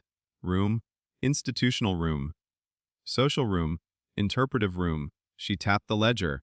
At the moment, if you begin acting strangely, digging in forbidden places, vanishing after curfew, or showing unusual reactions to soul-corrupted objects, every faculty narrative about you will consolidate at once. Reckless, troubled, vulnerable, influenced, Harry stared down at the page. Wednesday continued, you will become easy to contain because the story around you will already be written. There it was again. Story. Narrative. The invisible scaffolding behind what people were allowed to become. Harry thought of Dumbledore's sorrowful restraint, of McGonagall's concern, of Hermione's disappointment when he had told her he could not explain. Everyone had a version of him they expected to survive. The dangerous thing was that some of them loved him while building the cage. So what do we do? He asked quietly. Wednesday's eyes lifted to his. We make the castle uncertain. It began with paper. Wednesday believed in archives the way some people believed in saints. Not as objects of worship, but as patient weapons waiting for the right hand. Harry had expected war against the narrative to involve blood or at least grave dust. Instead, 2 nights later, he found himself seated on the floor of the abandoned record room, with his sleeves rolled up, sorting disciplinary copies from 3 different decades while Wednesday cross-referenced names, dates, and house affiliations in a black notebook. This is absurd, he muttered, holding up a yellowing parchment. Detention logs? Patterns. Wednesday corrected, not looking up. Patterns become leverage. Harry dropped the sheet into the growing pile by his knee, and leverage becomes freedom of motion. That sounded suspiciously like one of her better compliments to herself. He glanced across the room. You really think this matters more than the chamber? Right now? Yes. Why? She set down her quill. Because the chamber is hidden, the school is not. Harry frowned. Wednesday turned the notebook toward him. On the page she had drawn 4 columns. Favored, watched, dismissed, useful scapegoats. Under each column were names. Some Harry recognized immediately. Some he didn't. Malfoy appeared under favored with neat annotations regarding family influence, governor access, and staff reluctance to escalate. Percy's name appeared once under useful to authority and once crossed out under watched. Apparently after Wednesday had reconsidered him as too structurally obedient to matter. Neville appeared under dismissed with the note underestimated to the point of strategic invisibility. Hermione appeared under watched and useful scapegoat, with a second note, credible if isolated, discounted if emotional. Harry's name appeared in all 4 columns. He stared. That's not funny. It isn't meant to be. You put me in scapegoat. You are the school's favorite exception and its most convenient explanation for disruption. Wednesday tilted her head slightly. It's a versatile position. Harry looked back at the page. The more he stared, the less ridiculous it became. Years of whispers, public praise, private monitoring, the speed with which every unusual event at Hogwarts eventually curved back toward him. Even Ron's joking assumption that every catastrophe naturally involved Harry now looked less like comedy and more like infrastructure. He sat back slowly. You're mapping reputation? I'm mapping permission, Wednesday said. The tether stirred faintly between them, not with magic but with shared focus. Harry had begun to recognize the difference. Magic felt like pressure or cold or movement. This was simpler. Alignment. And once we know the permission structure, he asked. Wednesday capped the ink bottle. We disrupt it. The first disruption was small enough to go almost unnoticed, which was exactly the point. 2 copies of an anonymized summary appeared one morning in the Ollery, pinned beneath a feed bucket where students waiting for post would inevitably gather. It contained no lies, only a neat list of disciplinary discrepancies across houses over the last 15 years, how similar infractions yielded detentions, point deductions, or private warnings depending on surname, house, and family affiliation. No signatures, no accusations, just records. By lunch, 3 versions of it were circulating in whispered retellings. By dinner, Slytherins were muttering that Gryffindors finally had proof of favoritism in reverse. Gryffindors were muttering that Slytherins had obviously influenced the records in the first place. Ravenclaws were trying to reconstruct the likely source methodology. Hufflepuffs, in Harry's view, were the only ones responding sensibly by noting that unfairness turned out to be unpleasant, no matter who experienced it. Professor McGonagall announced at the evening meal that unauthorized distribution of incomplete archival materials would be investigated. Wednesday buttered toast with surgical calm and did not look up. Harry, 2 tables away, kept his face blank and thought one stone. The castle did not erupt, it shifted. That was better. The second disruption was more personal. On Thursday, Harry stopped correcting people. It sounded minor. It was not. When second years in the corridor stared at him and whispered, he no longer offered the awkward, embarrassed half-smile that used to soften their curiosity. He looked straight back until they looked away. When Dean asked at dinner whether Harry was all right after the weird forest thing, Harry said, no, in such a level tone that Dean nearly dropped his fork. When Parvati, attempting kindness, told him everyone was just worried, Harry replied, worry is often surveillance with better manners. That one spread by nightfall. Ron cornered him after charms. What is wrong with you? Harry adjusted his bag on his shoulder and kept walking. Lots of things. That wasn't funny. I didn't say it to be. Ron stared at him as if someone had taken a familiar room and rearranged all the furniture in the dark. Harry felt bad about that. He also didn't apologize. That was new. Across the corridor, Wednesday passed between groups of students with her usual unnerving self-possession, and the tether gave one faint pulse of approval that Harry pretended not to notice. By the end of the week, they had started building an orbit. Not a following. Wednesday would have despised the imprecision, and Harry would have hated the drama. This was smaller, sharper, a set of students the school had misfiled in ways that made them useful. It began with Luna Lovegood. She found Harry in a deserted stretch of the library and sat across from him without invitation, setting down a stack of unrelated books and a single folded parchment. You and the black, braided girl are upsetting the corridor expectations, she said dreamily. Harry lowered the book he wasn't actually reading. The what? The corridor expectations. Luna blinked at him. People used to move around you like they were part of a story they already knew. Now they hesitate. It's much more accurate. He stared at her. Luna slid the folded parchment across the table. Inside was a copied line from one of the anonymous disciplinary summaries.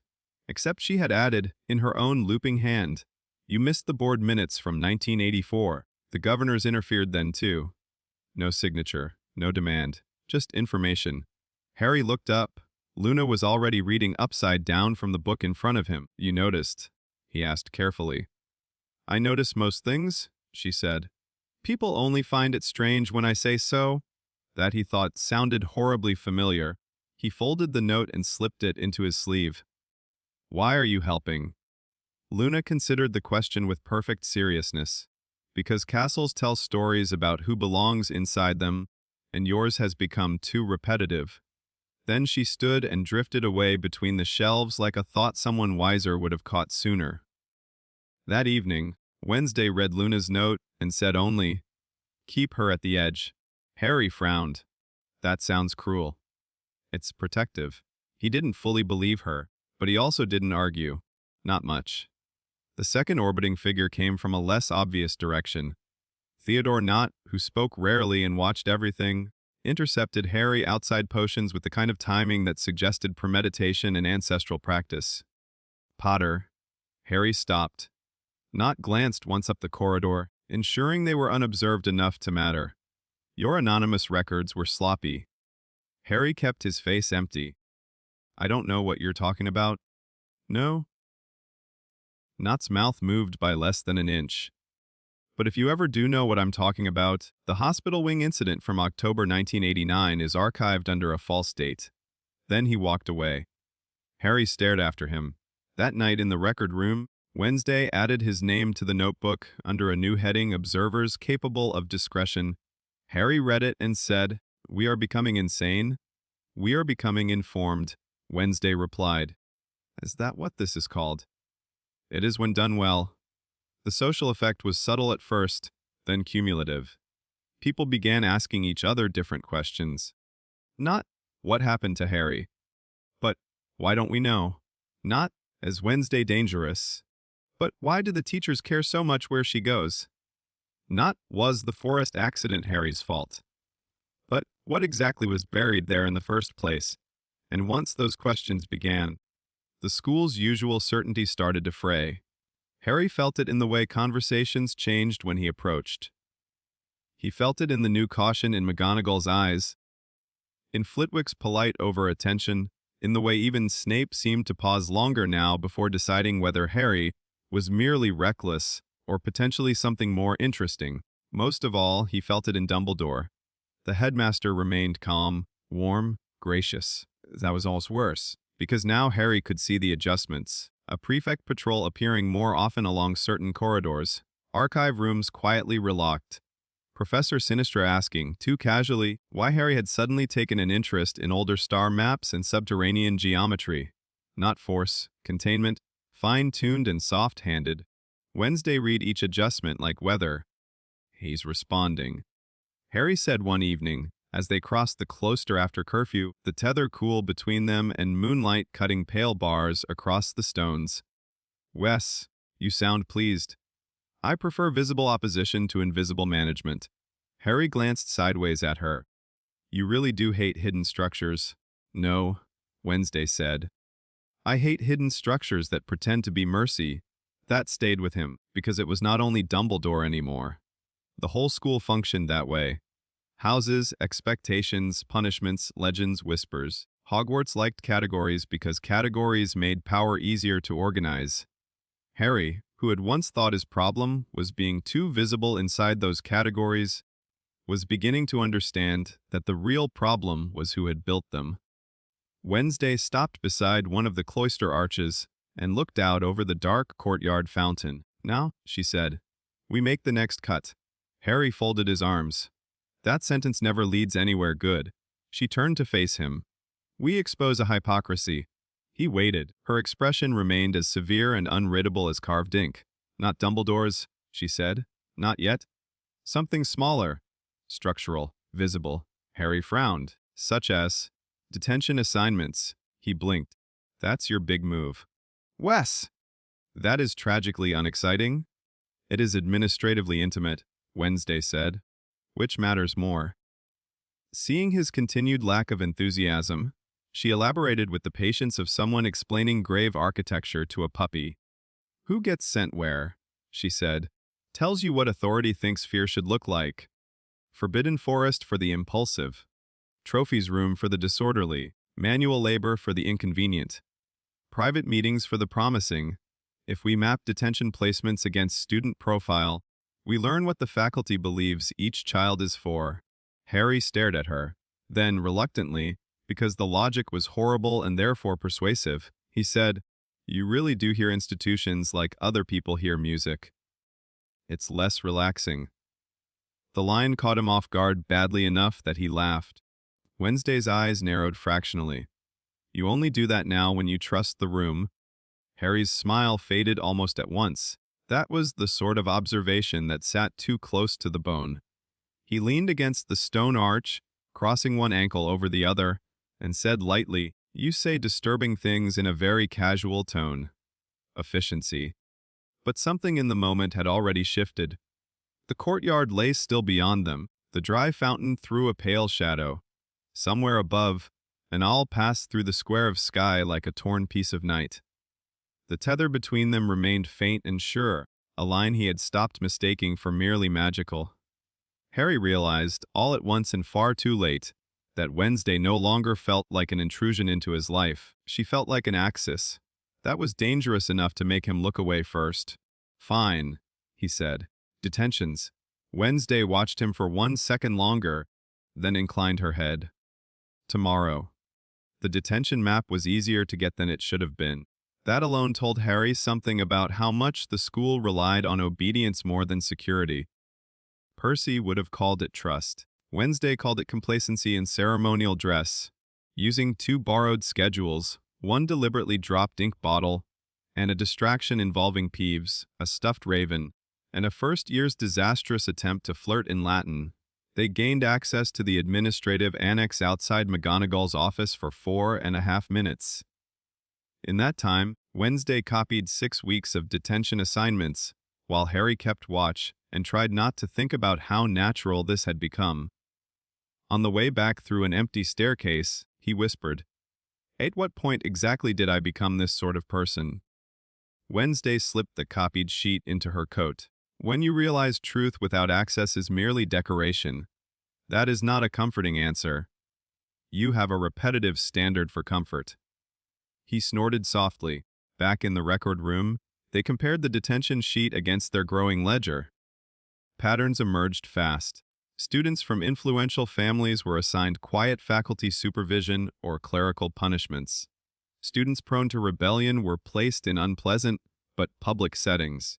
Students already socially isolated were sent somewhere few peers would see them afterward. Promising students, especially those with unusual talent or trauma, were disproportionately assigned one-on-one faculty detentions. Harry stared at the columns. Then he said, "He's sorting." Wednesday did not look up. "They all are?" "No," Harry said quietly.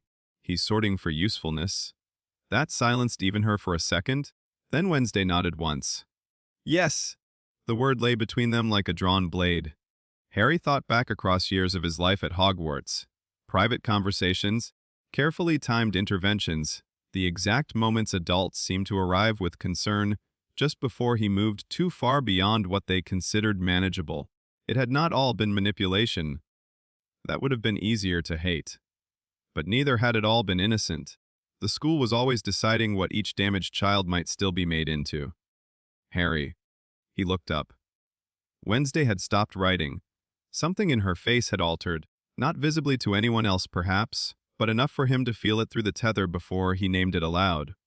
Concern, not broad, not sentimental, sharp and directional. He realized only then that his hand had drifted toward his scar again. He lowered it. "I'm fine," he said. "No," Wednesday replied. "You're learning." That should not have sounded gentler than reassurance. It did.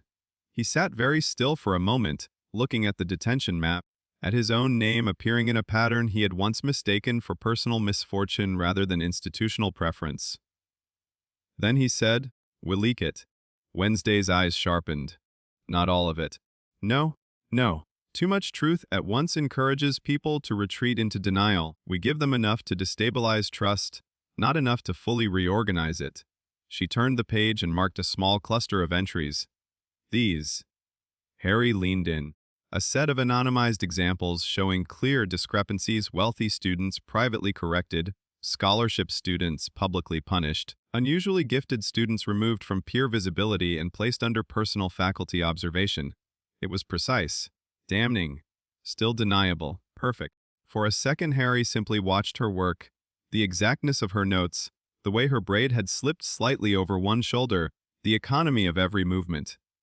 Not pretty, exactly, though she was that in a severe and dangerous way. More compelling than pretty, like watching a lock think. He realized she had gone still. Potter. He blinked. What? You stopped following the page. Heat touched the back of his neck. That sounds made up, it isn't. He looked back down at once. Right. Fine. These entries. Wednesday's mouth moved by less than an inch. Not a smile, not safe, but enough. The second leak caused actual damage.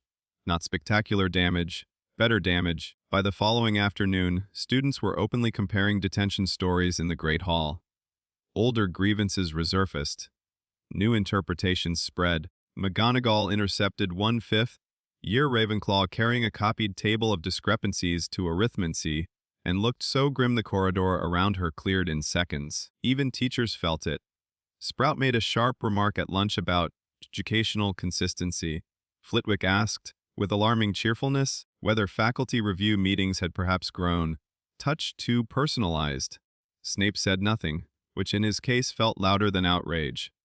Dumbledore remained serene. Harry hated how much that still impressed him. At dinner, Hermione sat down opposite him with a folded sheet of parchment in her hand. It was one of the copies. She laid it on the table. Tell me this isn't you. Ron choked lightly on pumpkin juice. Harry looked at the parchment, then at Hermione. No, he said, and because the answer was not fully honest, he felt the tether cool slightly in warning from across the hall. Hermione's eyes narrowed. That wasn't a real no. Ron looked between them with dawning horror. It is you. It isn't signed. That is not the point. Hermione snapped, not taking her eyes off Harry. Do you realize what this is doing? Harry held her gaze, making people ask better questions. Her expression changed. Not because he was wrong, because he sounded unlike himself, and perhaps because some part of her knew he meant it. Questions are not automatically good, she said quietly. No, Harry answered. But neither is silence.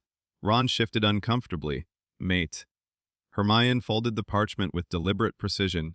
This is dangerous. Harry thought of the grave hollow, the Black Lake, the mirror, Shard Hunger, the chamber waiting beneath the school. Then he looked back at her. So is ignorance. For a second the table seemed to vanish around them. The noise of the hall receded. There was only Hermione's face, hurt and angry and intelligent enough to understand that the answer was not glib. That made it worse. She stood. You're changing, she said. Harry did not answer, because she was right, and because if he had answered, he wasn't sure which version of the truth would come out. Hermione left the table. Ron stayed for exactly 5 seconds longer, staring at Harry as if trying to decide whether loyalty and alarm could occupy the same body without fatal damage. Then he muttered something about needing air and followed her. Harry sat still. Across the hall, Wednesday did not look at him. She did not need to. The tether pulsed once. Not a comfort. Recognition. Coast, it said without words. This too. Harry looked down at his untouched dinner and understood, with a cold heaviness that settled deeper than guilt, that Wednesday had been right all along. War against the narrative was not only about exposing structures. It was about accepting what the truth would strip away when you did. The orbit tightened anyway. Luna began leaving him relevant fragments without being asked, not corrected 2 archival dates in silence. Even Ginny, who had spent the week watching him with the kind of blunt sibling, adjacent suspicion he found uniquely unnerving, cornered him outside the courtyard and said, You're either doing something very clever or very stupid. Harry managed a tired half-smile. Why not both? Ginny studied him. Because the clever version looks lonely. Before he could answer, she added, Hermione's furious. Ron's trying not to be. That doesn't mean they're wrong, but it doesn't mean you are either. Then she walked away, leaving Harry with the deeply unpleasant suspicion that the Weasleys collectively possessed too much emotional accuracy for any one family. That night he found Wednesday in the record room already working over a new map. He shut the door behind him and said, We've got attention. Yes. We've also got fallout. Wes! She finally looked up. Harry crossed the room and dropped into the chair opposite her, harder than necessary. You knew Hermione would hate this. Yes? You knew Ron would notice. Yes! You knew I'd still do it. Wednesday's gaze held his. Wes. He laughed once, low and tired.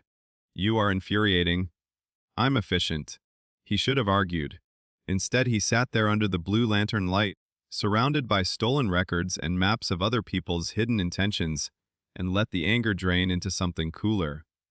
Because beneath all of it, beneath the guilt, the distance from his friends, the faculty attention, the social static rippling through the school, there was movement. They had made space. Not safety. Not yet, but uncertainty. And uncertainty was room enough to slip a knife through. Wednesday turned the map toward him. This one showed the lower castle. Old pipes, maintenance passages, forgotten access points, foundation walls. At the center, circled 3 times in black ink, lay the area beneath Moaning Myrtle's bathroom. Harry's breath slowed. The chamber, he said. Wednesday inclined her head. The school is looking elsewhere now, she said. Its confidence has hairline fractures. Faculty attention is spread across visible unrest. We have as much room as we are likely to get. Harry looked down at the map. Then at her. All this? He said quietly, just to buy enough uncertainty for one dissent. Wednesday's face remained unreadable. No, he waited. Then she said, all this so that when we go below, we are no longer carrying their story of you with us. The words hit harder than he expected. For a long second, neither moved. The tether between them was cool and steady, but beneath it something else passed, something more human, less definable. Not the clean line of strategy, not even trust in the usual sense. A shared understanding, perhaps, or the beginning of one deep enough to be dangerous. Harry looked back down at the map, at the circle beneath the bathroom, at the old pipes stretching like veins through the stone, at the path leading not only to the chamber, but to the part of himself that might recognize what had once lived there. Then he said, when? Wednesday's answer came at once. Tomorrow night. Harry nodded once, no hesitation this time, no argument. Outside the slit window, the castle breathed in its sleep, full of old stories and shifting loyalties and people still trying to decide what Harry Potter was becoming. Inside the record room, beneath stolen lamplight and forbidden maps, Harry looked at the path into the dark and understood that the war against the narrative had done exactly what Wednesday intended. It had not made him safe. It had made him harder to own. They entered the Chamber of Secrets on a Thursday night and came back wrong. Harry understood that much before he understood anything else, not immediately, not in the way stories usually announce their turning points with lightning or blood or some dramatic certainty. The descent itself was quiet enough, too quiet, perhaps, for a place built by arrogance and poison.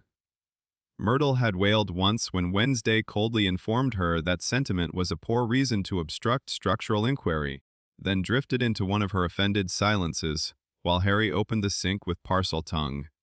And the passage yawned beneath them. The pipes carried them downward through cold stone and older intent.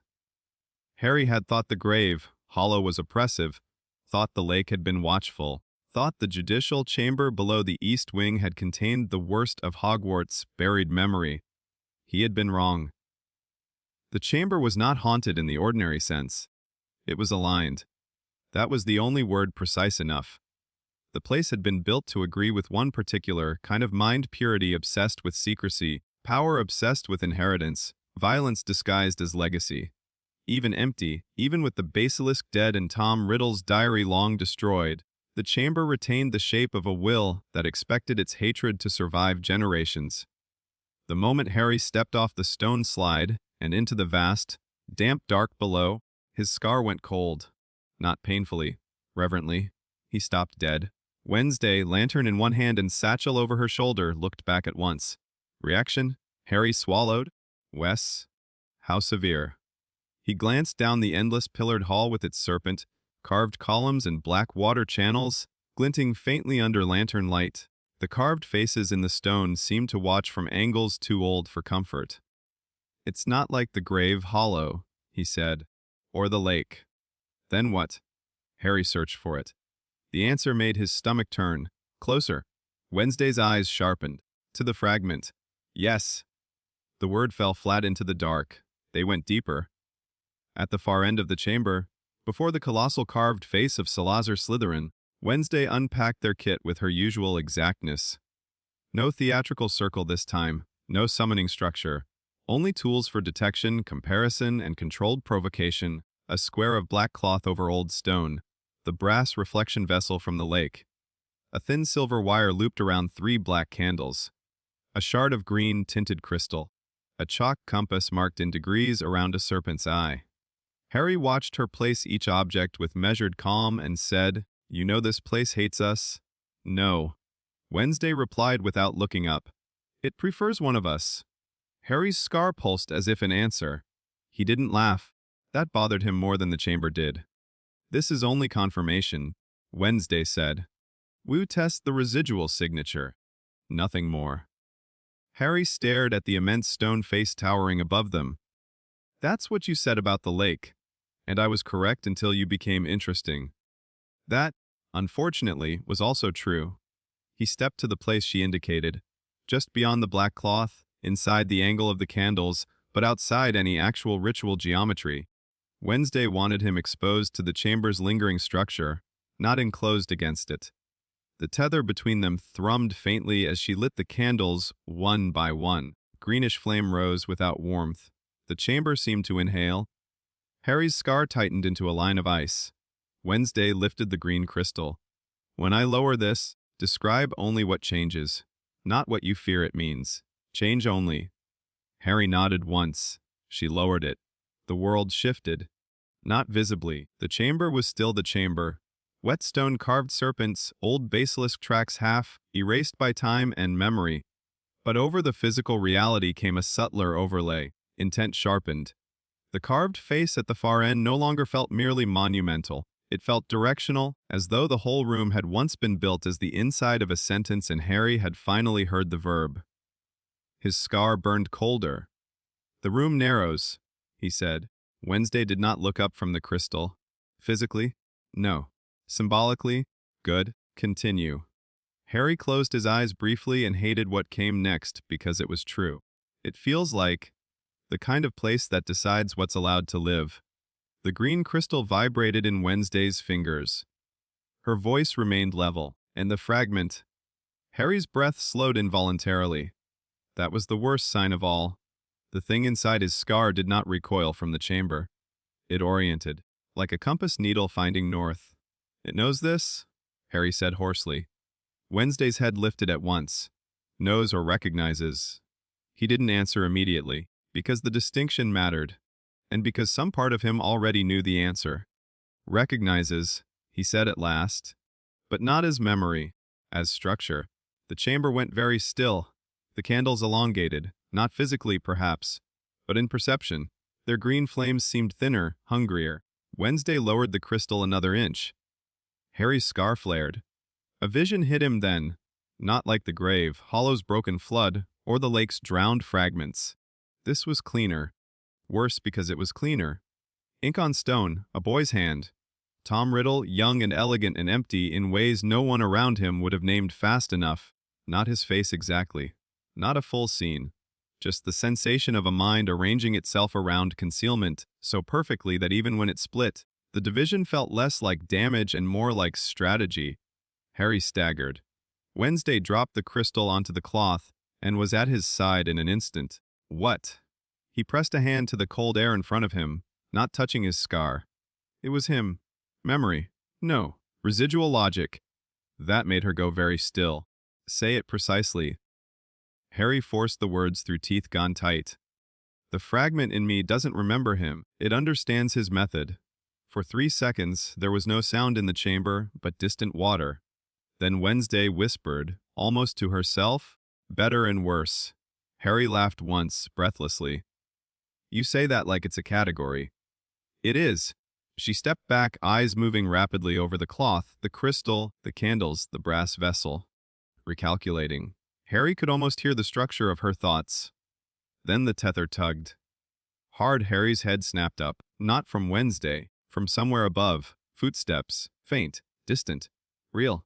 The school, movement in the pipes. He and Wednesday looked at each other. Someone's coming, he said. Yes.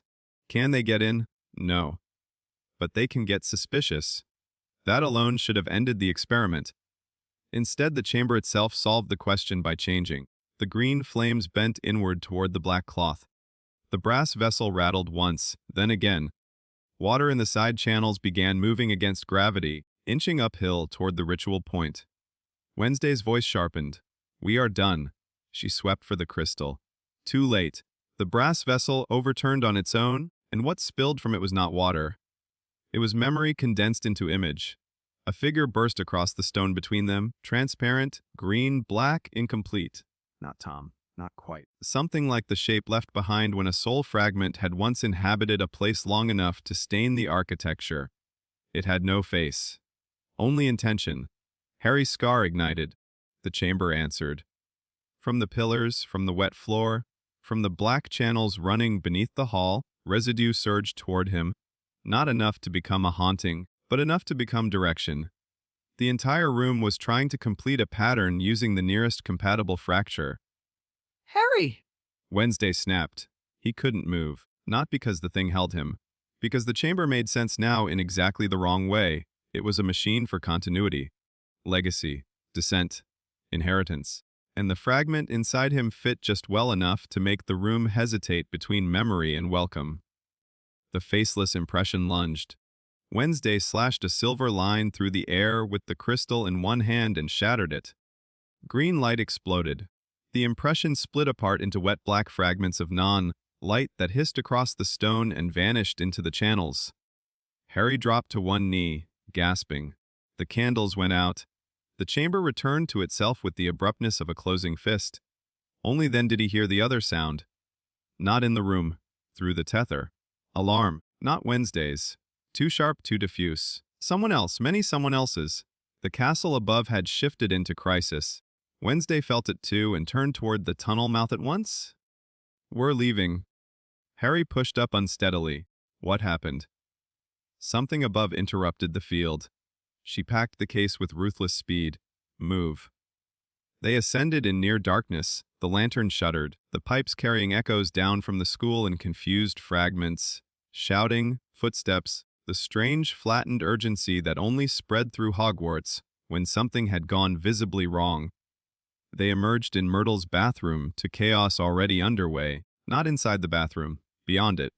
Students in corridors, teachers moving too fast to pretend calm. Somewhere distant, someone crying. Harry and Wednesday looked at each other once, then Harry said, Attack. Wednesday's eyes narrowed. Yes? Neither asked how they knew. The school had a rhythm for catastrophe. After years in it, Harry recognized the cadence the way sailors recognized storms. They stepped into the corridor and were met almost immediately by a prefect running the other direction, pale, faced and breathless. Professor McGonagall says all students are to return to their common rooms immediately. What happened? Harry cut in. The prefect swallowed. Hogsmeade Entrance Road. Someone from the village tried to apparate onto school grounds. His voice dropped. Death Eaters. There was a breach attempt near the lower wards. Harry went cold. The chamber's residue was still in his bones, the fragment in his scar still half awake from recognition, and now the war above had decided to stop being theoretical for one evening. Wednesday's voice was calm enough to be sinister. Casualties? The prefect looked at her, startled by the question. I don't know. One of the Ward Watch Owls was destroyed. Some groundsmen injured, maybe. Professor Lupin and Professor Snape went down to the outer line.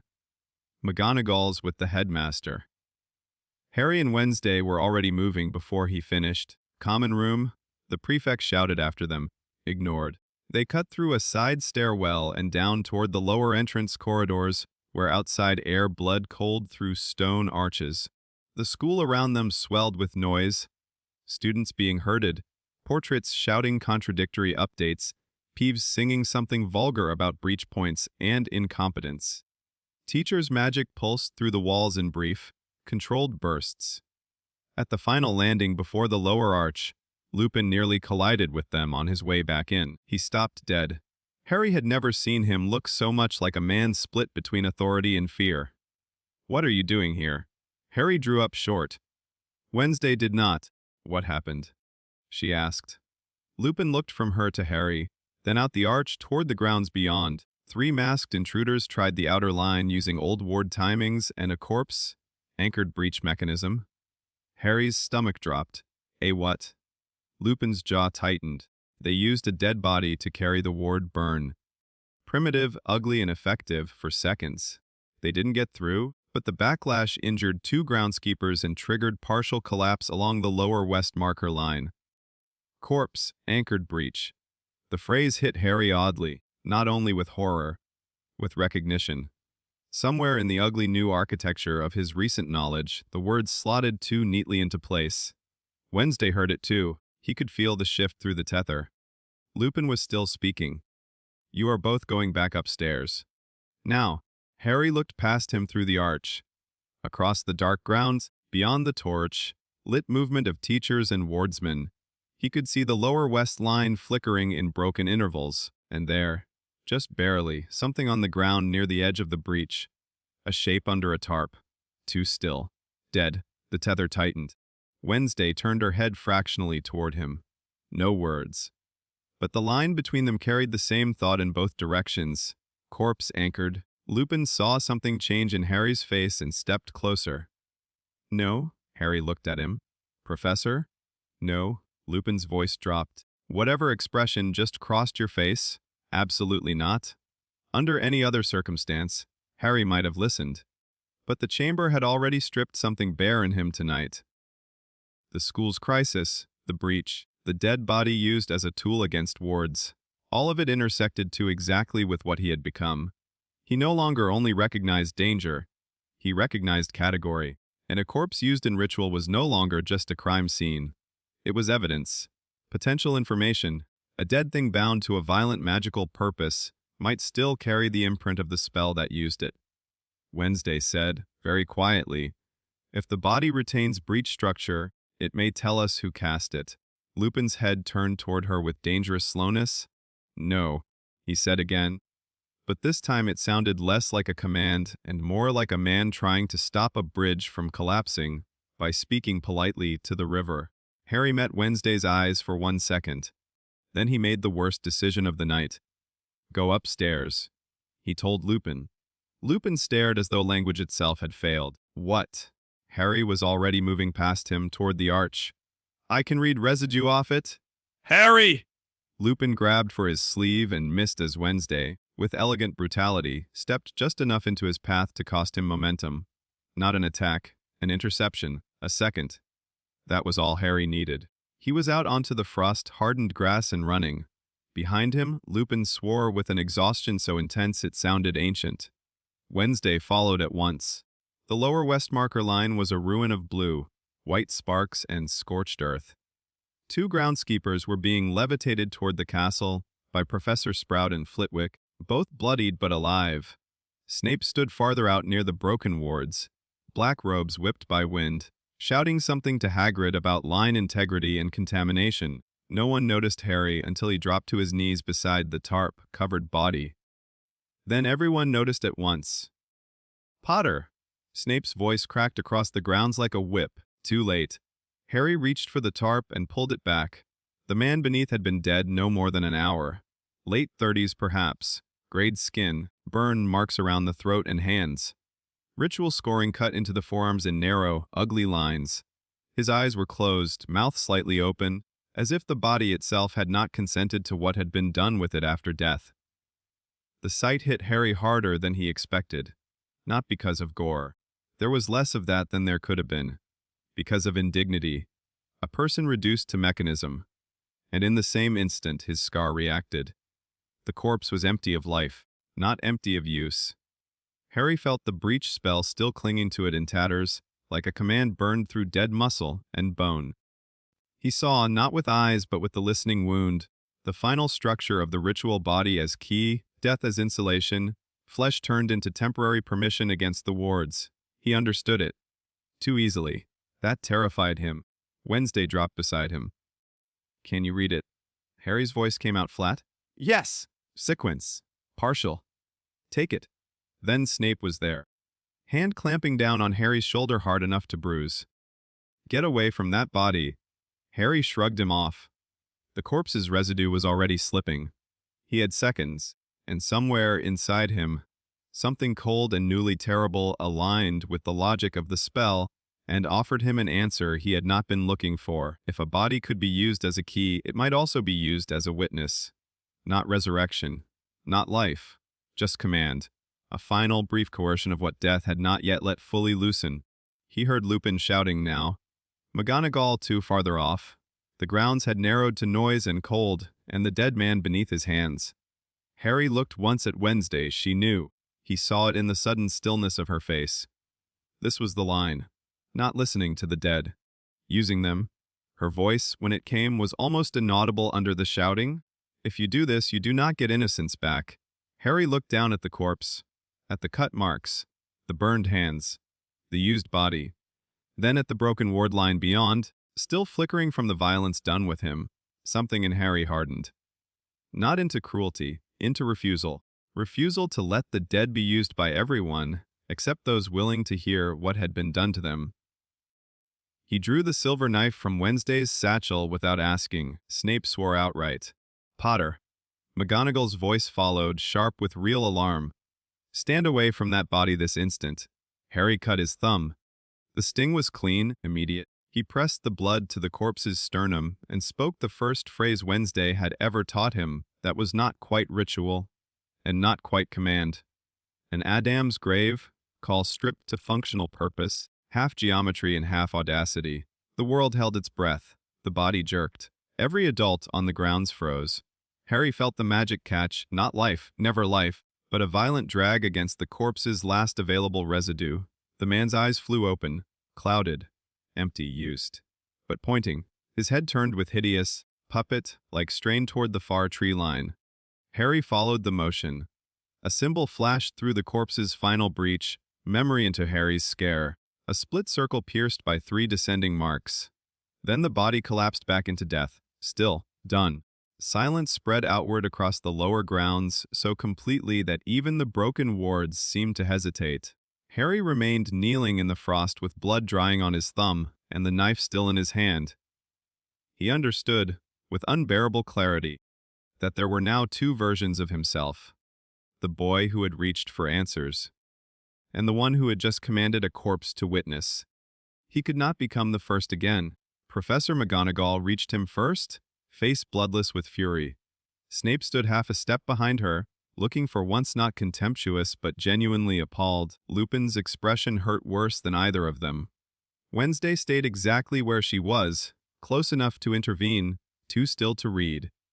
McGonagall's voice shook with effort. What have you done? Harry looked at the dead man, then at the symbol still burning faintly behind his eyes. And because lying now would have been obscenity added to obscenity, he answered simply.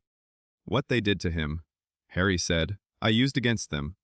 No one on the grounds seemed to breathe. Snape recovered first. Dumbledore. Now. Lupin closed his eyes briefly as if something he had hoped to prevent had just arrived exactly on schedule. Wednesday's gaze met Harry's across the corpse between them. No triumph, no horror. Only the cold, terrible recognition of a threshold crossed knowingly.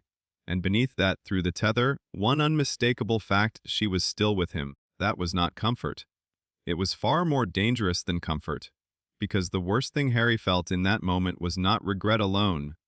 It was certainty. He had done something unforgivable. And it had worked. The silence after the corpse moved lasted less than 10 seconds. It felt longer than childhood. Then the grounds breathed again all at once. Teachers shouting, wards cracking with unstable light, Hagrid swearing under his breath, someone farther up the slope asking whether the intruders had returned.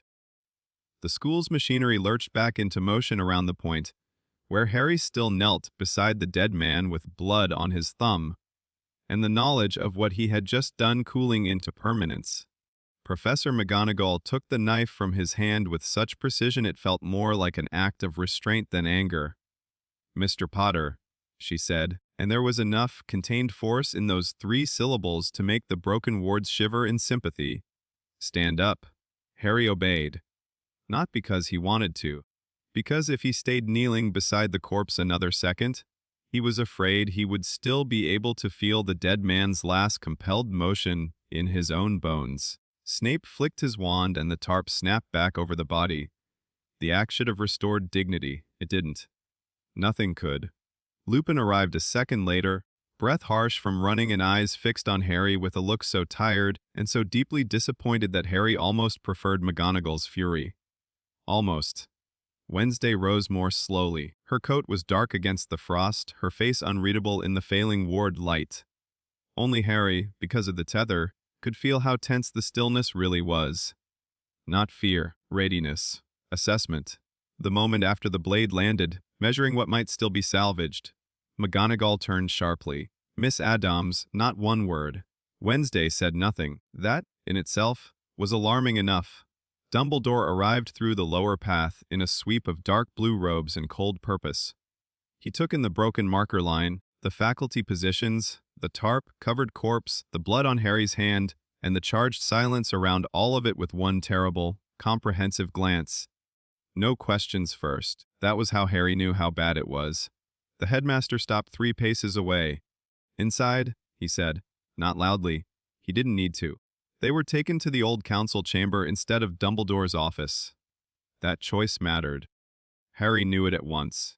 The room sat off one of the administrative corridors above the main entrance hall, high, ceilinged and paneled in dark wood that absorbed candlelight rather than reflecting it.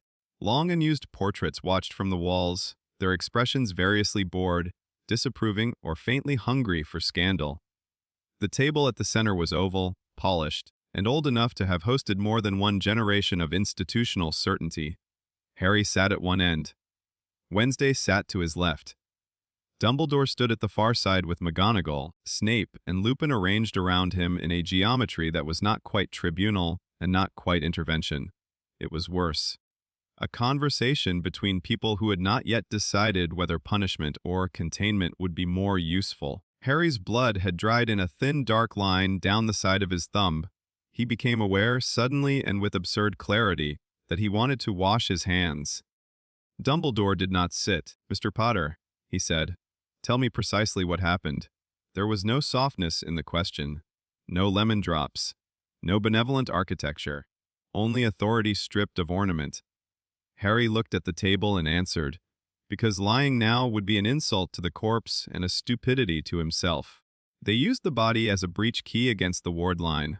I could feel the ritual residue still attached to it. I thought, he stopped. McGonagall's voice cut in, sharp as drawn steel. You thought you would compel a corpse to testify. Harry looked up. Yes. The word struck the room like an object thrown through glass. Lupin closed his eyes briefly. Snape's expression became something cold and almost analytical, as though revulsion had not diminished interest so much as refined it. McGonagall's hands flattened against the back of a chair, so hard the knuckles whitened. You performed corpse animation on school grounds. No, Wednesday said before anyone else could speak. Every eye in the room turned to her. McGonagall's voice dropped into a register that made portraits go still. Miss Addams. It was not animation, Wednesday said, calm as winter stone. It was forced residue activation through blood, triggered witness recall. Technically, do not, Snape said, attempt to improve the situation by classifying it. Wednesday looked at him. Classification is how one avoids hysteria. It is also how one disguises depravity as scholarship. The tether tightened with her irritation, but her face did not change. Harry cut across before the room could turn fully toward her. It was my choice. That drew Dumbledore's gaze back to him. The headmaster's eyes, behind the half-moon spectacles, looked very old in that room. Yes, he said quietly. That is what concerns me? Silence followed. Harry felt all of them there. McGonagall's anger, Snape's black scrutiny, Lupin's exhausted grief, Dumbledore's terrible steadiness. And beside him Wednesday, still and cold and present through the tether like a blade laid parallel to his own thought. Dumbledore spoke again. You did not merely cross a line tonight, Harry. You redefined yourself in relation to it. Harry heard the truth in that and hated it. He also hated how precisely Dumbledore had found the wound. McGonagall straightened. He will not be permitted near any burial site, chamber archive, or restricted corridor without faculty supervision. Wednesday's head turned slightly. That sounds optimistic. Miss Addams. McGonagall snapped. You have contributed enough. No, Wednesday said. I have prevented worse. Lupin's voice came low and ragged. Wednesday. That, more than the use of her given name, made Harry look at him. Lupin rarely sounded tired at the level of the soul. Tonight he did. He took one step forward from the wall. Do you understand what happened out there? He was one heartbeat from normalizing it. Harry flinched inwardly, because that was exactly the part he had been refusing to name. Wednesday, however, did not flinch at all. Yes, she said. Which is why we cannot afford to isolate him now. The room chilled. Dumbledore's attention sharpened. Explain. For the first time, Wednesday paused. Not from fear. Calculation. Harry knew that pause. It meant she had reached the point where withholding was no longer safer than revelation. He is unstable, she said at last. McGonagall made a disbelieving sound. That is not in question. That is not what I mean. Wednesday's gaze remained on Dumbledore. The corpse, right, succeeded because his listening wound is no longer only receptive. It is actively aligning under pressure. Snape went still.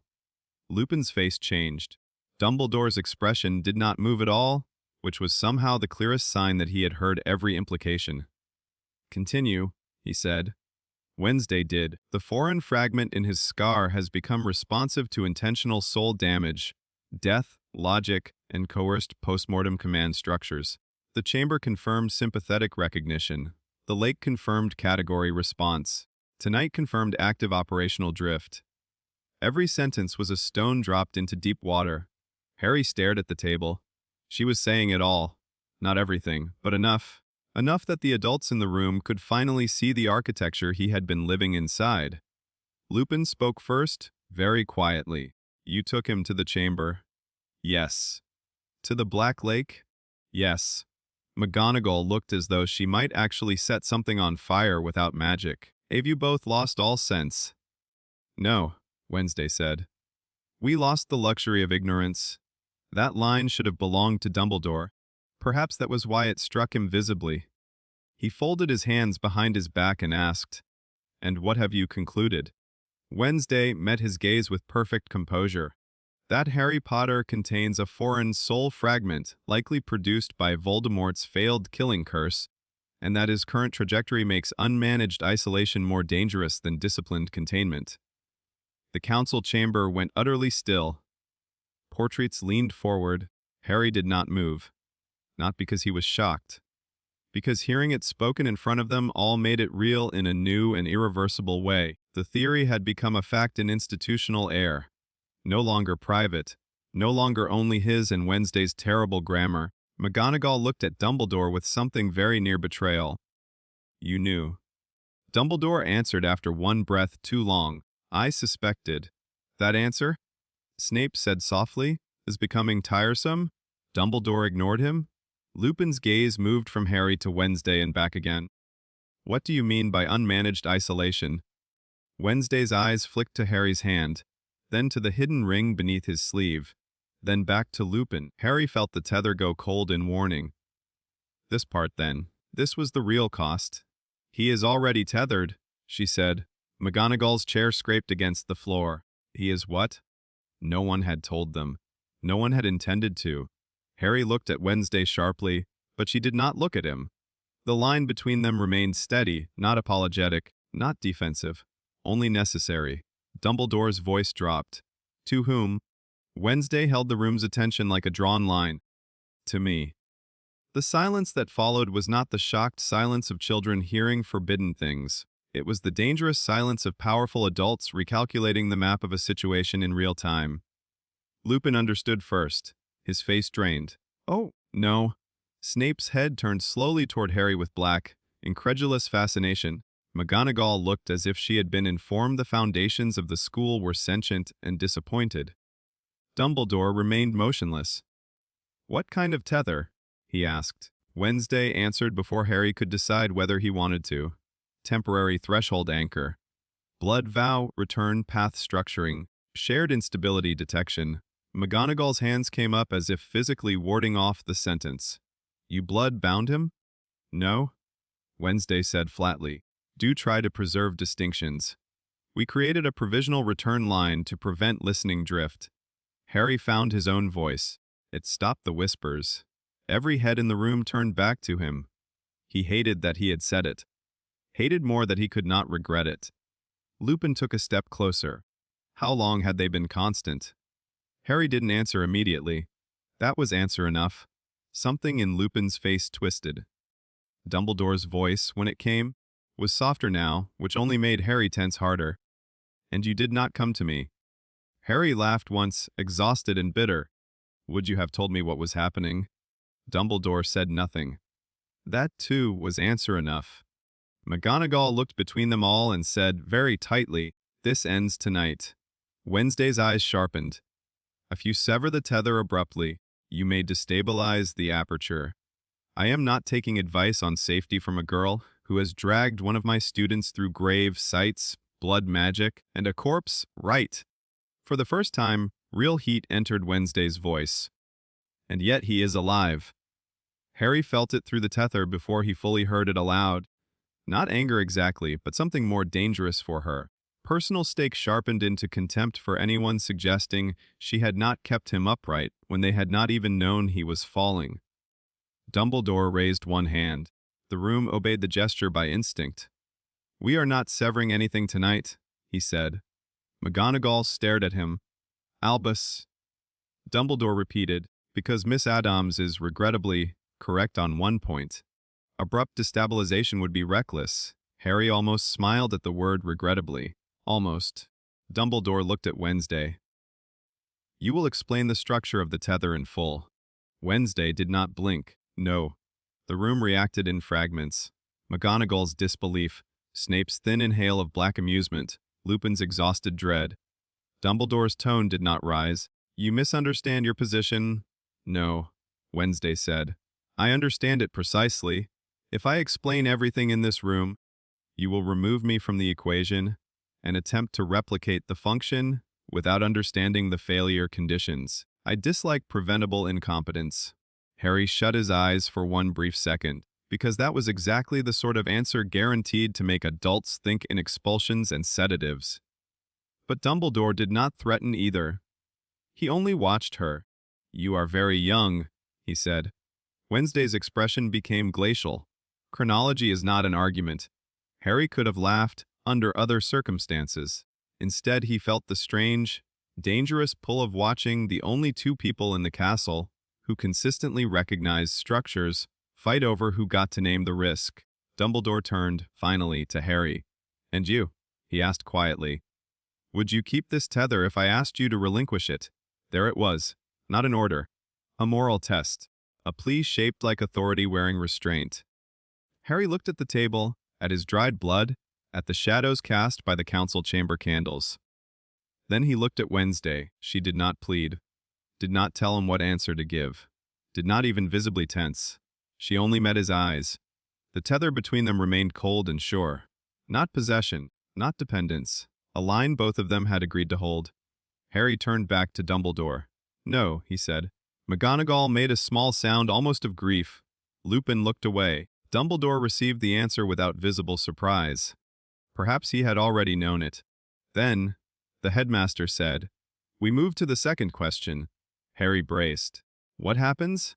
Dumbledore asked. "If Miss Addams is incapacitated." The air changed, because that question reached past ideology and into the ugly mathematics underneath. Harry had thought it too, in worse hours and quieter ones. The tether had silenced the whispers, stabilized the drift, given his listening wound a return path, but it had also made one fact unavoidable: if Wednesday fell, the line broke. Wednesday answered before he could. "If I am incapacitated, the aperture destabilizes according to the severity and nature of interruption." McGonagall looked ill. Lupin asked, "Meaning what?" "Meaning?" Wednesday said, "that if I am injured, he may feel the disruption. If I am magically silenced, the return path may degrade. If I die, enough, McGonagall snapped, but the word was already in the room. Die. Harry felt the tether pulse once, hard enough to hurt, not because Wednesday feared the concept, because he did, and the suddenness of that knowledge, clean, immediate, impossible to explain away, hit him like a physical blow. Dumbledore saw something move across his face and understood more than Harry wanted him to. That, the headmaster said softly, is precisely the problem. No one argued, because it was true, and because the truth was not simple enough to save them.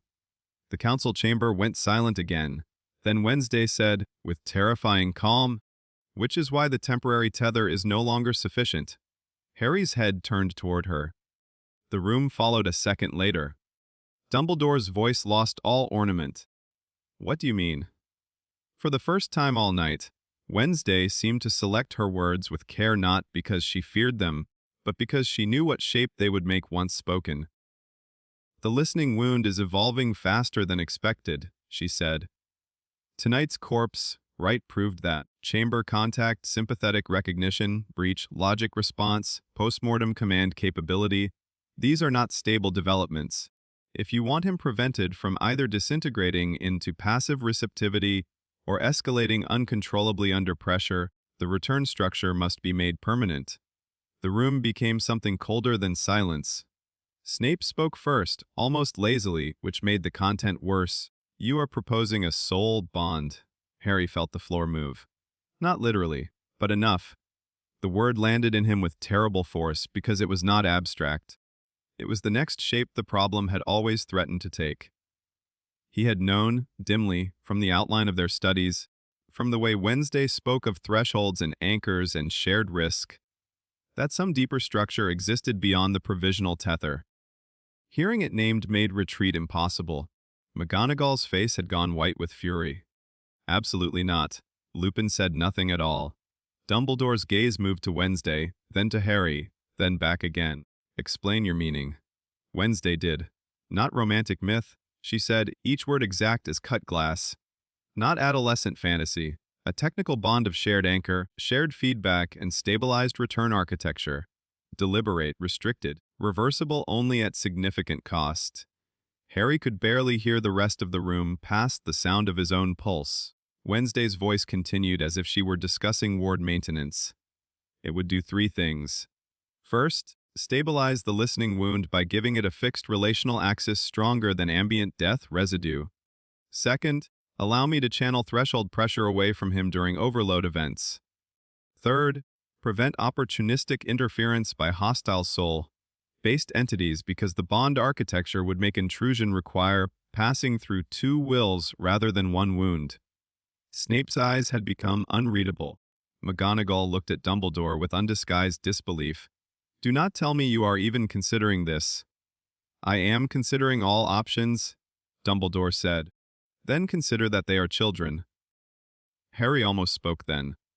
Almost said stop saying that as if it undoes what's already happened. But Wednesday reached the same point faster. "Chronological innocence," she said, "has left the room." No one answered that, because the corpse on the ground still lay between all of them, whether physically present or not. Dumbledore looked at Harry. This time there was no test in his eyes, only the hard burden of someone who knew the next answer might decide more than one life. "Do you understand what is being proposed?" Harry swallowed. "I think so." "Then say it." That, more than any other command that night, felt cruel. But Harry did it. "A permanent soul bond?" he said, hearing how unreal the words sounded in the chamber air. "It would tie my wound to her as an anchor. If something tries to use the fragment in me, it has to cross both of us. If I destabilize, she feels it. If she's hurt, I feel that. If either of us—" He stopped. The rest would not come. Wednesday finished it for him, not gently. "Is spiritually damaged, the other takes collateral stress." There it was. The price. The room received it in silence. Lupin finally spoke, his voice roarer than Harry had ever heard it. "Harry, look at me." He did. "This is not a strategy alone," Lupin said. "It becomes a life. There are bonds you enter because the alternative is death, and still spend years wondering whether survival justified the shape of the cost. Harry thought, with terrible clarity, that Lupin was not only talking about magic. Dumbledore's eyes shifted slightly at that too, as if he had heard the same undertone. Then the headmaster asked the question that mattered most. "Miss Addams," he said quietly. "Why him?" The room changed again. Because that question was not about method, it was about motive. And for once, even Wednesday seemed to understand that answering it purely in technical terms would no longer hold. She stood very still. Then she said, "Because his structure can be stabilized." That was not enough. Everyone in the room knew it. Dumbledore waited. Wednesday's voice, when she spoke again, was lower, because he does not lie to himself elegantly enough to become what the fragment wants. Harry stared at her. Something in his chest tightened, sharp and immediate. Still, Dumbledore waited. And then, because she had reached the point where anything less than full precision would become its own lie, Wednesday said the thing Harry least expected her to offer anyone in that room. "Because he is mine to lose." Silence. Absolute. The portrait stopped pretending not to listen. McGonagall's eyes widened by a fraction. Snape's face gave nothing away, which in itself meant everything. Lupin looked at Harry then, not Wednesday, and what passed across his expression was so nakedly sad and understanding that Harry had to look away almost at once. The tether between Harry and Wednesday flared once, bright enough to hurt, not because she regretted saying it, because it was true. Harry became aware, all at once, of every place the bond existed now, not just in magic, but in fact, the grave hollow, the lake, the chamber, the corridor outside Dumbledore's office, her voice pulling him back to the living, his fear unmasked in the council chamber, at the thought of her dying and the line breaking with her. He had crossed so many thresholds in her company that he had mistaken movement for method. But some part of this had stopped being only method some time ago. Dumbledore saw it happen in his face. That was the worst part of being observed by him. Almost nothing truly escaped. The headmaster closed his eyes once, briefly, like a man feeling the last pieces of a plan rearranged beyond his permission. When he opened them again, they were old and very clear. "If this bond is made," he said, "it will not be undone by simple apology, distance, or changing your minds in daylight. Do both of you understand that?" Harry found his voice first. "Yes." Wednesday's came a second later. "Yes." McGonagall looked between them, fury and helplessness warring openly now. "I cannot approve this. No one is asking you to," Wednesday said. "Miss Addams." Dumbledore raised a hand once more. Then he did the thing Harry had half expected and half dreaded all along. He yielded. Not happily. Not fully. But enough. "I will not sanction it," Dumbledore said. "I will not teach it. And I will not pretend it is wise." He looked at Harry with that same unbearable steadiness. "But neither will I force ignorance back onto a structure already too far formed to safely deny. If you proceed, you do so knowing that you are stepping beyond any ordinary promise I can make on your behalf." Harry did not answer. Not because he disagreed, because something in him understood this was the last moment before decision hardened into world. Lupin looked as though he wanted to speak, and had discovered that every version of the truth available to him would fail somehow. Snape said, very softly, "If it goes wrong, it will go wrong at a level this school is not equipped to survive." Wednesday met his gaze. "Then let us hope for competence." He almost smiled. That was more alarming than any curse. McGonagall turned away entirely, one hand covering her mouth for a second before she mastered herself again. Dumbledore looked at Harry one final time. "You may still refuse." Harry looked down at his own hand. The dried blood was cracking at the thumb crease. He thought of the corpse on the grounds, of the fragment in his scar, of the whispers, of the lake, of the chamber recognizing structure in him that should never have existed, of Dumbledore's cages gentle and otherwise, of Wednesday's voice saying "I do not cross alone," of her standing in the council chamber and telling the truth badly enough to wound them both. Then he looked at her. She was watching him without expression, as if giving him the cleanest mercy she knew, no persuasion, no plea, no visible need, only the space to decide and live with being the one who decided it. That more than anything else made the answer inevitable. No, Harry said. Dumbledore's eyes did not leave his. No, I won't refuse. The room seemed to settle around the choice. Not approve. Settle. As if reality itself had simply accepted the more dangerous shape. Wednesday's face did not change. But the tether between them went quiet in a way Harry had never felt before. Not absence. Not even calm. Readiness. Dumbledore gave one small nod. The gesture of a man consenting to gravity. Then not here, he said. If it is to be done, it will not be done in this chamber. It was done beneath the school. Of course it was. Not in the judicial chamber, not in the grave hollow, not in any place already crowded with too much old suffering. Wednesday chose instead an unused crypt, space below the ruined west transept foundation, a collapsed vault once intended for founders' relic storage and later abandoned when the stone shifted centuries ago. It was quiet, stable, architecturally honest, the kind of place that had stopped pretending to be important and therefore, in her view, could be trusted more than rooms built for spectacle. Dumbledore did not come. McGonagall refused on principle. Snape declined in language so cold it functioned as reluctant respect. Only Lupin stood witness. That, more than anything, undid Harry. Not because Lupin approved, because he came anyway. The crypt smelled of damp stone, old ash, and candle smoke. Wednesday had arranged the space before Harry arrived. Black cloth on a broken altar block, silver bowls at 4 points, ash marks drawn in a geometry tighter and subtler than any ritual he had yet seen her make. No theatrical circles, no skulls, no dramatic excess, just exact lines, gray ash, 2 narrow candles burning white instead of green, and at the center of the altar block, 2 rings of dark iron wound together around a strip of white cloth. Harry stopped at the threshold. Lupin stood to one side, coat still on, looking like a man attending a funeral before the death had happened. Wednesday was at the center, not in ceremonial robes, not transformed into something stranger. Just herself in black, pale and still and entirely certain. Come here, she said. He obeyed, because there was no life in which he wouldn't now. Up close, he saw that the ash marks were not random shapes, but paired structures mirrored imperfectly across the altar. 2 pathways converging, separating, rejoining around a blank center left deliberately empty.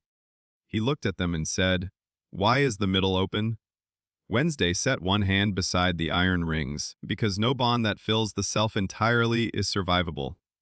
The center must remain unoccupied. Harry stared at her. That should not have felt like tenderness. It did. Lupin's voice came low from the wall. You will both state consent clearly before anything begins. Wednesday inclined her head once. Agreed. Harry looked toward Lupin. The older man met his eyes, and despite everything, there was kindness there. Strained, exhausted, frightened kindness, but real. If you say no, Lupin said, at any point before the final bind, that is the end of it. Wednesday said, yes. Harry echoed, yes. The crypt went still. Wednesday lifted one of the iron rings. It was colder than silver, blackened and plain except for the inside edge where tiny symbols had been cut into the metal and sealed with ash. This is not romance, she said, looking directly at Harry. It is not sentiment. It is not rescue. Harry swallowed. All right. It is mutual leverage, shared risk, and chosen return. Her voice lowered. It is letting someone stand where something worse already stands. The words struck so hard he forgot, for 1 second, to breathe. Lupin looked away. Wednesday went on. If you do this, I will feel you when you destabilize.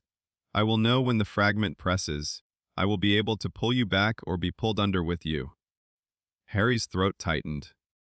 If I do this, he said, because he needed the terms aloud from his own mouth too. I'll feel when you're hurt? Yes. I'll be tied to you. Yes. You'll be tied to me? Yes. The ring in her hand did not move. Neither did she. No flinching. No pretending the cost was anything else. Harry thought wildly and with sudden painful clarity that this was the most honest conversation anyone had ever had with him about his own fate. Lupin's voice entered once more, as formal as witness, law, state willingness. Wednesday said, I am willing. Harry looked at her. At the girl who had met him in a corridor and refused his myth, at the only person who had looked directly at the wound and spoken its shape back to him, at the line between them, already living and dangerous and no longer remotely temporary. Then he said, "I am willing."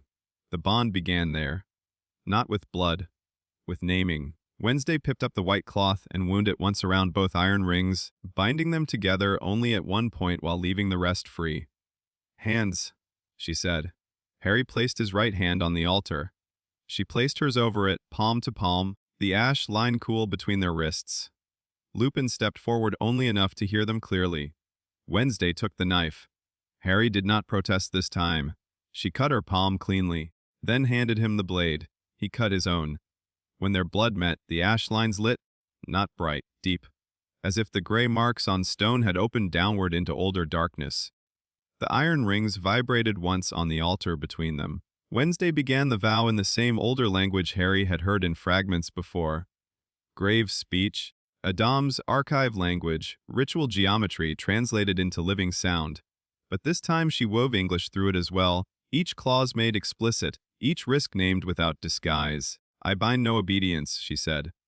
Harry repeated it. "I claim no ownership?" He repeated that too, though the word claim caught oddly between them after what she had said in the council chamber. "I permit return, not control." He said it. The ash line beneath their joined hands pulsed colder. Lupin's breathing had gone nearly silent. Wednesday's eyes never left Harry's face. "Where I anchor you," she said. "I also expose myself." Harry repeated it. A sharp pressure ran through the tether, no longer line but architecture unfolding. "I take no wound I will not be willing to share." He repeated it, and something behind his scar flared like a door abruptly lit from both sides. The fragment noticed. Harry gasped. Wednesday's fingers tightened around his with iron steadiness. "Stay with me." He did, because her voice was no longer only sound now. It was vector, a direction stronger than the pull in the wound. The crypt changed. Stone deepened. Candlelight thinned. The empty center of the ash diagram between them became an absence with weight. Harry could feel the fragment in his scar pressing outward, testing the new structure, looking for dominance or weakness or whatever mutilated souls looked for when challenged by chosen connection. It found another will instead. Wednesday's. Cold, exact, mercilessly alive. The collision hit both of them. Harry felt her pain then, not emotional, not interpretive. Structural, the stress of being entered by the bond line, of letting another fracture map itself against her without yielding ground. It was precise enough to make his own breath catch. Her face did not change. Only the white in her knuckles deepened where she held him. Lupin said something sharp in warning, but the sound came from far away. Wednesday spoke the next clause in the old language, then translated it aloud for him. "What seeks to use you must answer me." Harry repeated it. The fragment recoiled, not banished. Confronted. The crypt wind shifted though there was no opening for it. The candles bent inward. The iron rings rose half an inch from the altar stone and began to turn. Harry heard something then, not whispering, not residue. Cracking inside the scar. No, not breaking, rearranging. The listening wound was no longer an open tear alone. The bond gave it edges, not closure, never that, but shape. A place to return that was not empty. Wednesday's voice came one last time, very low. Final clause, say it exactly. Harry nodded, though his pulse was pounding too hard to trust his own mouth. She said, "Ash if broken, grave if lost, return if called." He stared at her. It sounded like a curse. It sounded like a promise. It sounded like them. He repeated it. The world snapped. The iron rings slammed back to the altar. The ash lines flared black, white once, blindingly, then vanished into the stone as if they had never been drawn. Harry inhaled sharply, and felt Wednesday everywhere. Not thoughts, not memories, not anything so violating, but presence at a depth below ordinary awareness. Her injuries, faint and old, the cold architecture of her self-control, the steel, hard certainty at the center of her like a nail driven through midnight. And through that same structure, she felt him the scar, the fragment, the terrible ongoing openness of the wound, the anger, the fear, the refusal to be used, the part of him still shaking from the corpse on the grounds. The flood lasted only a second. Then the bond settled, not disappearing, becoming livable. Harry nearly collapsed anyway. Wednesday caught him before he hit the stone. Not dramatically, efficiently. One arm around his shoulders, the other braced against the altar, both of them breathing too hard in the sudden quiet. Lupin reached them in 2 strides and stopped, as though unsure whether touching either of them now might break something he could not see. Harry. Harry managed. Still here. Wednesday's voice, rougher than he had ever heard it, came a second later. Unfortunately, so am I. That made him laugh. A broken, disbelieving sound, but real. Through the bond, he felt the answering shift in her. Fatigue, strain, and the faintest dark flicker of relief she would never have permitted on her face if she could help it. Lupin exhaled as though he had been holding his entire body rigid for the length of the rite. Can you stand? Harry thought about it, then said, honestly, maybe. Wednesday's hand at his shoulder tightened once. The bond thrummed. There. Alive. No longer provisional. No longer a line that could be described away as temporary necessity. Harry looked down at their joined hands. The cuts were already sealing, but where blood had crossed and dried there now remained a faint mark at each wrist.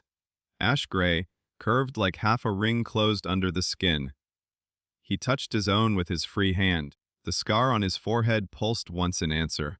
Not pain, recognition, and from Wednesday through the bond came one clear sensation he could not mistake: stability. Not perfect, not safe, but real. Lupin saw where Harry was looking and went very quiet. It took, he said softly. Yes, Wednesday replied. No triumph, only fact. Harry straightened slowly. Wednesday let him go by degrees, as if testing whether the new structure would hold weight before fully trusting it to stand. The closeness receded, but did not vanish. Nothing could now. Even with space between them, the bond remained, a dark, lucid axis running under thought. Lupin rubbed one hand over his face. Merlin, help us? Unlikely, Wednesday said. For once, even he almost smiled. Then the quiet in the crypt shifted. Harry felt it first through the bond. Not an external threat, but a new shared reality. Wednesday's injuries from earlier rituals now sat in the back of his awareness like distant weather. His scar, in turn, existed to her not as hidden pain, but as known architecture. Their separate silences were no longer entirely private. That should have felt unbearable. Instead, exhausted as he was, Harry felt something dangerously close to peace. Not innocence. Nothing so simple. Only the end of absolute solitude inside the wound. He looked at Wednesday. She was pale. More than usual. One braid had come half loose over her shoulder. Her breathing had steadied. But he could feel the cost in her even without seeing it. The strain where the bond had mapped his fracture against her own structure and forced both to accommodate the weight. Does it hurt? He asked quietly. Her eyes lifted to his. Yes. The blunt honesty of it did something low and sharp to his chest.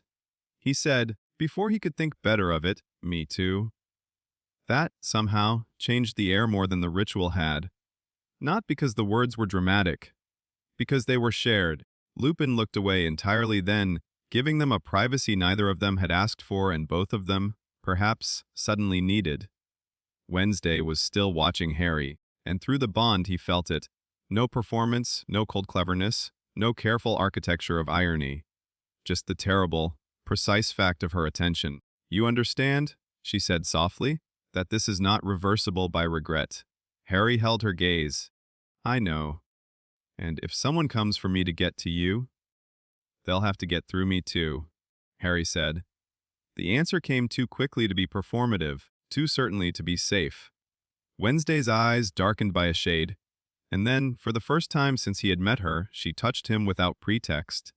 Not to diagnose, not to steady, not to pull him back from the dead, just because. Her fingers, cool and blood warm at once, brushed once along the ash mark at his wrist. The gesture lasted less than a second. It landed like fire through the bond. Harry forgot the crypt, the adults, the war, the corpse, the scar. All of it vanished into the simple shock of being chosen in a way no prophecy had ever managed to replicate. Then she withdrew her hand, and because Wednesday Addams remained Wednesday Addams, she said, perfectly evenly, try not to interpret that sentimentally. Harry laughed again, helplessly this time. Impossible. A shadow moved at the corner of her mouth. Not quite a smile. Not quite anything the rest of the world would have known how to survive. Lupin cleared his throat with the air of a man reminding himself that someone in this room had to remain professionally alarmed. What should get back before the castle notices 2 students and 1 professor vanishing into crypt architecture after midnight? Neither Harry nor Wednesday moved immediately, because the truth was some part of them had not yet returned. Not fully. Perhaps they never would. Harry looked once more at the ash mark on his wrist, then at the girl bound to him by chosen grave, language, and terrible necessity, and understood, with an aching clarity that felt older than his own life, that the bond had not only stabilized the wound, it had changed the center of the war. Voldemort had torn himself apart to escape death. Harry and Wednesday had just tied themselves together to survive what he had made. One was mutilation. The other, however darkly forged, was still choice. And choice, Harry thought as he followed her out of the crypt and back toward the sleeping castle, might be the only kind of power worth trusting when everything else had already learned how to lie. After the soul bond, Harry stopped dreaming alone. The first night it happened, he woke just before dawn with his heart hammering and the taste of cold metal at the back of his tongue. For one fractured second he did not know whether the sensation belonged to him, to memory, or to the new dark architecture now running beneath his life. Then he understood. It had not been a dream in the ordinary sense.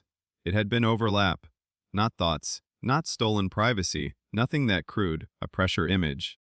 A shard of perception drifting across the bond while both their sleeping defenses were down. Harry had seen moonlight through a mullioned window and heard the slow, steady scrape of pen on paper. He had felt the familiar, exacting tension that meant Wednesday was still awake long after the castle slept, organizing old rituals into sharper shapes than anyone sane should have trusted. And through the same bond, in the instant before waking, he had also felt something from himself reflected back, the scar. Not Panger. Not the fragment's hunger, his own. A need to know, sharpened now into something almost predatory.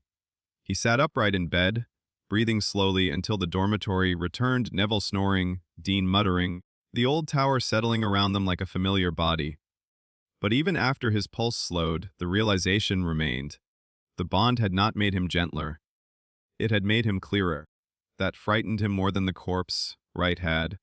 By breakfast, he had stopped trying to decide whether that was a problem.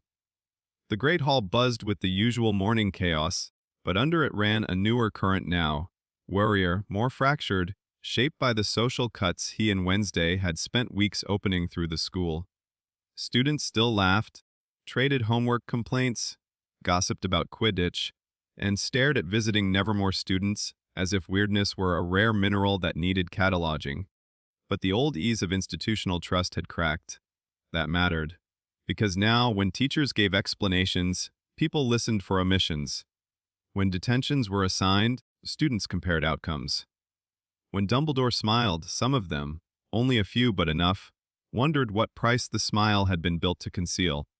Harry felt it everywhere. He also felt Wednesday, not constantly, not intrusively, just enough. She sat at the Nevermore Annex in black, pale and perfectly composed, one gloved hand resting near her untouched tea. But through the bond Harry knew she had been awake until nearly 4 in the morning, sorting their notes on Horcrux theory and wound, response into categories no Hogwarts textbook would ever have survived. When she looked up and met his eyes across the hall, the bond gave one brief pulse, not emotion, signal, later. Harry looked away first. Ron noticed, of course he did. He stared at Harry over a spoonful of porridge. All right, this is getting ridiculous. Hermione did not look up from the parchment schedule. She was angrily annotating, which meant she was listening very closely. Harry reached for toast. What is? You? Ron gestured vaguely with the spoon. The secret faces. The weird disappearing. The fact that every time that Addams girl glances at you, you look like you've just remembered a crime. Hermione finally raised her eyes. Harry nearly choked on the toast. That is an absurd thing to say. Ron snorted. It is completely accurate. Hermione watched Harry for a moment longer than comfort allowed. He does look different. That's because he's sleeping less and lying more, Ron said. Harry glared at him. Helpful. Hermione folded the parchment once with precise irritation. You don't have to tell us everything, Harry, but at some point you might consider telling us something. The words landed harder than they should have, because she said them without accusation. That made them worse. Harry looked down at his hands. At the ash-gray half, ring still faintly visible at his wrist if the light caught it right. He thought, not for the first time, that there was no language left for partial honesty. The things that mattered now could not be told in pieces. Not to Ron, not to Hermione, not without dragging them into an architecture of death and soul fracture from which innocence would not return cleanly. He hated that. He also chose it. I know, he said quietly. Hermione's expression changed, not satisfied, not reassured, but hurt less by a fraction because at least he had not lied outright. Ron looked between them both and muttered, I miss when our problems were just Malfoy being a git. Harry almost smiled. Almost. That afternoon, in the abandoned record room, Wednesday did not begin with greeting. She began by turning a parchment toward him and saying, The bond has improved your pattern retention. Harry shut the door behind him. Good afternoon to you too. It is afternoon, she said. Good remains under investigation. He crossed the room and dropped into the chair opposite her. The lantern between them burned low and blue, casting both their shadows long across the scarred tabletop. Around them lay the evidence of their recent work: maps, copied passages from the Addams archives, chamber notes, the sealed black case, and a new sheet covered in Wednesday's fine, brutal handwriting. At the top she had written, Breaking the Horcrux logic. Harry read it once and looked up. That sounds alarmingly final. It's supposed to. She slid the parchment closer. Beneath the heading, she had drawn 7 branching lines from a central circle labeled Ridiel Sal Arshite Turi. Each branch ended in a smaller ring with notes beside it. Anchor object, containment method, decay tolerance, recognition, signature, response to damage, range of influence, failure, cascade. Harry stared. Then he said, very quietly, You've been busy. Yes. That's disturbing. It's productive. He read the notes again slower. Not a list of Horcruxes. A model. A framework not for hunting objects blindly, but for understanding the logic behind Voldemort's method well enough to predict how the pieces would behave. Wednesday rested one elbow lightly on the table. Destroying a Horcrux is not the same as defeating the logic that made it. Harry frowned. What do you mean? I mean, she said, that everyone thinks of Horcruxes as objects to be found and broken. That is true but incomplete. They are also a system. The word tightened something in him. Because of course they were. Everything he had learned lately had been systems hiding inside myths. Wednesday tapped the central circle. Riddle did not simply tear his soul at random. He built distributed survival. Each fragment is individually housed but conceptually linked by shared origin, shared method, and shared refusal of natural death. Harry leaned in. So if one breaks, it weakens the system, Wednesday said, but does not necessarily clarify the others unless you understand the pattern binding them. He looked at the 7 branching lines again. The bond stirred faintly.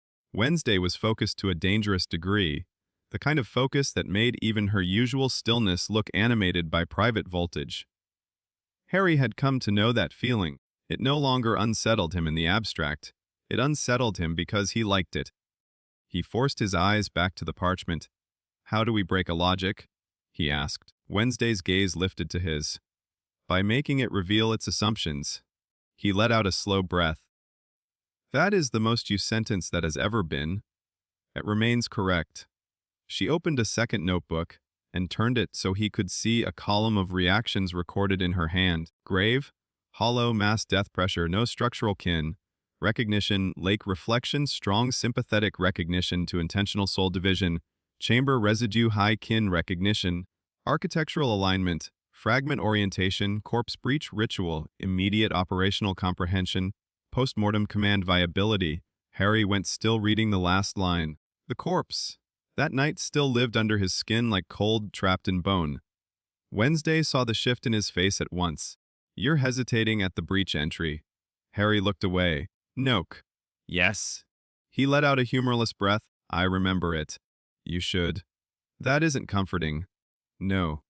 Wednesday's voice lowered slightly, but pretending it didn't happen would be vulgar. He looked back at her. That was what she offered instead of mercy. Dignity through accuracy. And somehow, because it asked more of him, it hurt less than pity would have. So, Harry said, more quietly now, the corpse, right, showed I could understand the ritual from the inside. Yes. And the chamber showed the fragment responds to places touched by a Horcrux. Yes. And the lake showed it reacts to soul division as a category. Yes. Harry looked at the parchment again. Then understanding struck fast and hard enough that he sat back in the chair. You don't think we need to find the Horcruxes one by one? Wednesday did not smile. Her mouth moved by less than an inch anyway. Not blindly, she said. The room seemed to sharpen around him. He saw it all at once. Not fully, not cleanly, but enough. Every time they had tested the scar, every category they had named, every ugly, useful piece of theory from the Addams archives, Wednesday had not only been building an explanation for what Harry was, she had been building a way to track what Voldemort had hidden by teaching the wound to read the pattern of mutilated soul logic itself. Harry's pulse quickened. That's why you needed comparison points, he said. Yes. That's why the chamber mattered more than just proof. Wes? That's why you wanted the corpse, breach symbol. Wednesday inclined her head. Wes? Harry stared at her. You've been planning this for a while? I've been thinking, she corrected. Planning requires enough data to survive. He laughed once, quietly. That's not better. It's more honest. Always that. He should have been alarmed by how natural it now felt to sit in a locked room full of forbidden notes, while Wednesday Addams methodically explained how to break the immortality logic of the most dangerous wizard alive. Instead, he felt something colder and more useful than fear. Purpose. Wednesday pushed a third sheet toward him. At first, he thought it was a star chart. Then he realized it was a map of response geometry, points connected by lines of increasing thickness, each labeled with one of his previous reactions. At the outer ring, ordinary dark objects, death residue, postmortem ritual traces, closer in, divided spirit architecture, Horcrux, adjacent residue kin, recognition sites at the center, circled twice in black foreign fragment home, response. Harry stared at the final phrase. Home response. Wednesday folded her hands. A mutilated fragment recognizes not only similarity, but hierarchy. There will be differences between ordinary divided soul matter, secondary residue, and the original logic source. He looked up sharply. You think the scar can tell the difference between a Horcrux and Voldemort himself? Wes. The word sat in the room like a blade. Harry's first instinct was denial. His second was that she was probably right. He hated when those arrived together. That's impossible, he said. No. That is absolutely impossible. It is improbable, Wednesday allowed. Those are not the same condition. He rubbed at his wrist instead of touching the scar. If that's true, then... He didn't finish. He didn't need to. If it was true, then Harry Potter was not only a boy marked by Voldemort. He was an instrument for reading the architecture of Voldemort's broken soul from within the category itself. No prophecy had ever sounded so monstrous. No prophecy had ever sounded so useful. Wednesday saw him reach that thought. She always did. This does not make you his echo, she said. It makes you his contradiction. Harry laughed once under his breath. You make terrible things sound almost elegant. They usually are, structurally. That should not have been attractive. It was. Harry stood abruptly and crossed to the slit window, palms braced against the stone. The late afternoon sky beyond was iron, gray, the grounds below patterned with student movement and ordinary school life.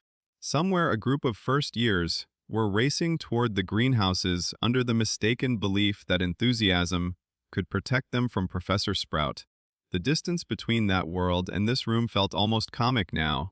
Say it plainly, he said without turning. What do we do?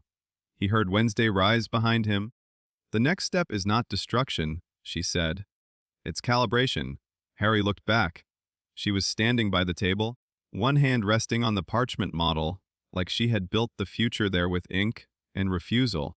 We need a known Horcrux, adjacent signature that is weaker than the chamber and stronger than generic dark residue. He frowned. What would count? The diary's afterimage, if any still lingers in the path of opening. She paused, or the person who has carried direct contact long enough to retain secondary contamination. The room went cold in a new direction. Harry stared at her. Then, very slowly, he said, "Ginny." Wednesday's face did not change. Yes. He looked away at once. Not from the thought, from the fact that it had needed saying, because of course Ginny would be relevant. Of course the diary had left something behind in the girl it had tried to hollow out from the inside. That was how soul logic worked. It marked, contaminated, lingered. And now Harry had to decide what kind of monster understanding would make him if he used that fact. No, he said immediately. Wednesday did not argue at once. Instead, she asked, "Why?" The question hit harder because it was not cruelty. She genuinely wanted the structure named. Harry turned back to her. "Because she's a person, not evidence." "Yes." The agreement threw him. He frowned. "Then why say it?" "Because the option exists. That doesn't mean we use it." "No," Wednesday said quietly. "It means you need to know exactly why you refuse." Harry stared at her. That was what she always did. Turn instinct into definition. Make every decision pass through language sharp enough to survive later scrutiny. He hated her a little for it. He also loved that she did it. The second thought landed so suddenly that he froze. Not might, not something like loved. It did not arrive in warmth or sweetness or some soft, redeeming light. It arrived the way everything important between them had arrived. Precise, unwanted, undeniable. He looked at her. She must have seen something change in his face, because the bond went taut for one heartbeat, the line between them brightening into startling clarity. Harry looked down first. Dangerous. That was the only word. Not because it was wrong, because it was real enough to become another axis the war could use. When he spoke again, his voice was flatter than he intended. "I refuse because I won't start treating the people I care about like access points." The room held that sentence between them. People I care about, not general principle, not abstract morality, immediate human fact. Wednesday did not move. Then she said very softly, "Good?" Harry laughed once, because if he didn't the silence would split open. "You have an unbelievable talent for making approval sound like a warning." "It often is." He sat again, more slowly this time. "All right," he said. "So not Ginny." "No." "Then what?" Wednesday pulled a narrow parchment strip from under the notebook and laid it before him. On it was copied one line from the breach. Memory symbol the corpse had revealed split circle, 3 descending marks beneath it. In her hand likely mark of a ritualist cell. Not core Death Eater heraldry. Harry leaned forward. "You figured that out already?" Yes. How? "It's too specialized for vanity branding." She tapped the mark. "This is not ideology. It's a functional sigil. Probably a subgroup handling corpse, work, ward sabotage, and disposable ritual labor." Harry felt the logic fall into place. Then if they used that kind of magic before, there may be older traces? Wednesday finished. Sites, objects, failed attempts, practice artifacts. He looked up, and if one of those intersected with Horcrux work, would gain a comparative signature without touching anyone you refuse to weaponize. Harry exhaled slowly. This, then, was the real meaning of breaking the Horcrux logic.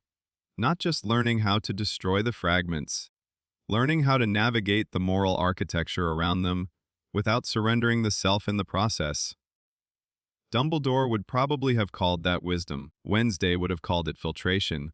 Harry called it exhausting, but necessary. He tapped the symbol. Where do we find it? Wednesday reached for a final folded sheet and opened it over the table. It was a map of Britain. Several locations were marked with small black X. Most had question marks beside them. One, however, was circled twice. A ruined manor in the north, abandoned according to the note beside it since the last war, with a line underneath, possible corpse, ritual cache pre-Horcrux experimentation site D. Addams reference, black family ancillary contact. Harry stared, then looked up sharply. The blacks, Yes, Sirius's family. In the broad and regrettable ancestral sense, the old world seemed to tilt a little at that, because of course the road back toward Voldemort's soul logic would pass through old houses, old names, old bloodlines, and all the architecture of pure blood decay the wizarding world kept pretending was dead because it had put on nicer robes. Harry looked back at the map. That's outside Hogwarts. Yes. That's impossible. No, that is definitely impossible. It is difficult. Wednesday corrected. Harry ran a hand through his hair, feeling the bond pulse with her focus, her readiness, the thin, dark edge of anticipation she would never show openly on her face. You are suggesting we leave the school? I am suggesting the school is no longer sufficient. He laughed once without humor. That sounds like the motto of my life. The lantern flame bent slightly as wind moved at the slit window. Shadows shifted over the maps, the notes, the model of a broken soul system waiting to be dismantled by two teenagers who had somehow crossed too many lines to mistake this for ordinary rebellion anymore. Harry looked at the British map again, then at Wednesday, then back at the page labeled Breaking the Horcrux Logic. When? Wednesday's answer came without hesitation. Soon, but not yet. He frowned. That sounds evasive. It's logistical. That's just evasive with planning. Something almost smile touched her mouth and vanished. We need two more things first, she said. What? A cleaner comparison signature. She tapped the response geometry chart, and a way to conceal your scar reactions if they intensify outside the school. Harry's stomach tightened. They'll intensify. Yes. He stared at her. How do you always make the future sound like a threat assessment? Because optimism wastes time. He should have rolled his eyes. Instead, he found himself watching her again. The severity of her face in the lantern light, the exactness with which she ordered catastrophe into usable lines, the complete absence of comforting lies, and because the truth had already arrived between them, whether he wanted it to or not, he said, "There's something wrong with me." Wednesday did not react to the tone, only to the content. There are many things wrong with you. He actually smiled at that, but it faded quickly. That's not what I mean. I know. He looked at her properly then, unable to pretend the question was abstract anymore. This? He said quietly, the word slower now. All of it. The bond. The way I think now. The fact that I understand these things faster than I should. The fact that part of me hears this and thinks useful before it thinks horrifying. The room fell still. Even the bond seemed to quiet, listening with him. Harry forced himself to continue. How much of that is me? He asked. And how much of it is the fragment? Wednesday held his gaze for a long time. When she answered, her voice was lower than usual. Stripped of dryness, stripped even of some of its habitual steel. The fragment gives category pressure, she said. It sharpens certain paths. It makes some forms of understanding easier, some temptations louder, some distances shorter. Harry said nothing. But, she continued, it does not choose what you refuse. The line hit him harder than almost anything she had ever said, because it was not absolution. It was worse. It was responsibility, handed back cleanly. Harry looked down at the model parchment again, but the letters blurred for a second before coming back into focus. And if I stop refusing? Wednesday's answer came at once. Then I'll know. The bond pulsed cold and unwavering. Not threat. Promise. And there, in that locked room full of stolen records and forbidden logic, Harry understood the soul, bond in a new and more frightening way. Not only as anchor, not only as protection. Witness. She would know if he began to slip. He would know if she did. No performance would survive the line between them for long. That was intimacy of the worst and most honest kind, and somehow, impossibly, it made him feel steadier than comfort ever had. He looked up. All right, he said. Wednesday's eyes narrowed slightly. We break the logic. A small silence followed. Then she nodded once. Yes, she said. We do? Outside the slit window, dusk had begun to gather over the grounds. The castle moved through its ordinary evening rituals, bells, footsteps, distant voices, the illusion of safety maintained by stone and habit.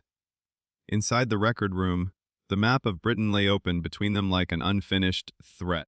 Harry looked at the circled ruined manor in the north, at the symbol from the corpse, breach ritual, at the branching model of Voldemort's broken survival, at the girl across from him who had become the one fixed point in a war increasingly built from things that should never have lived.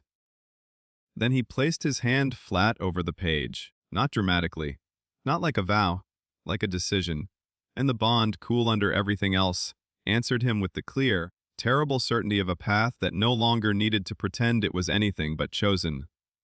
Dumbledore made his final move on a Sunday. Harry knew it before breakfast, not because of prophecy, omen, or scar pain. Those would have been almost comforting in their familiarity. No, the certainty came through a subtler architecture.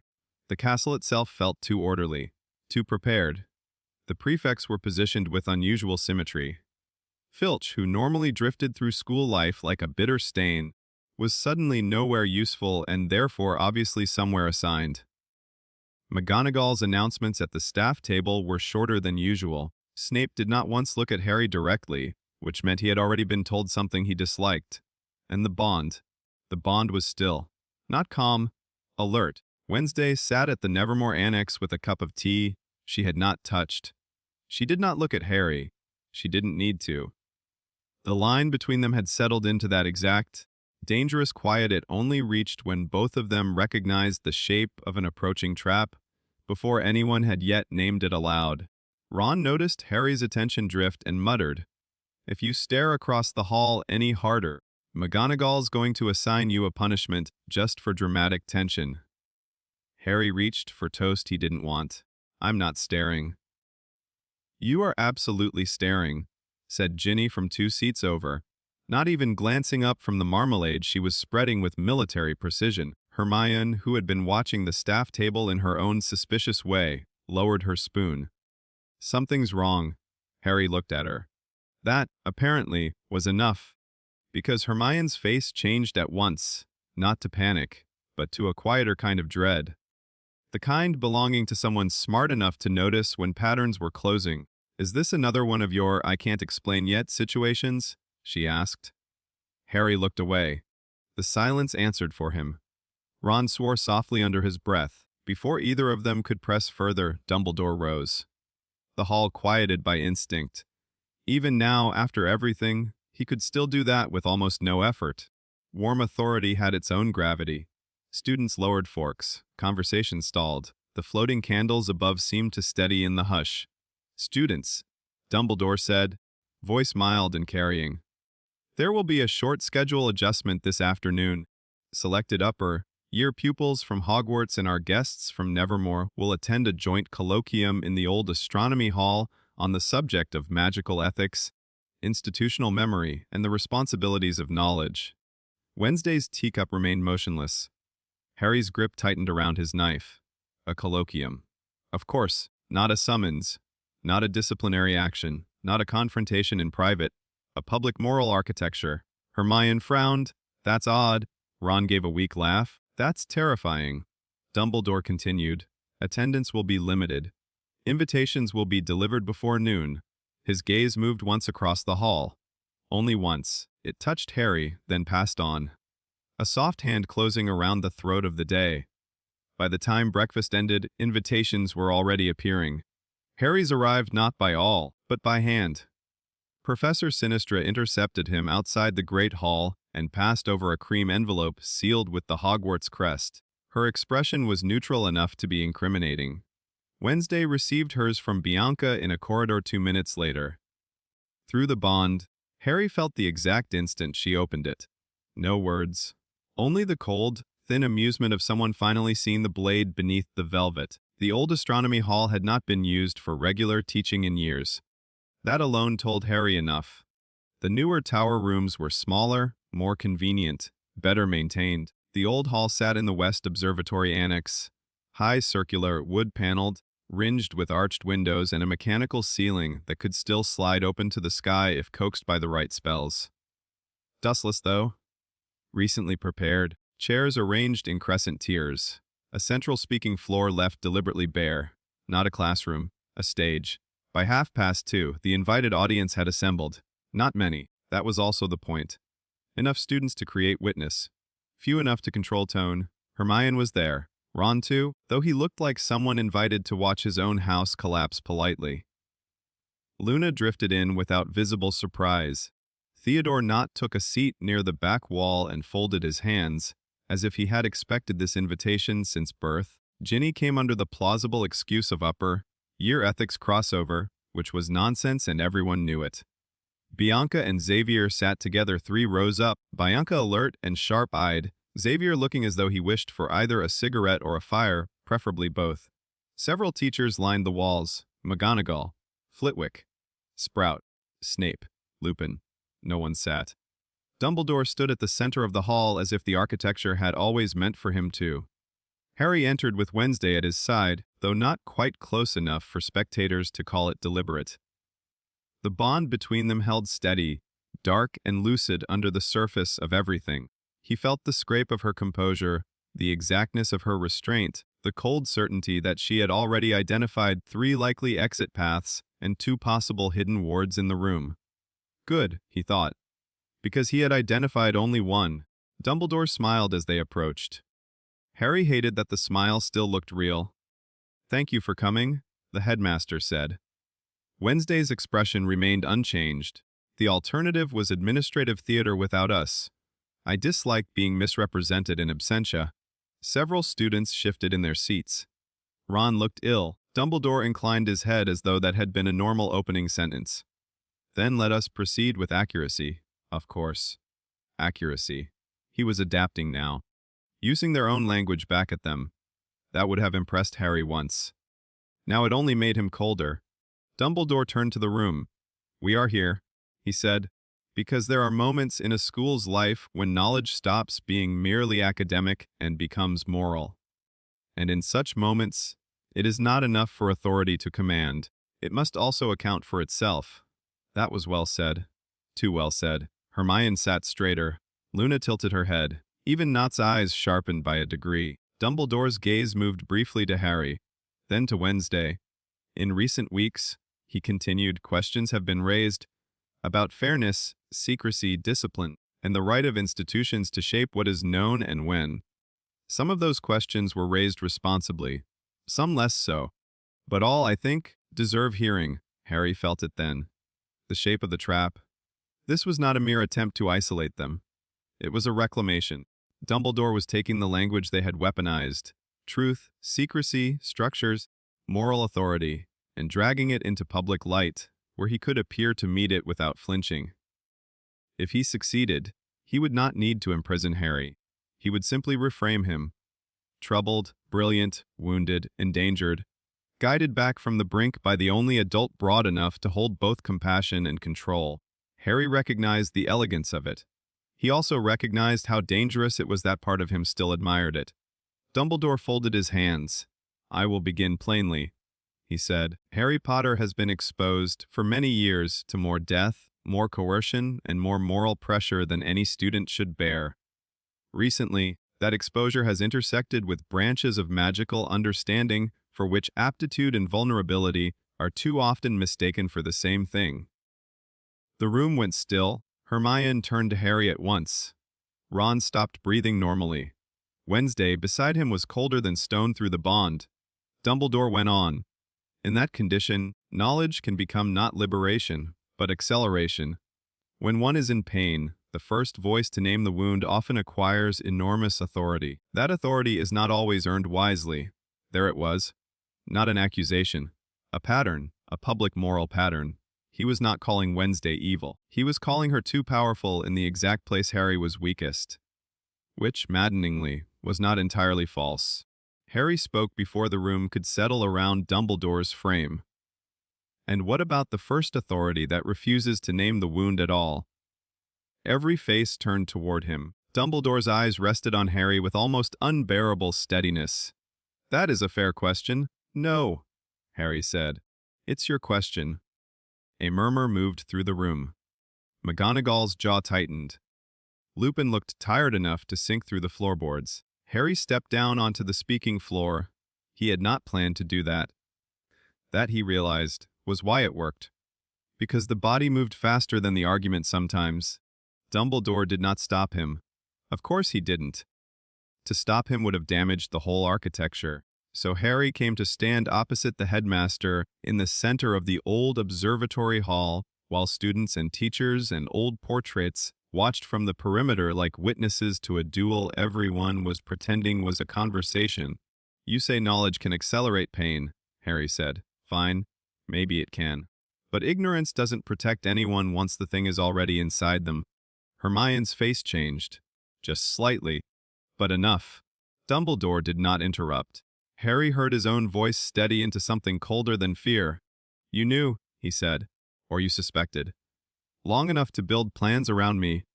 Long enough to worry. Long enough to decide what I was fit to hear. And every time you decided not to tell me, that was still a choice about my life. Dumbledore answered quietly, Wes. The simple honesty of it struck the room harder than denial would have. Flitwick closed his eyes briefly. Sprout looked away. Harry went on, because now he could not stop. And then someone came along who did tell me. Wednesday did not move. You think that makes her dangerous? Harry said. Maybe it does. But it also makes her the first person who treated the truth like something I had a right to survive, instead of something I had to earn by obedience. The bond flared once. Bright and sharp? Wednesday felt it. So did he.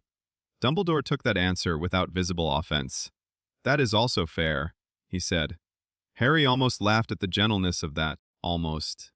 Because this was the part Dumbledore did best, receiving force without breaking tone, making anger look young by remaining old, and composed enough not to answer it in kind. The headmaster looked out at the room. Then let us add another truth, he said. Miss Addams has given Harry language method, and a form of stability he lacked. She has also led him through grave sights, death, rites, unauthorized soul inquiry, and a corpse witness compulsion performed on school grounds. The words fell cleanly, no embellishment, no demonizing. That made them worse. Ron went pale. Hermione looked like the floor had tilted. Ginny did not visibly react at all, which was somehow the most alarming response in the room. Wednesday stepped down from the tiered floor and came to stand beside Harry. Not behind. Not in front. Beside. The corpse was already desecrated by your enemies, she said. Harry merely refused to let them be the final authors of its use. McGonagall inhaled sharply, furious. Dumbledore looked at Wednesday for the first time not as a student, not even as a danger, but as a fully opposing will. And that, he said softly, is precisely where you and I divide. I still believe some acts damage the actor no matter how effectively they injure the guilty. Wednesday's eyes were black glass. Yes, she said. You believe damage is cleaner when monopolized by institutions. The room went dead silent. Harry felt the line land before he fully registered it. Dumbledore did not flinch. No, he said. I believe private necessity is the oldest excuse for becoming what one once feared. The words were aimed at both of them, and because they were elegant and partly true, they hurt. Wednesday folded her hands behind her back in that maddeningly composed posture of hers, and I believe public morality is often private control wearing ceremonial robes. There it was. Not student and headmaster. Not girl and old man, two philosophies, finally stripped of politeness. Around them, the old hall seemed to tighten. Harry became aware of every gaze in the room. Hermione's horror, Ron's confusion, Luna's intense stillness, Nott's near invisible interest, Lupin's exhausted grief, Snape unreadable as the inside of a locked coffin. Dumbledore's voice lowered. Harry, he said, and now there was no audience in it, only the terrible intimacy of appeal. You are standing between two forms of catastrophe. One is the temptation to surrender yourself to structures built from death. The other is the belief that, because someone understands your damage, they therefore understand what you should become. The bonds stirred hard enough to ache. Because that was not a foolish sentence, because it was the best argument Dumbledore had left. Harry felt Wednesday go very still. He could not tell whether she was angry, hurt, or simply waiting to see whether he would mistake being seen for being owned. Maybe she couldn't tell either. That, more than anything, made the next second feel like walking along the edge of a knife. Dumbledore took one step forward. Step back, he said quietly. Both of you.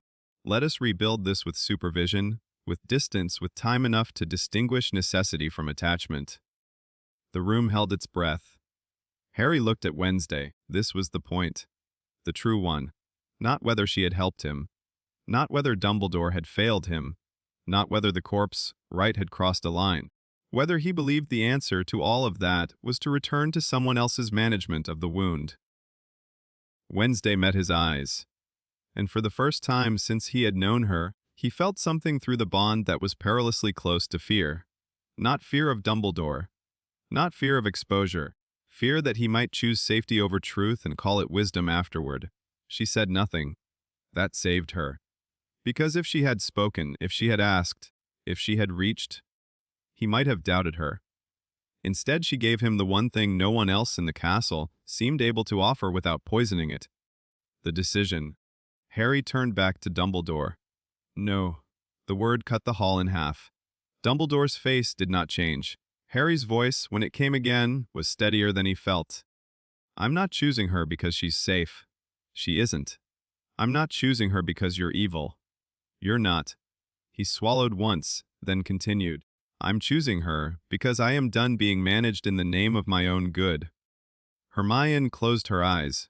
Ron looked like he wanted to shout and couldn't decide what word belonged first. McGonagall made a small, wounded sound that might have been his name.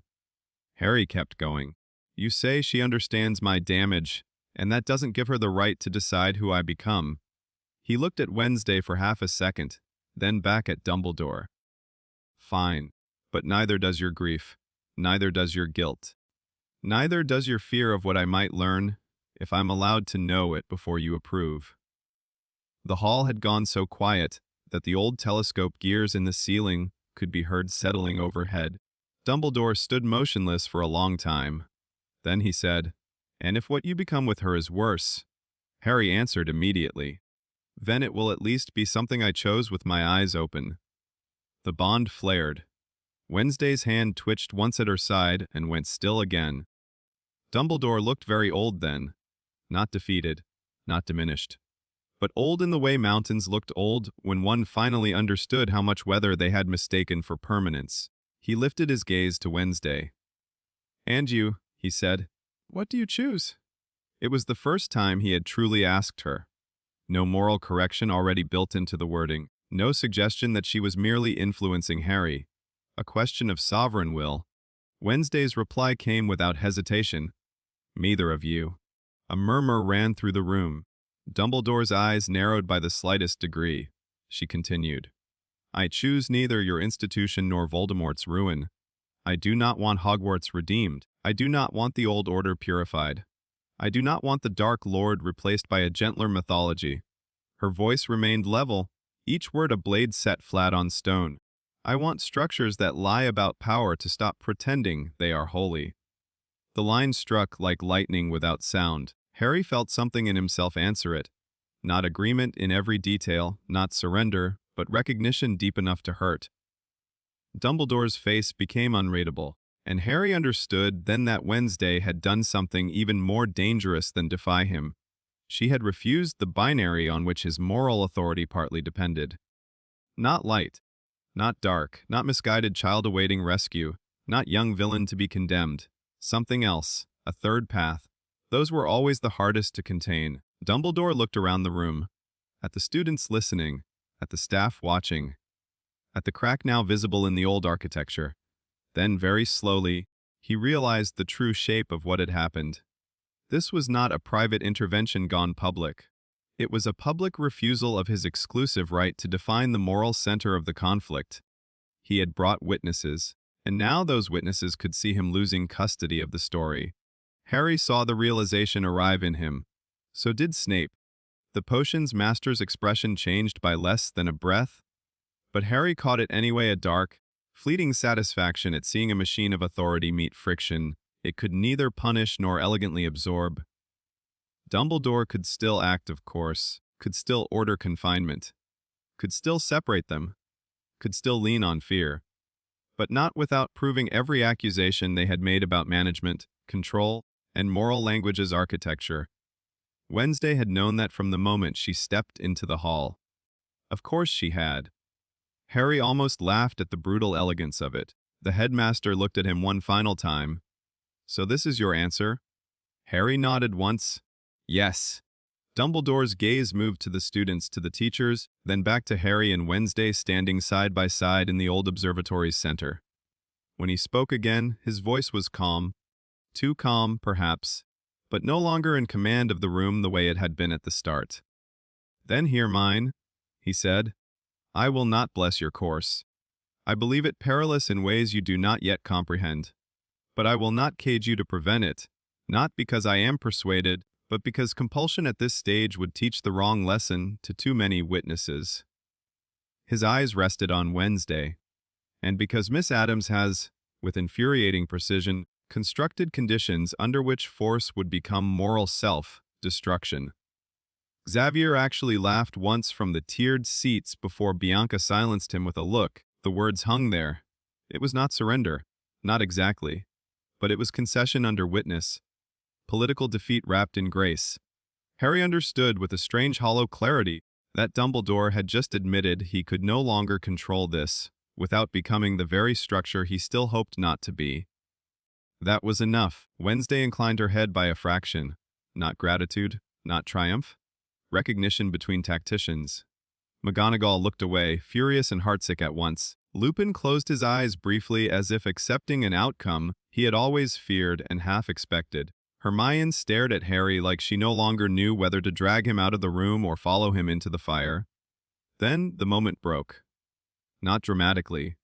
Simply because history, once shifted, had to go on pretending it had always meant to move. Dumbledore dismissed the gathering with a few words so measured they felt almost unreal after what had just happened. Students stood in confused silence, then in clusters, then with murmured voices growing faster and sharper as they left the hall, carrying different versions of the same impossible truth. Harry did not move until the room had nearly emptied. Neither did Wednesday. At last only a few remained, Snape by the wall, Lupin near the door, Dumbledore at the center, Harry and Wednesday in the thinning candlelight. Snape left first without a word. Lupin paused beside Harry, looked as though he might say something fatherly, warning, desperate, or kind, and then chose none of them. "Do not make me bury either of you," he said instead and walked out. The line hit so hard Harry could not answer. Then only Dumbledore remained. He looked at Harry not as headmaster now, nor as strategist, nor as disappointed guardian. As a man who had run out of good outcomes and knew it. "Whatever else you think of me," he said quietly, "believe this. I did love you too much in some ways and not wisely enough in others." Harry looked at him across the dark wood floor. "I know," he said. That was the tragedy. He did know. And because he knew it, leaving hurt more than rebellion should have. Dumbledore nodded once. Then he turned and left them alone in the old astronomy hall. They did not speak until they reached the west cloister. Night had fully fallen. The courtyard fountain below was a pale shape drowning in shadow. The castle hummed around them with distant conversation, doors, staircases, lives still pretending to proceed normally. Harry leaned against the stone arch and let out a breath he thought he had lost somewhere in the observatory. Wednesday stood opposite him, one hand resting on the windowsill, lantern light from the corridor touching the sharp line of her jaw. "Well?" he said finally. "Well," she echoed. He laughed once, tired enough that it nearly hurt. "That was worse than I expected." "Yes. You could at least pretend to be surprised." "No." Through the bond he felt it before he saw it. The strain she had hidden in the hall, the cold edge of relief, the fact that some part of her had truly believed. Despite everything, despite the structure between them, despite what she knew of him, that he might choose Dumbledore's offered distance and call it wisdom. Harry looked at her more closely. "You thought I would." Wednesday's gaze lifted to his. "For one moment," she said. "Why?" The answer took exactly one breath. "Because he was giving you mercy," she said. "And I never do." Harry stared at her. There it was. The line she would never have said in front of anyone else. The one she perhaps hadn't meant to say at all. He pushed off the arch before he realized he had moved. came to stand in front of her, not close enough to touch, but close enough that the bond brightened into something almost unbearable. "That's not true," he said. Wednesday's expression did not change, but he felt the recoil anyway. Not refusal exactly. More like the instinctive retreat of someone unused to being contradicted in the direction of kindness. Yes, She said. "It is." "No." Her eyes narrowed. "Potter, you tell the truth before it turns rotten," Harry said. "You don't lie about cost. You don't let me pretend I'm innocent when I'm not, and you don't let anyone else pretend I'm just damaged to be managed. That may not look like mercy where you come from, but it's still the closest thing anyone's offered me in years." The silence that followed was so sharp it almost rang. Wednesday looked at him. Really looked, and through the bond he felt, for one unguarded instant, exactly how much that landed. Not softness, not surrender, but impact, dangerous human impact. When she spoke, her voice was lower than usual. "You make unfortunate observations." Harry smiled despite himself. "I've learned from the best." That earned him the faintest dark shift at the corner of her mouth. Then the bond changed, not magically, emotionally. A stillness gathering around one impossible fact they had both managed to avoid naming aloud, because naming made things larger, and the war had already enlarged too much. Harry stopped pretending. "I meant what I said in there," he said quietly. Wednesday's eyes did not leave his. About Dumbledore? No. He saw the second she understood. The bond tightened. Not painfully. Like a held breath becoming structure. "Harry," she said. It was the first time in a long while she had used his name when she didn't need to. That was answer enough. He took one final step. Close now. Close enough to feel the cool of her skin against the night air before contact even happened. "You said I was yours to lose," he murmured. Her face did not move, but through the bond he felt the truth of it, black and bright and absolutely terrible. yes, She said. Harry had lived too long among symbols to mistake what came next for innocence. This was no sweet beginning. No reprieve. No safety. Only the moment when two people already bound by blood, grave language, and mutual catastrophe stopped pretending the rest of it was abstract. He touched her first. Not her mouth. Not yet. His fingers found the ash-gray half ring at her wrist where it disappeared beneath the edge of her sleeve. Wednesday inhaled once, sharply. The bond flared. Harry looked down at the mark, then back at her. "I'm still here," he said. It was not a confession, not entirely. It was a continuation of the vow they had already made in darker places. Her reply came softer than anything he had ever heard from her. "I know." Then she kissed him, not gently, not brutally, precisely, like everything else she did when it mattered. Harry forgot the castle, forgot Dumbledore, forgot old wars and hidden chambers and broken souls for the length of a single impossible breath. Then the bond lit under it all, and he felt what she felt, not only the act, but the choice beneath it. No romance without danger. No tenderness without cost. No future promised except one they would have to carve from structures that wanted them categorized, separated, sanctified, or destroyed. When they broke apart, neither stepped back far. That would have looked too much like denial. Wednesday's voice, when it came, was steadier than his. "This changes nothing strategically." Harry laughed softly. "That is such a lie."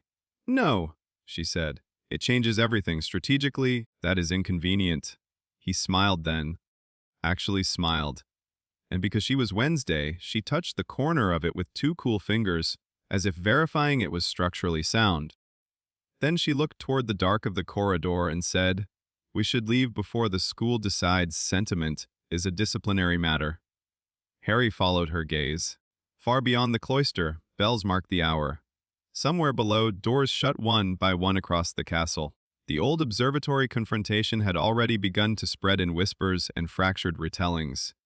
By morning, the school would not know whether Harry Potter had defied the headmaster, chosen darkness, been seduced by Nevermore, or simply stopped belonging to the story it preferred. Good, Harry thought. Let it wonder. He looked back at Wednesday. "So," he said. She replied, "We won." Her eyes went black glass again, all sharpness restored. She said, "We were permitted not to lose. There is a difference." That was fair. It was also why he trusted her. She reached into her coat and withdrew the folded map of Britain, the circled, ruined manor hidden inside it like a threat waiting for weather. Tomorrow, she said, we leave the school for the first time. Harry took the map. The paper felt heavier now, as if Dumbledore's concession had altered not its weight, but its legality. He looked at the circled northern ruin, then at the girl beside him, then out across Hogwarts, all towers and windows and beautiful old lies, and understood, with a clarity deeper than fear, that the headmaster had lost something more important than obedience that day. He had lost the exclusive right to define what saving Harry Potter was supposed to look like. Now there would be another version. Darker, sharper, chosen. Harry folded the map and slipped it into his coat. Tomorrow, he said. Wednesday inclined her head once. Together, they walked back into the castle's long shadow, not as student and exchange guest, not as child and guardian, not as hero and corrupter, but as something the school had no clean category for anymore. Which meant, for the first time, they were finally dangerous on their own terms. They left Hogwarts before dawn under a sky the color of old iron.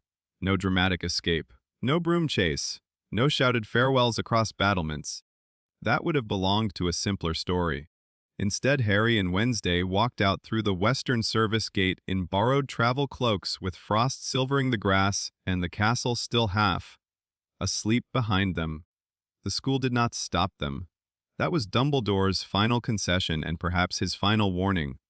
Somewhere in those lit windows, he knew exactly what they were doing and had chosen, for reasons of strategy, conscience, or exhaustion, not to make the first move. Harry did not know whether to resent him for that or be grateful.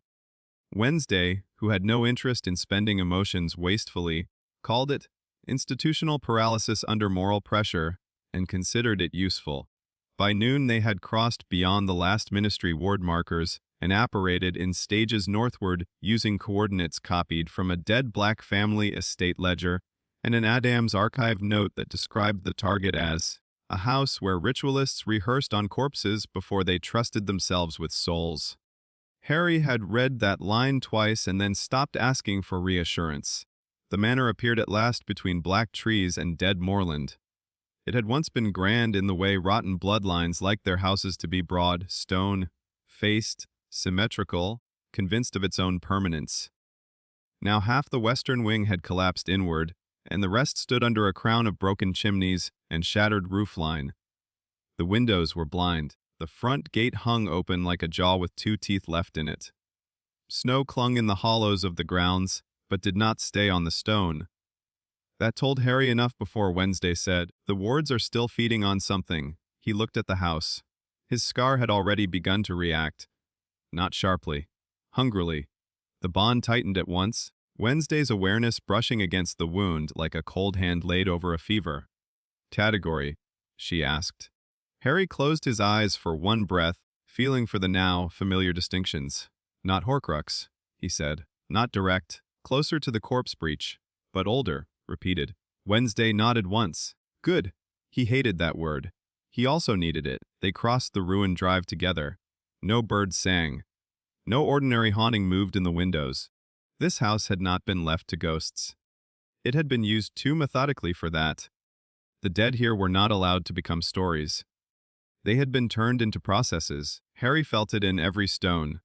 Inside, the entrance hall stank faintly of damp ash and old medicinal rot. The floor mosaic had cracked under years of neglect, but the center pattern remained visible, a split circle pierced by 3 descending marks. The same sigil the corpse had shown him. Harry stopped dead. Wednesday came beside him, lantern hooded low. "Confirmed," she said. Harry looked at the floor. "This is where they trained." "No," Wednesday corrected. "This is where they standardized." That was worse. They moved deeper. The manor had been stripped in places and abandoned in others. Some rooms held only dust and collapsed furniture.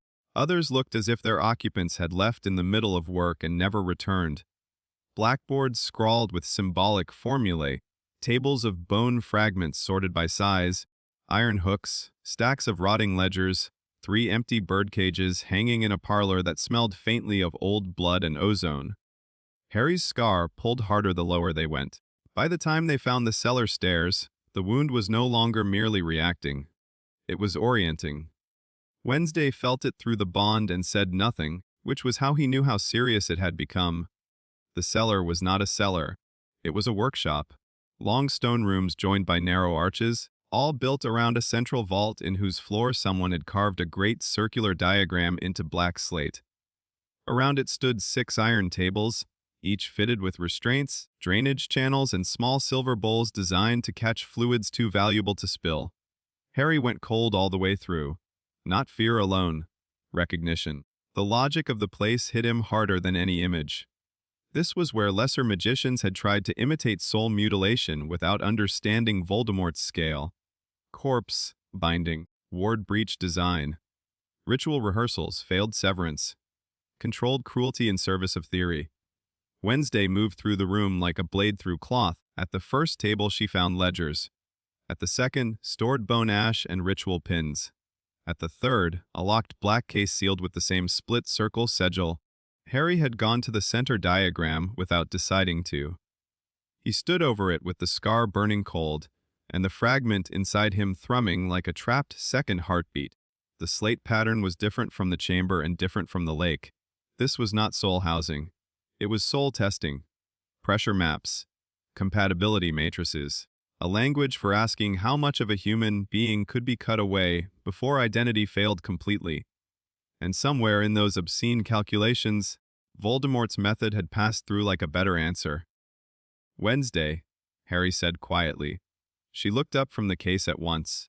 It's here. Which part? He pressed one hand flat to the air above the slate, not touching the lines. The assumption. She came to stand opposite him. Harry looked down at the carved circle. He didn't just split his soul. He solved for survivability first. The words dropped into the cellar like iron. Wednesday's eyes sharpened to black points. Explain. Harry barely heard her. The fragment in his scar was doing something new now. Not pulling, not hurting. Translating. The entire workshop had become legible to the wound in a way that made him feel sick. These aren't random experiments, he said. They were building toward a threshold. How much damage a fragment can take? How far it can be separated from origin? What kind of object holds longest? What kind of ritual residue stabilizes after division? He used places like this before he ever made a Horcrux. Wednesday was already opening the case. Inside lay a sheaf of preserved papers wrapped in black oilcloth, 3 small objects in velvet compartments, and 1 narrow glass vial filled with something that was not smoke and not liquid, but behaved unpleasantly like both. Harry looked at the vial and nearly staggered. The wound in his scar flared with such immediate kin, recognition that the bond snapped taut. Wednesday closed the case at once. That? Harry nodded, breath shallow.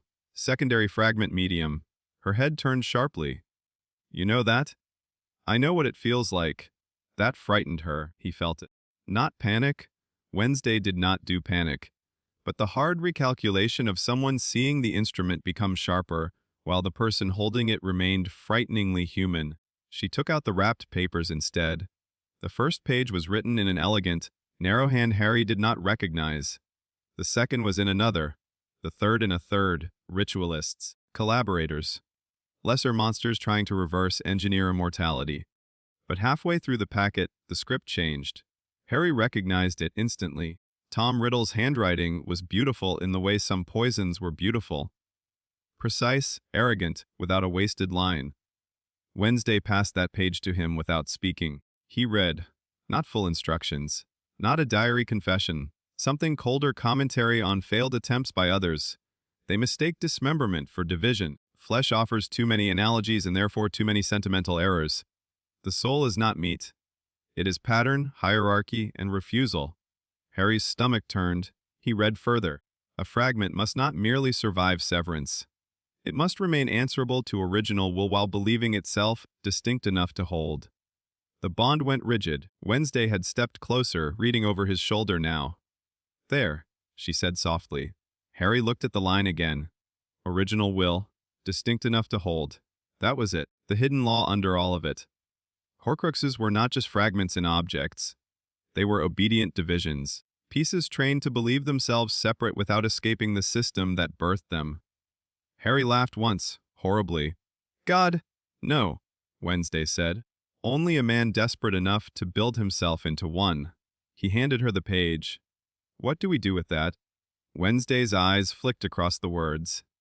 Then up to him. We'll break the answerability. Harry stared. The cellar seemed to narrow around them. The iron tables, the black slate circle, the riddle pages, the secondary fragment veil pulsing faintly in the case like bottled wrongness. You mean destroy the Horcruxes? No. Wednesday's voice was very calm now, which meant she had reached the center of a thought. Not first. Destruction breaks containers. It does not necessarily rewrite obedience. If we only smash fragments, Voldemort dies by subtraction. Slow? Brutal. Uncertain? Harry heard the rest before she said it. You want to turn them. I want to sever their answerability to him and collapse the hierarchy all at once. The idea was monstrous. Elegant. Terrible. Perfect.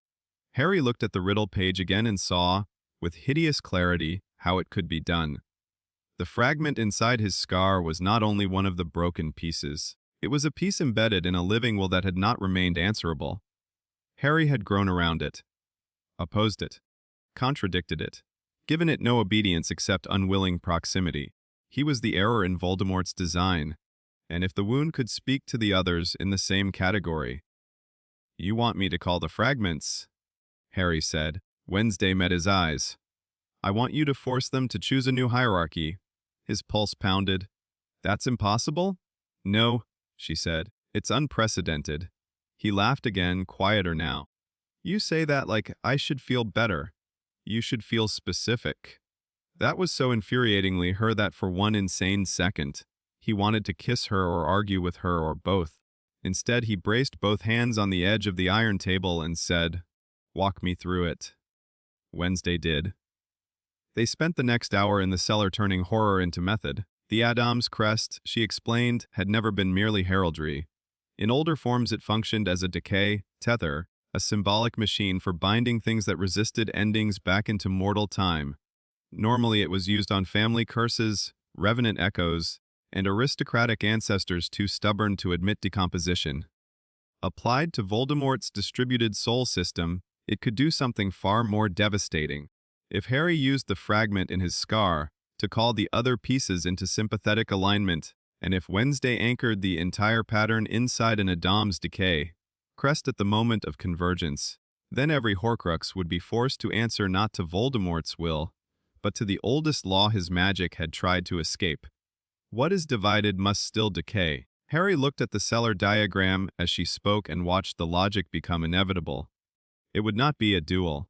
Not really. It would be a hostile rewrite of the rules of his immortality. But there was one problem, a massive one, would need all of them active at once. Yes. That means he'll feel it. Yes. Hell come. Yes. The bond between them was steady as grave, cold iron. Harry looked at her. You planned that too. I expected it. You expected to bait Voldemort with the collapse of his own soul architecture. Wes. He let out a slow breath. You are unbelievable. I know. No one else in the world, Harry thought, could say that without sounding smug. Wednesday made it sound like a weather report. He picked up the glass vial from the case before she could stop him. The secondary fragment medium inside twisted toward his skin like smoke smelling a wound. His scar blazed. The bond flared. Wednesday's hand locked around his wrist hard enough to bruise. Enough, she said. Harry looked at her.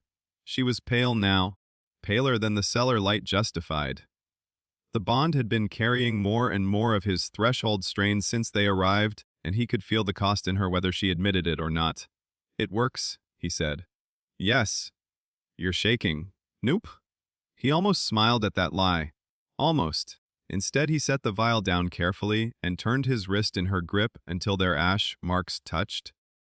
The contact sent a quieter pulse through the bond, less violent than ritual, more intimate than strategy. You don't get to fall apart before I do, he said. Her eyes darkened. That is not how chronology works. It is now. For one long second she simply looked at him. Then, because she was Wednesday and tenderness had to be disguised as insult or she'd choke on it, She released his wrist and said, "Try not to become theatrical. It cheapens the atmosphere." Harry laughed despite everything. The sound startled both of them. Then the cellar door above slammed open, not physically open, blown open by force from the top of the stair. A curse tore down into the dark, green and jagged. Harry and Wednesday moved at once. The bond made it seamless. He dragged the black case and notes off the table. She flung the lantern into darkness and slammed a shield over the central diagram just as the second curse hit, spraying shattered stone across the room, voices above masked. 3 at least. The ritualist cell. Of course. The corpse breach symbol had not merely led them to a cache, it had led them into a recovery site their enemies had not yet abandoned. Harry's wand was in his hand. Wednesday's silver knife flashed between her fingers in the other. "Rear arch," she said. "No. The pages. I have them." A Death Eater masked in black and gray burst down the stairs, wand already raised. Harry didn't think. Didn't pick from a textbook. Didn't even speak. He used what the bond and the wound and all the wrong lessons in him had become. A cutting curse met a grave, binding twist midair, and the result hit the man in the chest like a black, edged wave of impact. He flew backward into the stair wall with a crack of bone and silence. The second attacker stopped dead. Harry felt the moment register in all of them. This was not the boy they expected. The second mask shouted the split, circle phrase and drove a corpse, ward charm toward the central room. Wednesday stepped into it. Not into the spell, into its logic. She drew the Addams crest in the air with the knife and turned the corpse. Ward inward so that it tried to seal around its own caster instead.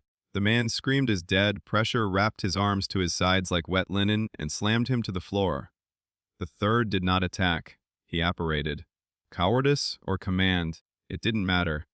Because the instant the magic tore the air, Harry's scar reacted like a struck bell. The departing wizard was carrying something, not a Horcrux. Too weak, but touched by one. Close enough to matter. Harry spun toward the place the apparition residue still curled in the cellar. He's going to him. Wednesday understood at once. Then we stop waiting. They did not return to Hogwarts. There was no time, and perhaps no world left in which that would have been the decisive center. Using the riddle notes, the cellar diagram, the secondary fragment vial, and the bond between them as anchor, they moved by a chain of ruin, places, and old sigils until the scar found what it had been moving toward for weeks. A graveyard. Of course it was a graveyard. Not Little Hangleton. Voldemort had learned better than sentiment. This was older. Roman beneath the soil, medieval over it, modern enough at the edges to fool ordinary eyes into thinking the dead here had all agreed to 1 century. At the center stood a chapel ruin without a roof. And inside it, under a sky of black cloud and white moon, Voldemort was already waiting. He was not alone. Bellatrix stood to his right, smiling like a wound given a woman's shape. 3 Death Eaters fanned behind. The fleeing ritualist knelt at the edge of the chapel stones, bloodied and terrified. And in the broken apse, arranged around a circle of black candles, lay objects Harry did not need to see clearly to feel.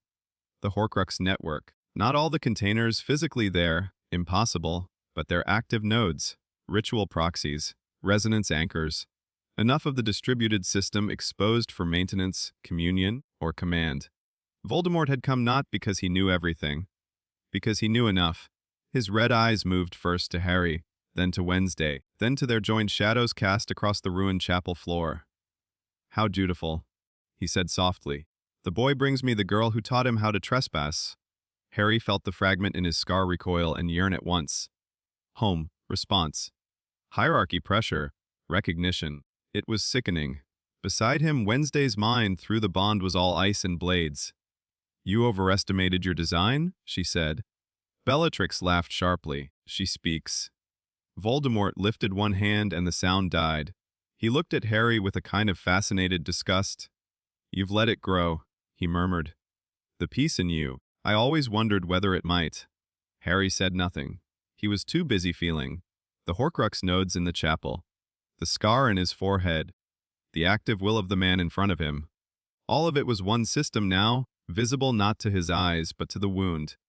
Wednesday touched 2 fingers to the ash mark at her wrist, the signal. Ready? Harry stepped forward once onto the chapel stones.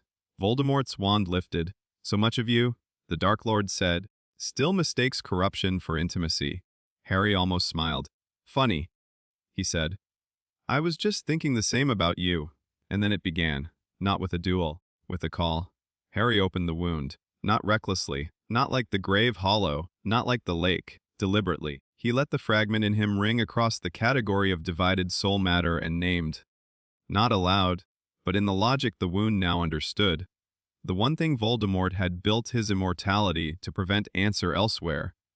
The effect was instant. Every candle in the ruined chapel blew inward toward the center. Bellatrix screamed something and raised a shield. The objects in the apse shuddered. Voldemort's face changed, not fear first. Astonishment, because the fragments heard, not as children, not as servants, as structure offered another command from inside their own kind. Harry felt them all at once. A locket deep in dark wards. A cup sleeping under old protections. A lost thing in a hidden room. A snake under moonlight. Echoes. Containers. Distributed obedience straining under a new hierarchy. Voldemort struck. The killing curse came green and perfect. Wednesday moved before Harry did. Not to shield him. To complete the machine. She stepped into the curse line and drove the silver knife into the chapel floor, carving the Addams crest through stone with blood from her own palm. And the black ash they had stolen from the manor cellar. The curse hit the crest and broke sideways into a fan of dead green light. The entire ruined chapel convulsed. The Addams crest opened beneath them like a wound in architecture. Hooks, rings, grave lines, the old family logic of refusal to let the dead remain outside decay. It latched onto the soul network Harry had called and dragged it downward toward mortality like iron weights tied to drowning stars. Voldemort understood then.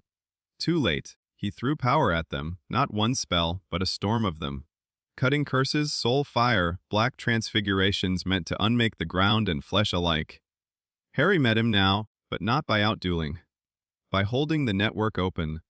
Every curse Voldemort cast had to pass through the system he had just been forced to re-enter. Each act of will tightened the answerability chain Harry had redirected. The fragments were no longer quietly sustaining him in hidden obedience. They were exposed. Listening, pulled. The Dark Lord's magic began to cost him continuity. Bellatrix shrieked and hurled herself toward Wednesday. Wednesday did not even look at her. She only widened the crest and said, with blood in her voice, Harry.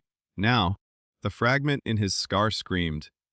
For the first and final time, Harry did not recoil from it. He seized it, not to merge, not to submit, to master the one piece inside him that Voldemort had never been able to recall cleanly. The pain was incandescent. He felt the night at Godric's Hollow. Not memory, but wound. The failed killing curse. The split. The accident that had become structure. And then he spoke aloud, into Voldemort's face and into the entire broken soul system at once. You do not answer him anymore. The chapel shattered. Not physically, not all at once. The soul architecture shattered. Across Britain and beneath it, hidden Horcruxes flared in their containers like stars caught in glass. Their answerability tore sideways. Some tried to return to origin. The Addams crest denied them. Some tried to remain distinct. Harry's wound denied them. Some tried to escape decay entirely. Wednesday's blood-bound crest denied them all. The law she had dragged over the whole system snapped into place. What is divided must still die, Voldemort screamed. Not in rage. In disintegration. His body remained standing for one impossible second, while the hidden immortality beneath it collapsed from system into fragments, and from fragments into ruin. The snake near the apse writhed, then went still as if some internal sun had blown out. The anchors cracked. Bellatrix's next curse died half, born in her wand hand as she turned in absolute horror toward her master. Harry saw it then, not a man losing a duel. A design losing its lie. Voldemort tried, even then, to escape his spirit. To do what he had always done. To refuse ending. Wednesday lifted her bleeding hand from the crest and closed her fingers. The Addams sigil at the chapel floor answered by becoming not a circle, but a grave mouth. Decay, she said. Only that. But it carried the weight of generations of things her family had not permitted to cheat the earth. The torn remains of Voldemort's soul, no longer supported by obedient fragments, struck the crest and stuck. For one final instant his face appeared in the dark above it. Not flesh, not ghost, not life. Only naked, furious refusal. Then the crest dragged that refusal downward into mortal time. No flight. No lingering shade. No spectral remnant to wait another decade. Decay took him. Silence followed. Not the stunned silence after battle. The deeper kind. The kind belonging to a structure that had finally finished collapsing.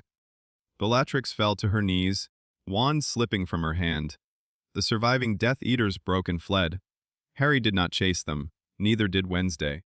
They stood in the ruined chapel with blood on their hands, and the blackened remains of a rewritten immortality cooling under moonlight. Harry swayed. The bond caught him before his knees quite gave out.